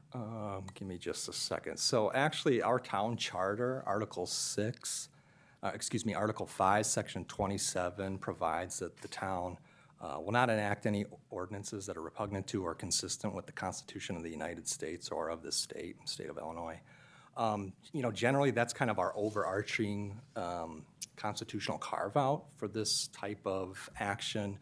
It's not common for us to include some sort of First Amendment disclaimer in our ordinances. I did look through them.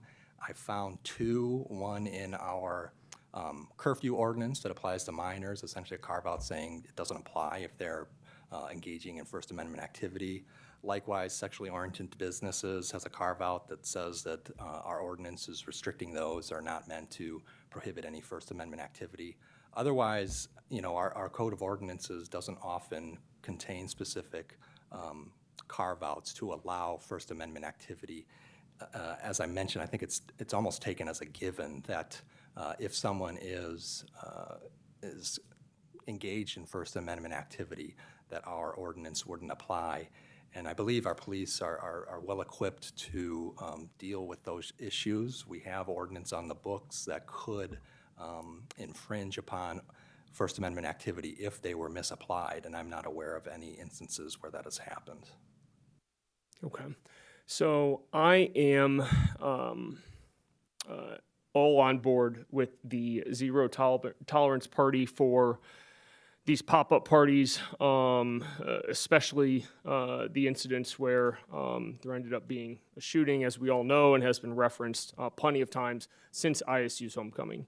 I am also I have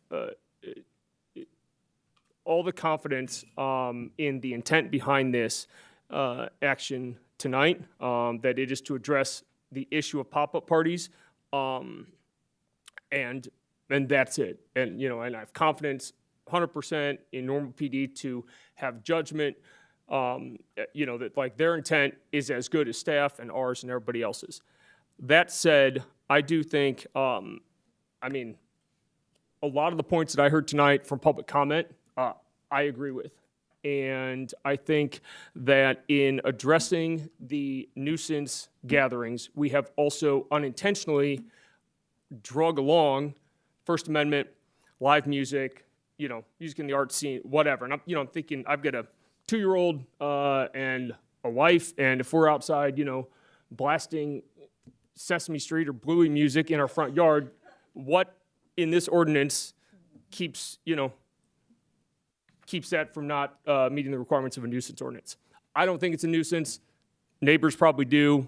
But when you get into those kind of situations, I just think there were a lot of good points made tonight. And I will be honest, I don't believe that what we have before us is the best way to address what we're trying to address without also bringing in a whole lot of unintended consequences that I do not want to go down the road of. Ms. Harris. Thank you, Mayor. I'm going to try to be as brief as I possibly can because I do know it's late in the hour, but I do have a few things that I want to cover, so you might as well put the timer on me now. I want to start by stating, I understand us gathering on Wednesday, and not just the fact of the incidents themselves that have happened. And if you've listened to Wednesday, you would know I've made those comments, so I'm going to go past those. But also, talking about the cost it has made to the town for certain things. So I do understand looking at what we can do so we don't have to deal with that portion of it, because costs goes into resources and so on and so forth. And then we'll have a whole nother conversation with a room full of people for higher taxes. So we don't want that either. But I'm going to go back to something I even said on Wednesday. And this is one of the things that I feel like was not addressed thoroughly. I was told one thing that at least left me feeling comfortable, but then reading it still left me uncomfortable. And so I'm going to say it again, and I don't know what we're going to do or how we address it. Maybe it goes a little along the lines of Mr. Preston, but it really hits home for me as a woman and a woman of color. According to this, this past Saturday, but a week ago from Saturday, I probably would have received a $1,000 fine from this ordinance. I'm going to be 100%. It was me and 5 other of my good girlfriends sitting outside in the driveway because I'm on a 0 lot. So that's oftentimes where we hang out when we want to be outside instead of having to be cooped up in the house on a nice day. With a fire pit, and it was bonfire, bourbon, and babes. And so with this, and I mean, what we're seeing is really, too, the breakdown of cultural understanding of people. The realities is, you can study culture, and this is some real stuff. I'm not just pulling this out of the air. People of color tend to bond mostly over 2 things: food and music. That's a cultural thing. So you're basically stripping a cultural understanding. That's a language we speak naturally. I technically, because I'll tell you, if you live next door to me, you're going to hear some noise because I might not be the best singer, but I think I'm a grand alto. And while, at times, and I jokingly say that because this is a serious situation, but I understand. I grew up in a family when we had Sunday dinner, we did sing. Down to the littlest one, she thought she was the choir director of all 10 of us. But if you don't prefer that music and you have a problem, you could call the police. And so I think we do have to think about those things. We can't say that we're a welcoming community and we're open to diversity without taking a true and honest hard look at the cultural things that come with that. I will say we do have to be mindful that there won't be other repercussions when it comes to First Amendment. I want to make sure that the language is clear. That's my thing. I think that there's well intentions on some of it, but we just want to make sure that the language is clear. and that's just to cover everybody. Not to say that that wasn't the ideal. I just want us to make sure, even if it means just take a second to say, hey, we can change these two words so that it's clear. That's my ask. We don't have to put necessarily any additional First Amendment language. I just know when I read it, it wasn't clear.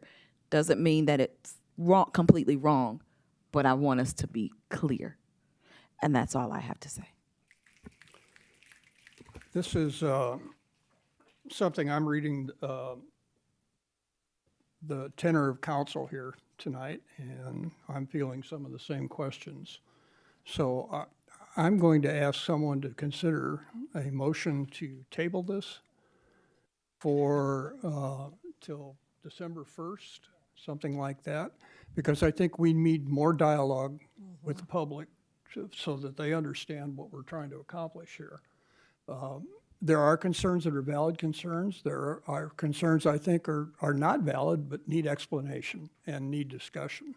And so what I'd like to do is have that motion so that we can meet with student government, with ACLU, with League of Women's Voters, any other groups, student groups here, so we can have a common understanding of what we're trying to accomplish and a common understanding of what we're not trying to do to limit your rights in the community or people's rights in our community. So I would take that motion. I move that council table this discussion of this proposed nuisance ordinance until December 1st. Excuse me, December 2nd would be the Monday. December 2nd, allowing appropriate time for further discussion among interested community leaders and parties. Thank you. Second. Is that a motion? Ready for a roll call? Yeah, and I second. Please call the roll. Ms. Smith? Aye. Mr. Preston? Aye. Mr. McCarthy? Aye. Mrs. Lorenz? Aye. Ms. Harris? Aye. Mayor Kus? Aye. This motion is, this ordinance discussion is tabled until December 2nd. And I will say it's going to be important for us to have common sense back and forth discussion on this so we understand what you as a community want and what we're trying to accomplish for your public safety. So reach out.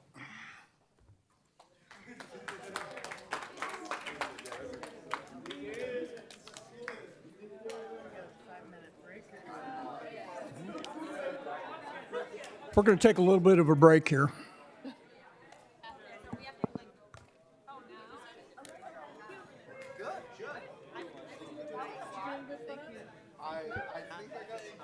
Oh, yeah, it's just like, no. I was having so much fun. Got another half hour. Well, and tell where this is going. We'll see. Hey, the same old thing. Just taking the time to have this conversation. Pardon?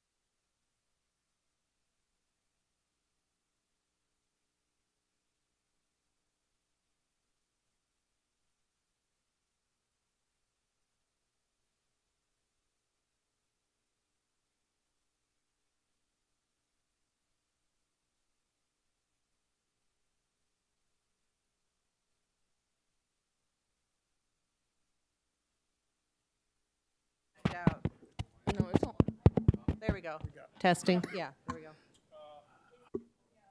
Mr. Hune, it's all yours. Thank you.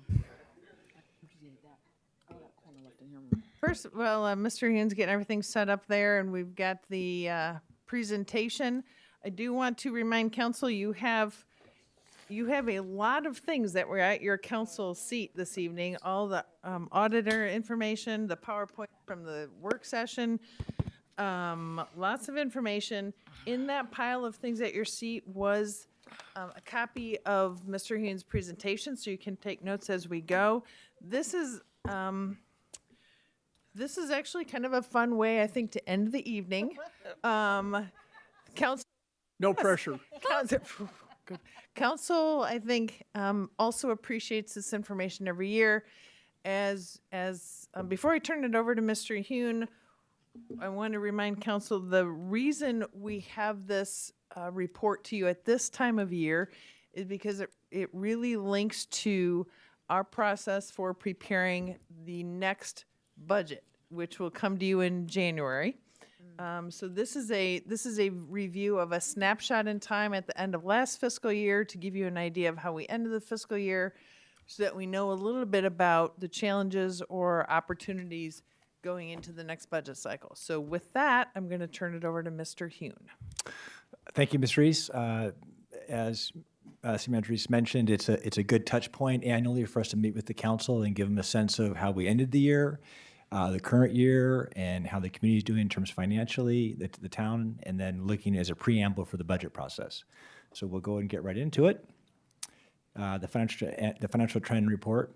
We look at 35 different indicators. We give a positive, negative, or unclassified rating on each indicator. Various indicators spread over 6 different categories. You can see there on the slide, from community to expenditures, balance sheet, and financial strategies. And I'm going to go over a number of those to give the council a sense of how they look. In terms of year to year, last year we had 26 positive, 1 negative, and 8 unclassified for 35 in total. This year we had some switches, and I'll talk about those changes. 24 positive, 3 negative, and of course 8 still unclassified. In terms of community indicators, this kind of summarizes where we stand. All positive with the exception of airport usage and unemployment rate, and I can explain what's going on with those shortly. This first one indicator is assessed value, and this is a very important aspect of the community assessed values going. You can see by the chart here that we had a significant increase in 23. Looking at the previous years, we kind of tend between 1% and 3%. We started seeing some significant growth in 22 at 7.2, and then last year was a remarkable 20.1% increase. And that's a massive number. I know you knew that last year. We told you the preliminaries were looking that way. It finally came in at 20 million plus, or almost $200 million of new assessed value on the rolls. In terms of the breakout of that 20%, again, which is just remarkable to see, a lot of that is, as you are well aware, the upward pressure on housing prices. That's translated into more assessed value there. $80 million of industry increases. That was where basically Rivian went to a full assessment for their production systems. We're seeing a big increase there, and also commercial had a big increase.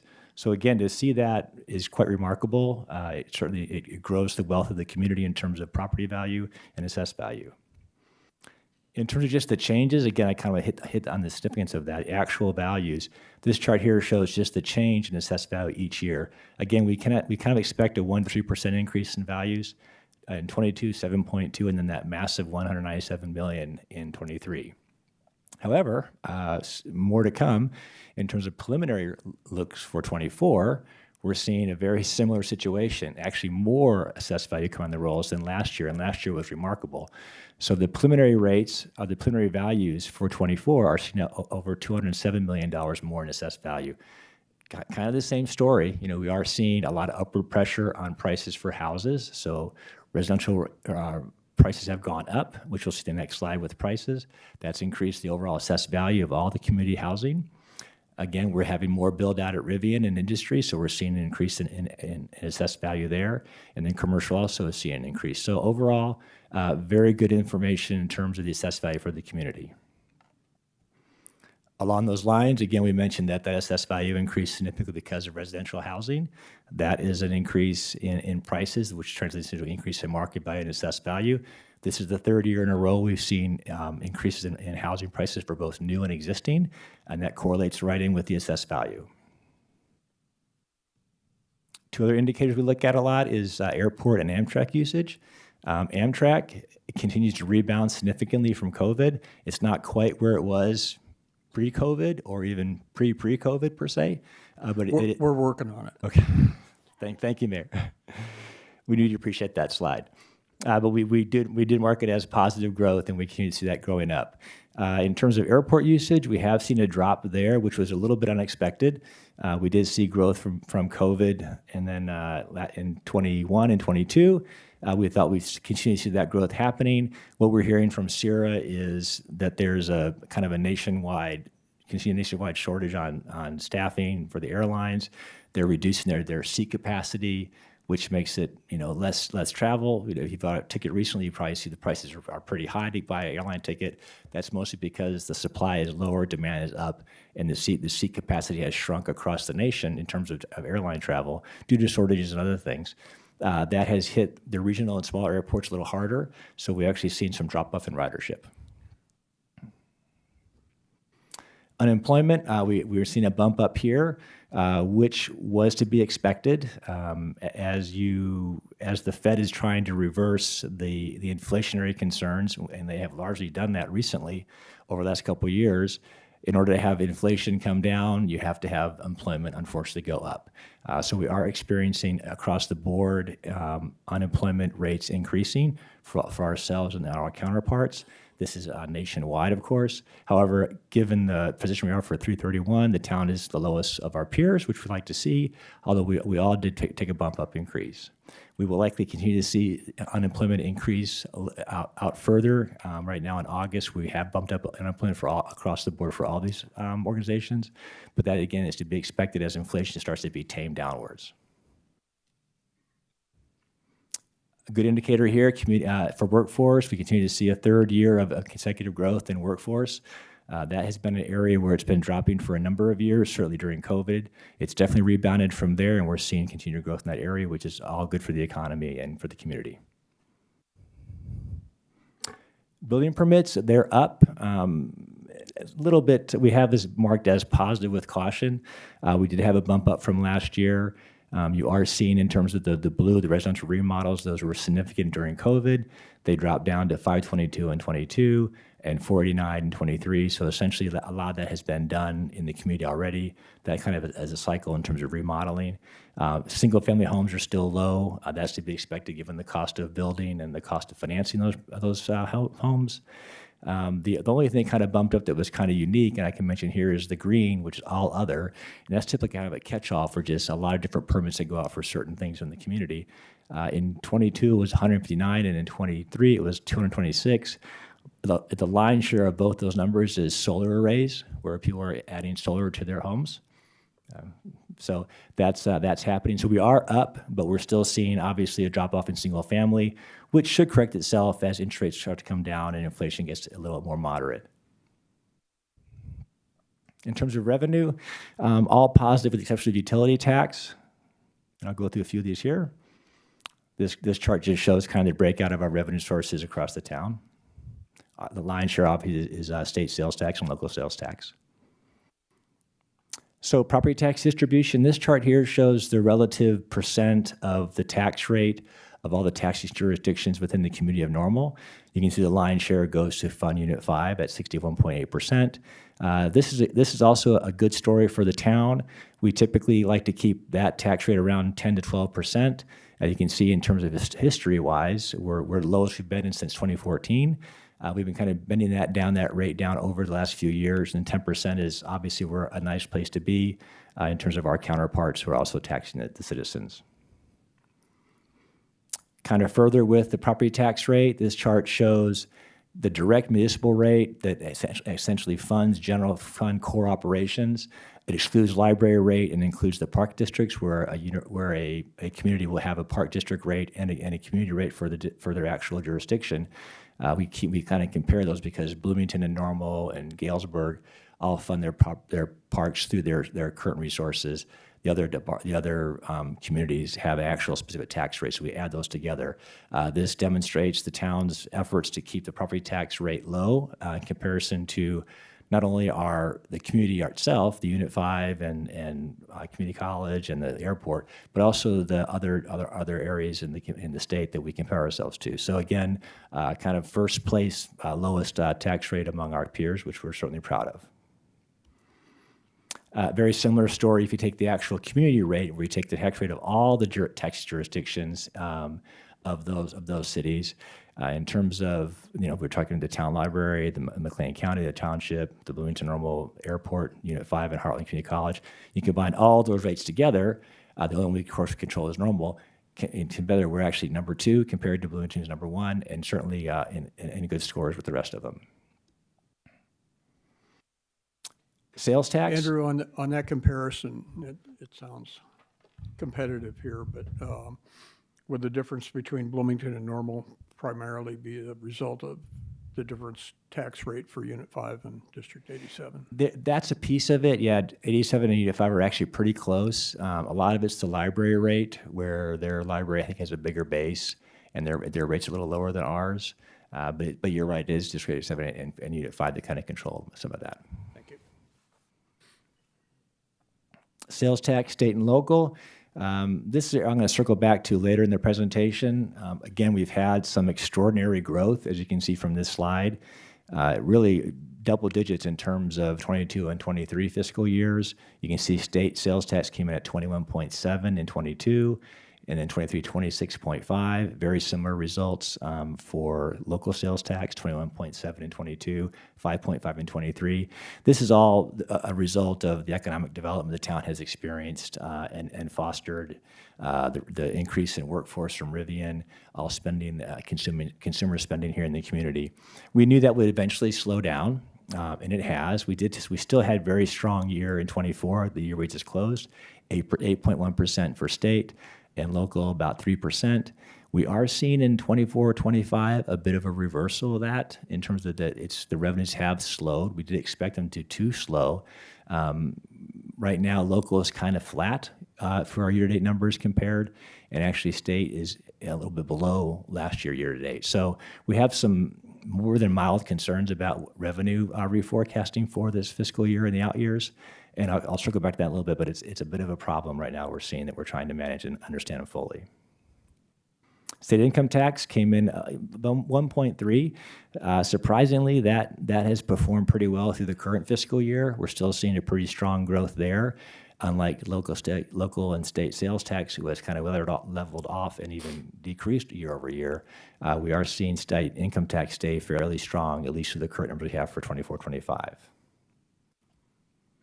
Utility tax, this was a tax that would traditionally always drop every year. What drives that is there's 4 components to it: telephone, cable TV, gas, and electric.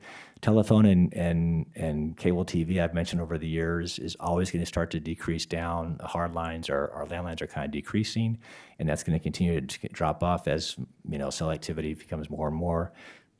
Cable TV is also a decreasing revenue source, given all the media examples that are available for media and entertainment. Gas and electric is kind of weather dependent, so it's hard to say. We have two of the 4 are kind of dwindling as we go throughout the years, and then gas and electric up or down depending on how the winter and the summer goes. We did have increases in 22 and 23 that were not typical in terms of our trend.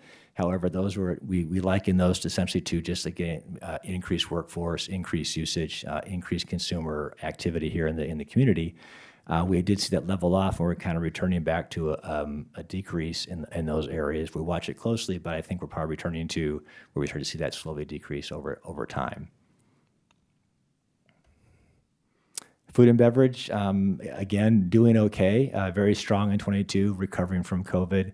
Very strong in 23, almost 14%. Kind of flattening for sure in 24, and we're seeing that flattening continue in 24, 25. So again, similar to sales tax, local and state, we're looking at this pretty closely, and we will probably do some retasking of our projections for the 5-year budget going out based on this activity. Our expense category, we cover a few different things. I'll share some of that information with you.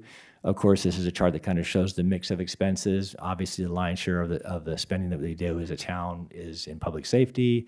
Utilities is water and sewer, culture and recreation, and so forth. You can see the kind of the breakouts of those areas. Looking at general fund by itself as a core operating fund, you can see this kind of breaks up by those different categories. We are up over year.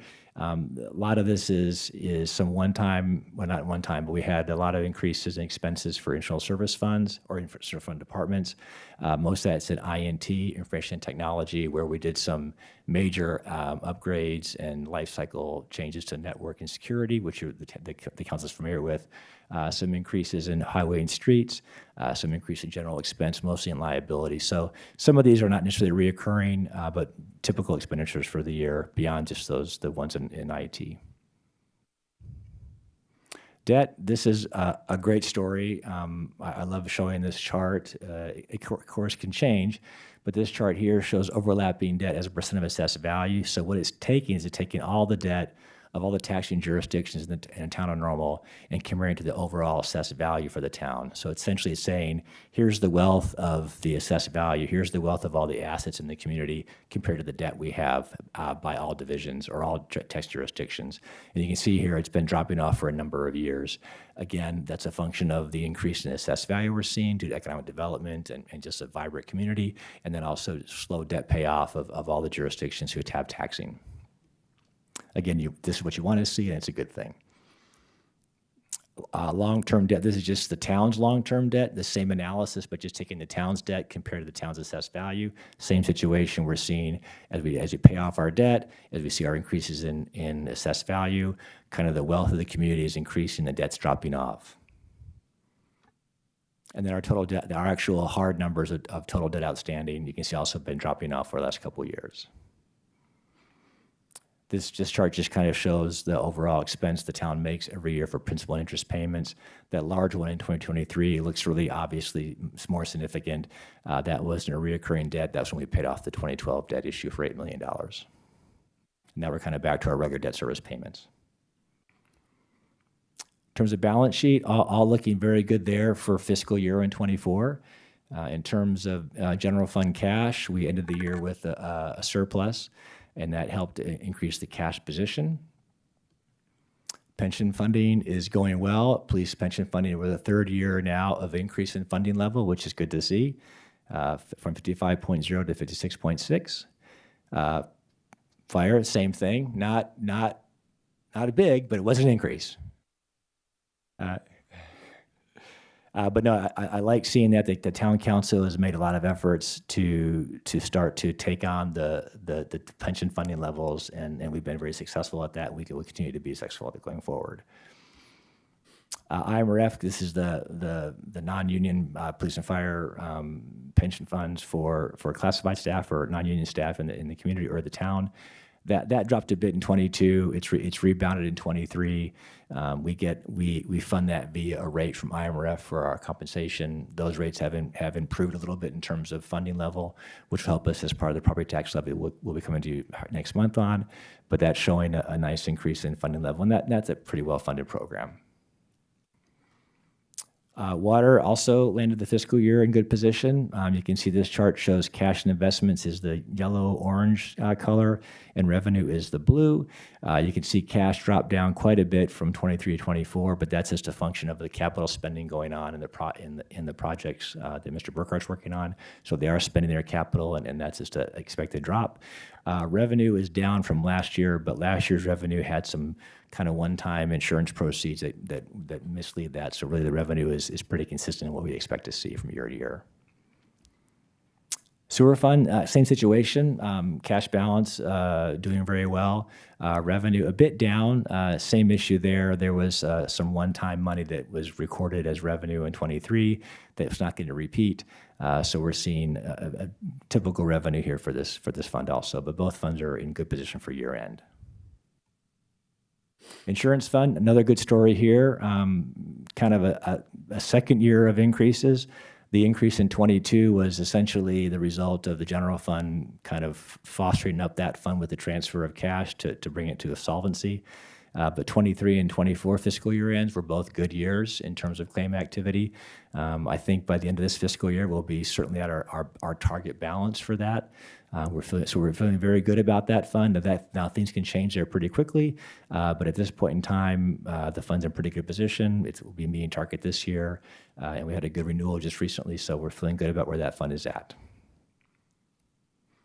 In terms of financial strategies, we look at these as kind of an outlook for the budget process. We have a couple of things marked as cautious. I'm going to come back to the general fund reserves in a moment. Everything's positive except for contingency funding, and that's only marked as cautious because we're not at our funding target for contingency. We like to try to shoot for 1% of our total expenses in contingency budget. We're a little below that, but the good news is we have a contingency budget and we have funded it. So we're just cautious because we're below our target, but we do have money in there. Water operating fund and water capital fund, I have those as cautious too. Now we ended the year in a good position. We are forecasting a bit of a challenge in the out years. Again, that's our cautious outlook. Again, the fund's in good position now. It remains in good position for a couple of years. As capital increases go up, we're seeing significant cost increases in chemical and services for water. Those are all going to have some downward pressure on fund balance for the water system, but we will certainly talk to you about that as part of the budget process. The last slide in terms of fiscal strategies is the general fund. So what you're looking at right here is the projected fund balance and target fund balance and percentage. As the council is well aware, our target is 15% for general fund reserve. You can see from this chart that we're above that. And what this chart is doing is it takes the year-end result for 24 and lays it over the adopted budget we have right now in the town for the next 5 years. So you're saying, why are you marking this as cautious if everything's looking really strong in terms of reserves? Well, that's true. But as I mentioned before, we're seeing some leveling off and even some reversing of year-to-date revenue for sales tax, both local and state. Those are significant revenue sources for the town. We are seeing some rising costs that we're not necessarily planned for in the budget that we're managing. So with a drop in revenue and retasking that, dealing with some rising costs and expenditures, we foresee some challenges in the 5-year budget. If I were to lay this over our current proposed 5-year budget, which we're still working on, it would look much different than you're seeing here. So this result is our planning based on last year's look at the 5-year budget plus year-end actuals. But what we're seeing right now is a little more challenging position for the town to deal with, which we can certainly deal with. But this is the best information we have in terms of approved budget. But going out, we have some concerns with revenue that we'll be dealing with. So in terms of kind of wrap up, we closed the fiscal year for 24 in a good position. Revenues were largely favorable, but they were slowing at the end of the year. Expenses were below budget, so we did have a surplus position that helped us continue to have a strong reserve going into the budget.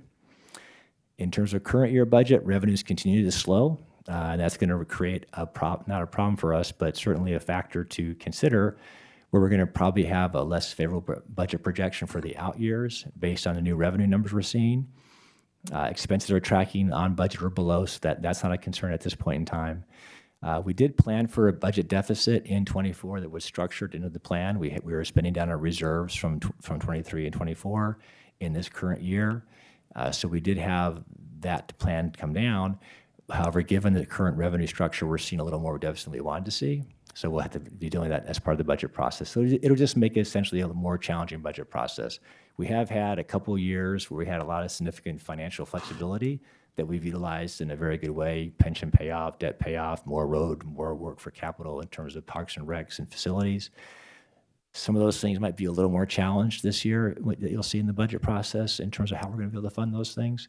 And we'll look at that process, but that's kind of a little bit of a preamble to the budget. Again, 25-26 budget process is ongoing right now. We are in a good position going into it, which is always has to have a strong balance sheet going into the budget situation. And it's even nice to have when you have a bit of a budget to mitigate in terms of spending and resources for revenue. So we are seeing slowing revenue. We are seeing some rising costs. Those are all very solvable things. We've done this before very easily. We have a lot of tools at our hand to deal with budget issues. But the word today is simply that we do have some concerns about the revenue that we'll deal with as part of the budget process. The economy is less uncertain, which is nice. inflation has been largely mitigated. We're starting to see interest rates come down, so we're hopeful there'll be some rebound. So I'm thinking that the revenue we're seeing now that's giving us some pause to where we're at is a result of kind of, consumer spending decreasing due to inflationary fears. Those fears are starting to mitigate now, so we're hopeful that we'll return to a more robust revenue picture. But we're not going to count on that as part of the budget process. That is all I have for the council tonight, and I'm happy to take any questions if you have any. I'll make one observation. Every year, your graphics get better and better. You really work on that. Ms. Smith? Out of respect for the press that's going to be staying up late drafting their stories, I've just got a few questions. So I noticed in this financial statements that we've just about exhausted the fire department reserve funds, which have been primarily directed toward fire station number 2, except that we have that promissory note that's preserving a balance in the fire department. Would you just make certain that when you're developing the budget for next year that you address the plans and strategies for how we help rebuild that balance so we can get to fire station number 3 in a reasonable time? Absolutely, that is part of the plan. As you're aware, the second fire station is fully funded in the budget.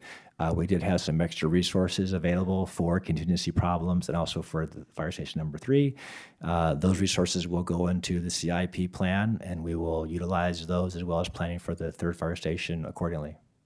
And on the with the solar panels, I can speak from personal experience that with the treatment of the reimbursement rate, there are a number of people trying to beat that December 31st cutoff where you have a one-for-one recognition of the kilowatt hours you're generating. So I'm hoping that you can keep track of the building permits coming in for those to make sure you're adequately adjusting the estimate of electric utility tax rates. Certainly. That's it. Mr. Preston? Thanks. First, Mr. Kuhn, do not take the fact that the crowd is not quite as big as it was earlier as any slight to this great presentation and all the work that you guys are doing. A couple questions. One, page 10 talked about unemployment rate. Are you surprised that we are now at or slightly above the national average? I feel like we've typically been below it for unemployment in normal. Sure. Well, first, 4% is actually a very good rate to have. You don't want to argue about that. We were 2.9 the previous year, and that was remarkable. But I think are you saying I can't recall. Yeah, for 2024, it says the nationwide is 3.9, and we're at 4.0. Right. Yeah, that's pretty close. I think in terms of the community here, it's robust. The 4% is just a bit above the United States rate, but I wouldn't necessarily be concerned about it. Okay. Two more quick questions. Page 16 talks about the property tax rates, and it's a comparison of municipalities. It excludes library rate as it looks, with normal compared to Bloomington, Springfield, Champaign, and the like. Do all of the other municipalities that are in that chart, they have separate library rates that are also not included, right? The ones that do, we pull out, correct? But the ones that have library included within so all of the municipalities listed here, nobody's library is included, right? Correct. Okay. Correct. Yeah. All right. And then just last question is expenses on page 24. It looks like our public safety is down just a touch. Is that because of the pension payment bump that we gave last year, or is there something else that would attribute that we were 36.7 in 23 and down to 33.4 in 24? No, you're correct, absolutely correct. That we had a $6 million increase in pension funding addition to the tax levy in that year, and this year it's a little bit lower. Cool. So it's all a function of that. Great. Mr. McCarthy? Thank you, Mr. Hune. Thank you to you and your staff as always. And I'll second the first slide. I'm like, wow, cool graphics. So we appreciate the quest to make them look more appealing and easily to comprehend for the general public. To general questions mostly. So we've got revenue concerns, and as always, we're paying attention to cost and as we go forward. the as we look forward, and we've been able to, and you mentioned, do some more stuff than typical road construction, pension, debt reduction, all of those things. I know we, and by we, I mean you and your team, have spent a good bit of time on a debt restructure program and working on how do we make meaningful progress on pensions. High level, not looking for detailed answer here. Is there concern about our ability to continue to make those or progress? I'll say progress period. I won't quantify it because of what you're seeing in the revenue crystal ball, or can you speak to that at all for us? Sure. The debt program is really separate from a lot of the funding that we do from the other areas. So we have no concerns there. In fact, most of the money we're using to restructure the debt in the years that we're going to pay principal off is going to be there from kind of surplus TIF and so forth. It's not new revenue that we're supporting. We're just kind of allocating those resources differently. So no concerns in terms of revenue issues, how they relate to the debt program. Gotcha. The other thing I'll jump in and say is when we're also looking at the debt service ratio and debt service and project reserve, and that's why we track those ratios as well. Gotcha. Thank you. Further? My question is direct yet indirect because my brain is not working. Can I ask additional questions later? Because I've got some stuff, but I'm ready to go. Anytime. All right. Thank you. As long as I can get you to chat with me. Absolutely. Thank you. Further questions? Thank you. Thank you. Another great report. Makes us, Thank you. we'll all sleep a little better tonight, other than the fact that we've all had 14-hour days. That will help too. Before we take a motion for adjournment, if there are council concerns, I would ask you to hold those. No, I'm kidding. Let's go around the room. Ms. Smith. I just wanted to highlight that in today's panagraph, in the Veterans Corner column, it highlighted that there is a 2024 Veterans Fair from 2 to 5 p.m. Friday, November 8th, 9 a.m. to noon, Saturday, November 9th at the Interstate Center in Bloomington.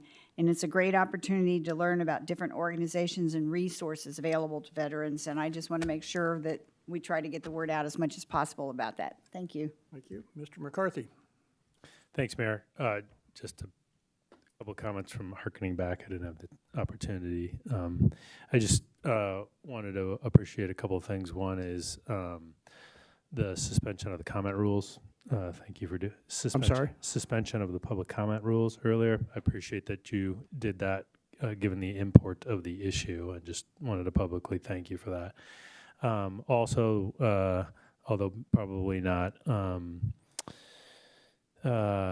foreseen when we all walked into the room tonight, I appreciated the decision to table and to get additional input. And although not on the level of any comment in the room, certainly I think we all identified with some of the comments about, being able to practice their music craft and all of the things. And so the opportunity for us to communicate more fully what we're up to and how that is safeguarded and protected, and that we're not intending to get to those things. I think the pause will help us to better communicate as well, and in addition to consider other ideas. Thanks. Thank you. Motion for adjournment. So moved. Second. Please call the roll. That was a loud second. Mr. Preston? Aye. Mr. McCarthy? Aye. Mrs. Lorenz? Aye. Ms. Harris? Aye. Ms. Smith? Amen. Mayor Coos? Aye, we are adjourned.